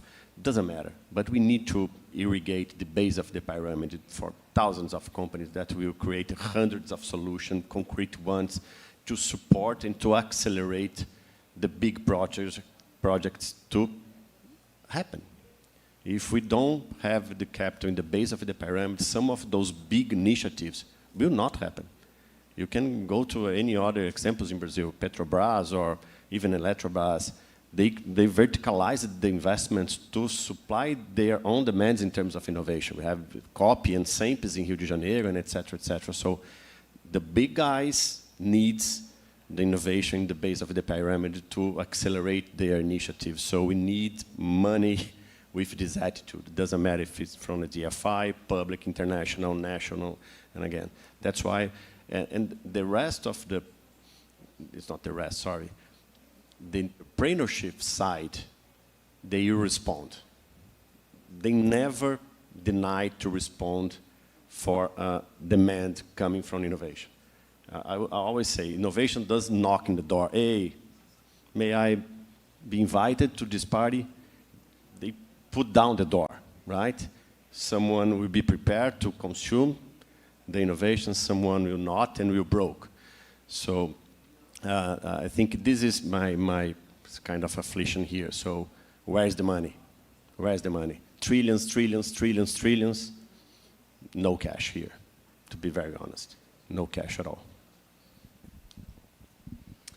think I would probably add to that, this kind of messy middle of how you get some of these, how do you actually join up the layers so you have fertile soil and you have big trees coming through, if we use an ecological metaphor. I think what I would want to bridge, it's not about providing uncertainty to capital. It's about it's about integrating both sides of the problem, the risk side and the opportunity side. If you think of the Amazon as a planetary asset, it risks stranding in 10 years. You've got 10 years to build that middle layer right through and ensure that then there is capital confidence in the stability of the Amazon as a core economic principle. I think one of the things where we just think about what stack are we really talking about given the Amazon? We're talking about financing stack that first of all enables indigenous stewardship of land, which means it needs data, indigenous peoples need real-time data, not what is currently there. We've invested in a whole lot of red chain projects that we're fairly sure, and I actually would draw your attention this evening at the TED House, there will be a presentation from Capacity.eco, which is one of the big tech entrepreneurs who has decided to dedicate all of his attention now to getting technology to work for the Amazon. But it's equipping indigenous stewards of land with real-time data so they know exactly what's happening in 5 meter by, or 5 by 5 meter squared parcels of land, so they can really act. Then we need sustainable supply ecosystems for all of the businesses that are working in health, the vast innovation possible in human health related to the Amazon, and we haven't really brought health budgets into that at all. That's government budgets. I think the socio-bioeconomy is a super powerful framing to think about that. And then I think probably that middle space comes in, and this is where we really need to accelerate the structuring of biodiversity credits and bring in faster shared revenue and shared financing for tiny, small, medium, and entrepreneurs who are doing something whose spin-up cycles can be enhanced by us thinking of the Amazon as a planetary asset and beginning to unlock some of those revenue streams, even at micro scale. And that requires AI support. So that's why I was talking about this notion of some kind of capital stack linked to a tech stack, which makes it possible to get microcredit and micro revenue and underpin it or de-risk it with insurance. We've worked in sub-Saharan Africa with lines of credit to small entrepreneurs to do something de-risking from them the credit risk with a line of insurance that's anchored back by big reinsurers and then off-take agreements. And that's why I was making a link to the supply chains with, say, Europe, because if you can then kind of off-take, you can really secure the whole system. And then it makes space for the bigger DFI money to come in. Yeah, I love these ideas. I think it's really feasible in the reality. Yes, I know you have another... the agenda is very hard, so I know you need to be free in maybe now. I just want to know if you want to... I will open for questions for everybody, but I think, yeah, so Kirsten as well. So I don't know, just to have a last word, and I don't know if you have time to listen questions from the audience or if you just want to have your last words. A last word sounds dramatic, right? But just...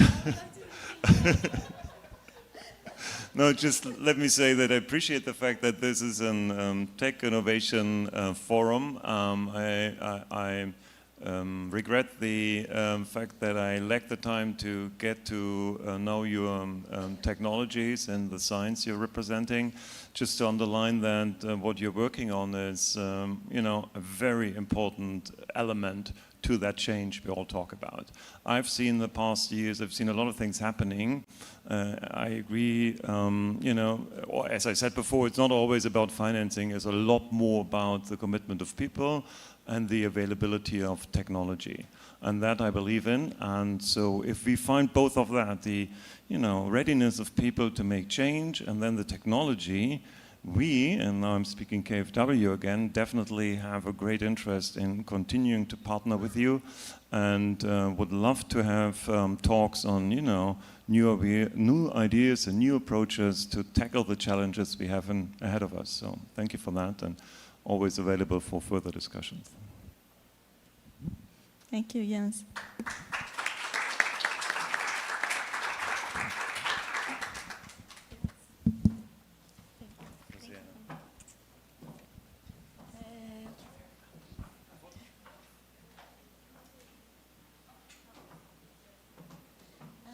Kirsten.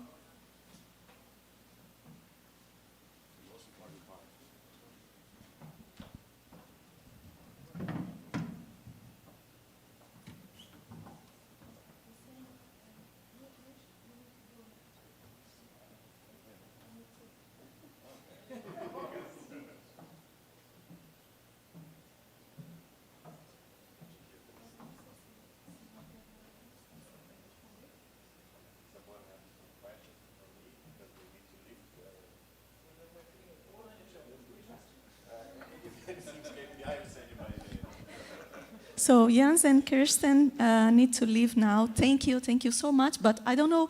I finished. I saw someone wanted to ask some question. Renato still here if you wanna, or we can just discuss here during the coffee break. Maybe it's better. Okay. So thank you very much.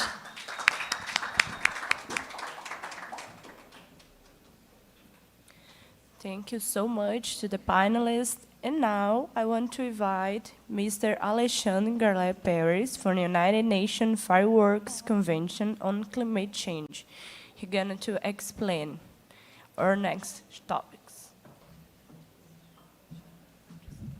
Thank you. Good afternoon. So coffee break is not yet, so please don't leave this room.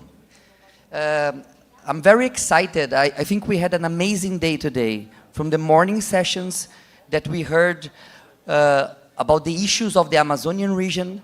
We heard about the different ways to develop deep tech. So we had 3 interesting examples in the morning. And now, just after lunch, we have this stellar panel on financing deep tech innovation. So what's going to happen next is our breakout group session. Can I have the slide, please? So we have thematic areas. Because I see we have a reduced number of participants, we are going to propose, instead of 5 breakout groups, only 3. So the first and the second group are going to be merged. So if you want to discuss the topic of nature-based solutions, including biodiversity, together with deep tech for nature, there will be a room in the other building. You can go there, and that will be your topic. Then we'll have another group also combining financing, innovative financing instruments, including carbon markets, and energy transition related innovations, also in the other building. And you stay here if you want to discuss sustainable mobility. But it's not only discuss. What we're going to have next is use your collective knowledge, your collective wisdom. You saw from the question, this group here is stellar, and the diversity here in the room. So let's seize the moment and interact with each other in 3 different spaces. So have these group discussions. And out of these group discussions, you will be able to propose to us, the Global Innovation Hub team, global innovation projects. That's how we describe global innovation projects, that then we will support the implementation, and they will go to our database. We have already, this, as you saw in the program, this is workshop number 18. So through these last 3 years, we have done this 18 times, and we have collected more than 40 global innovation projects. You can propose a project, or you can just come up with a project. So both are acceptable. And at the end, we will explain you how to submit, how to send this project to the United Nations, and to receive our support in terms of visibility, in terms of network, in terms of going to the next COP, which is maybe Australia, Turkey, Bonn. So we have this opportunity by participating in one of these 3 groups. So basically, if you want to talk more, if you have an idea, or if you work on the area more related to the 2 first topics here, you go to the other building. The second 2, also the other building. And mobility, you stay here with Mr. Frady. You see the tall guy here in the middle standing up. Any questions before we break? And then after we break, we all come back, and then the facilitators will report back from the discussions, how many projects were discussed, what type of projects, and then we will explain how to submit the project, and we'll wrap up and close the day, this amazing day, I must say. Yes, any questions before we break into groups, 3 groups? I don't see any questions. You have people outside that will guide you. These are classrooms in the other building, just next. You just cross there. People will guide you how to go to these 2 classrooms there. Or if you want to stay here and discuss mobility with Mr. Frady, just stay here.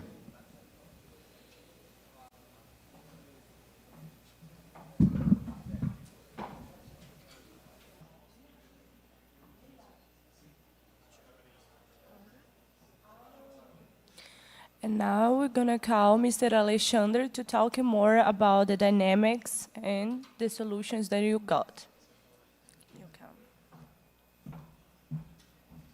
So welcome back, everyone. Thank you for staying till this hour. We spent the whole day together in these great facilities from FIEPA. So basically, as I mentioned before, you can see at the screen now a QR code. Feel free to take out your phones and scan. So now I'm gonna invite the 2 groups to report back. And after this report back, what we have discussed, the ideas that were discussed in that room would be added in our database. However, if there are ideas that were not discussed, but you think is relevant in the context of the initiative, in the context of the things that you heard today, something that you have with you, and you want to submit to be part of this movement, feel free also to use the QR code independently. So first I want to invite Senor Mr. André from the finance group to report back on a project idea. Together? But it's the same group. It's just that we're... What's your name? And Meizu as well. So both were in the same group and they are going to report back. Floor is yours. Do you want to do the introduction? Yeah, sure. Go for it. Good evening, everyone. The group insisted that I be up here, so I'm up here. Yeah, we discussed a lot of things across various topics, and so I think we might just start off listing them. And they're all around different regions. So the first region is in Atlanta, again, where I'm coming from, and the project proposition was baby bonds that are connected to art pieces. So we already have CDFI bank partners at the table, and art pieces that the wood is made of mass timber, which sequesters atmospherical carbon. And of course, by instituting this in low-income communities, it allows young children to see the impacts of climate, renewable climate materials, and so we don't have to try and get them to adopt solutions later because they've been part of their childhood experiences. Do you want to take the Rio de Janeiro? Yeah, so from Rio de Janeiro, we've been discussing a little bit about our project of the entrepreneurship hubs in the favelas of Rio.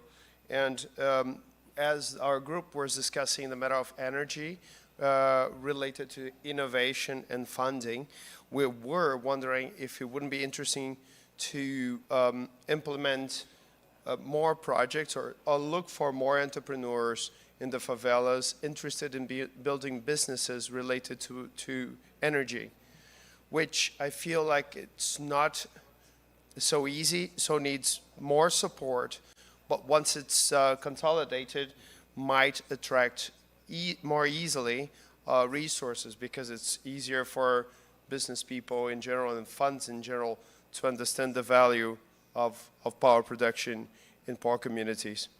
And at the same time, we don't have a representative from Pará here, but we had there at the debate, and they were explaining a lot about the situation in terms of power of the remote communities and how they don't have access to energy, and finding innovative ways to connect the islands and the remote communities to power production would be an innovative situation that could change their lives.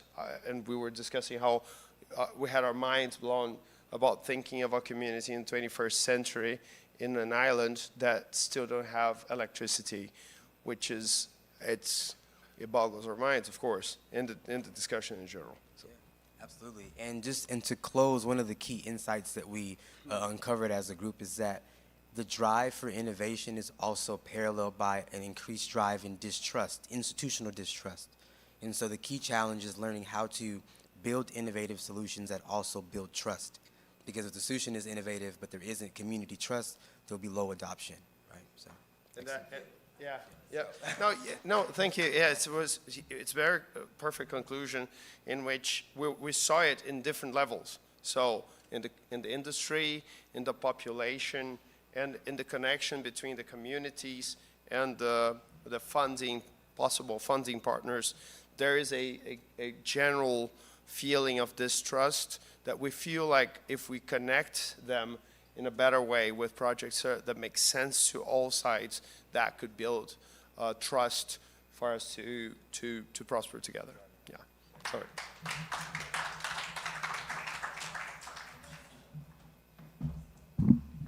Thank you very much.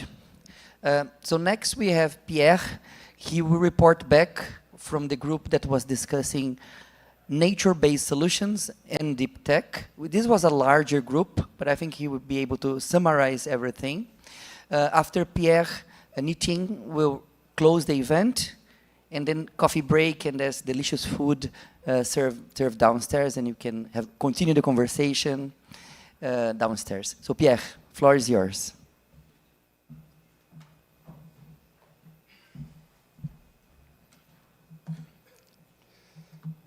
So, thank you everybody. We had a very productive discussion. I counted, I think, 18 people in the group, or 16, don't remember. And so we decided to focus on building an innovation and entrepreneurship hub. We actually have started, some of us have started working on this hub. It's called Canapix. And the idea is to make it a virtual hub based in Belém.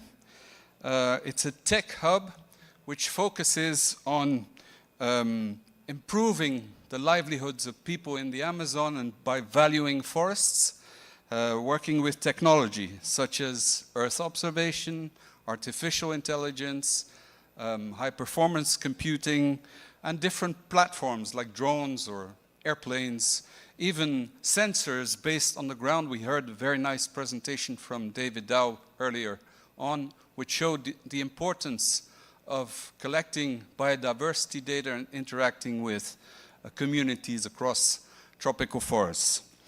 What are the outputs of this? So I said this is a virtual hub because there are already many initiatives happening in Belém. There is the Parque da Bioeconomia that was presented by Mariana this morning. We have already the Parque de Ciência e Tecnologia, which exists for 15 years now.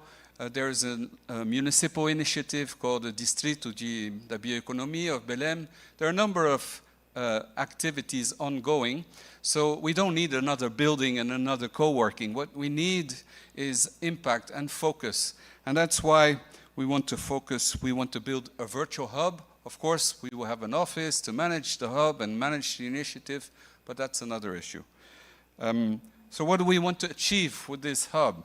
We want to build tools, develop standards, produce artificial intelligence models, monitoring, reporting, verifying tools to support activities in the bioeconomy or in carbon credit markets. We want to, above all, generate transparency and synergies between the different actors that are already working. Some of them have been working for more than a century. Here in Brazil, in Belém, it's good to remember there is the Museu Paraense Emílio Guedes, who exists for more than 160 years. It's one of the oldest science institutions in Brazil.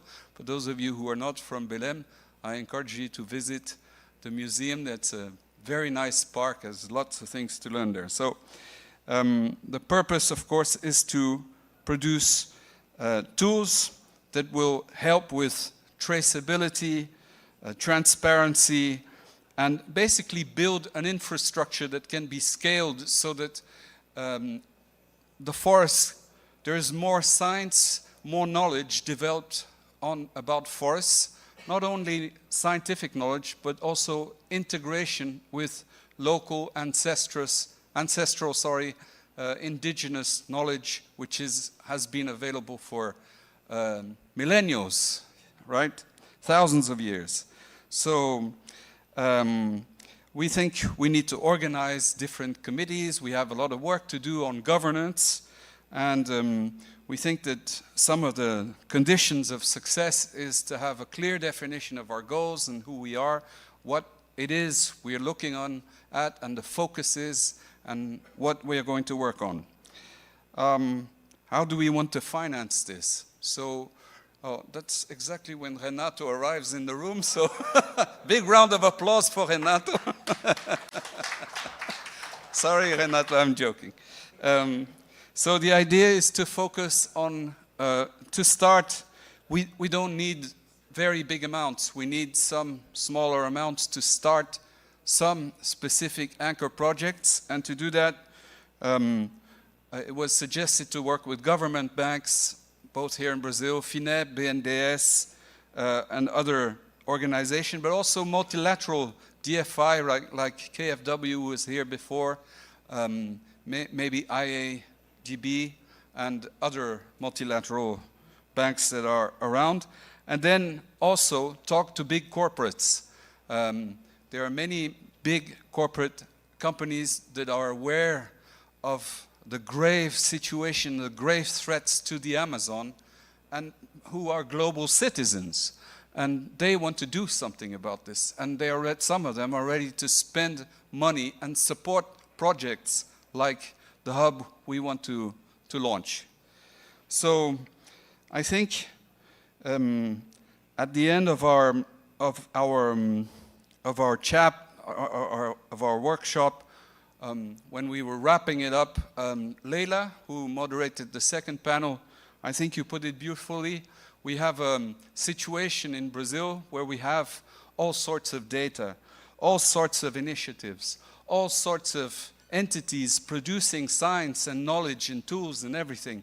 And there's really more than a need to produce more. There's a need to integrate and to build bridges and to build synergies between these different actors and these different initiatives. So indeed, Canopix would be a sort of a pilot hub, and trying to lead the way in a very difficult way to try to bridge these initiatives, to try to bring people together. And not only scientific institutions, universities, and government, but also bring in the industries, bring in the traditional communities, bring in the financial sector, and all sorts of users and people who can benefit from these technologies. And we're not talking only about the Amazon. We're talking, again, because of the threat on the Amazon, we're talking about people all around the world who are very interested in seeing the Amazon being restored, deforestation stopping, and people in the Amazon thriving economically, because it's really also about building jobs and economic development.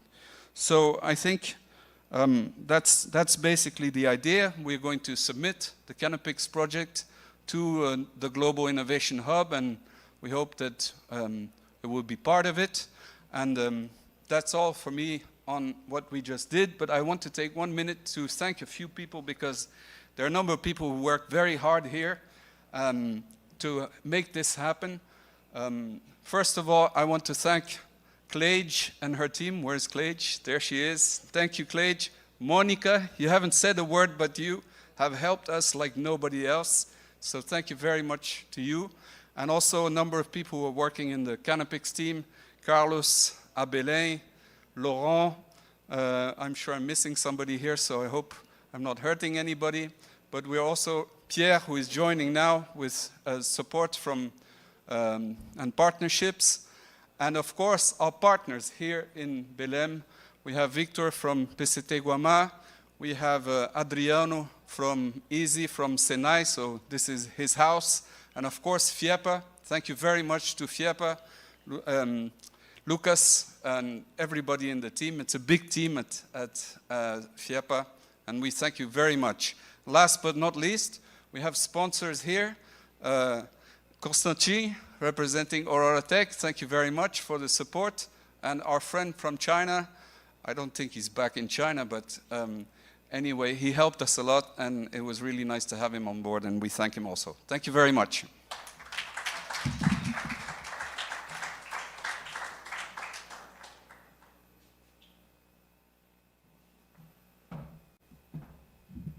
Thank you, Pierre. I think with that, we have come to the close of this session. I'm really happy that we have managed to pull so many enthusiastic people until the end of this session. I know there are several things happening in Belém right now, including negotiations and several side events in the Blue Zone. But your dedication to stay here shows the interest that you have put in this innovative idea in this project and your trust in us. Very excited to learn about the projects that came out of the discussions this afternoon.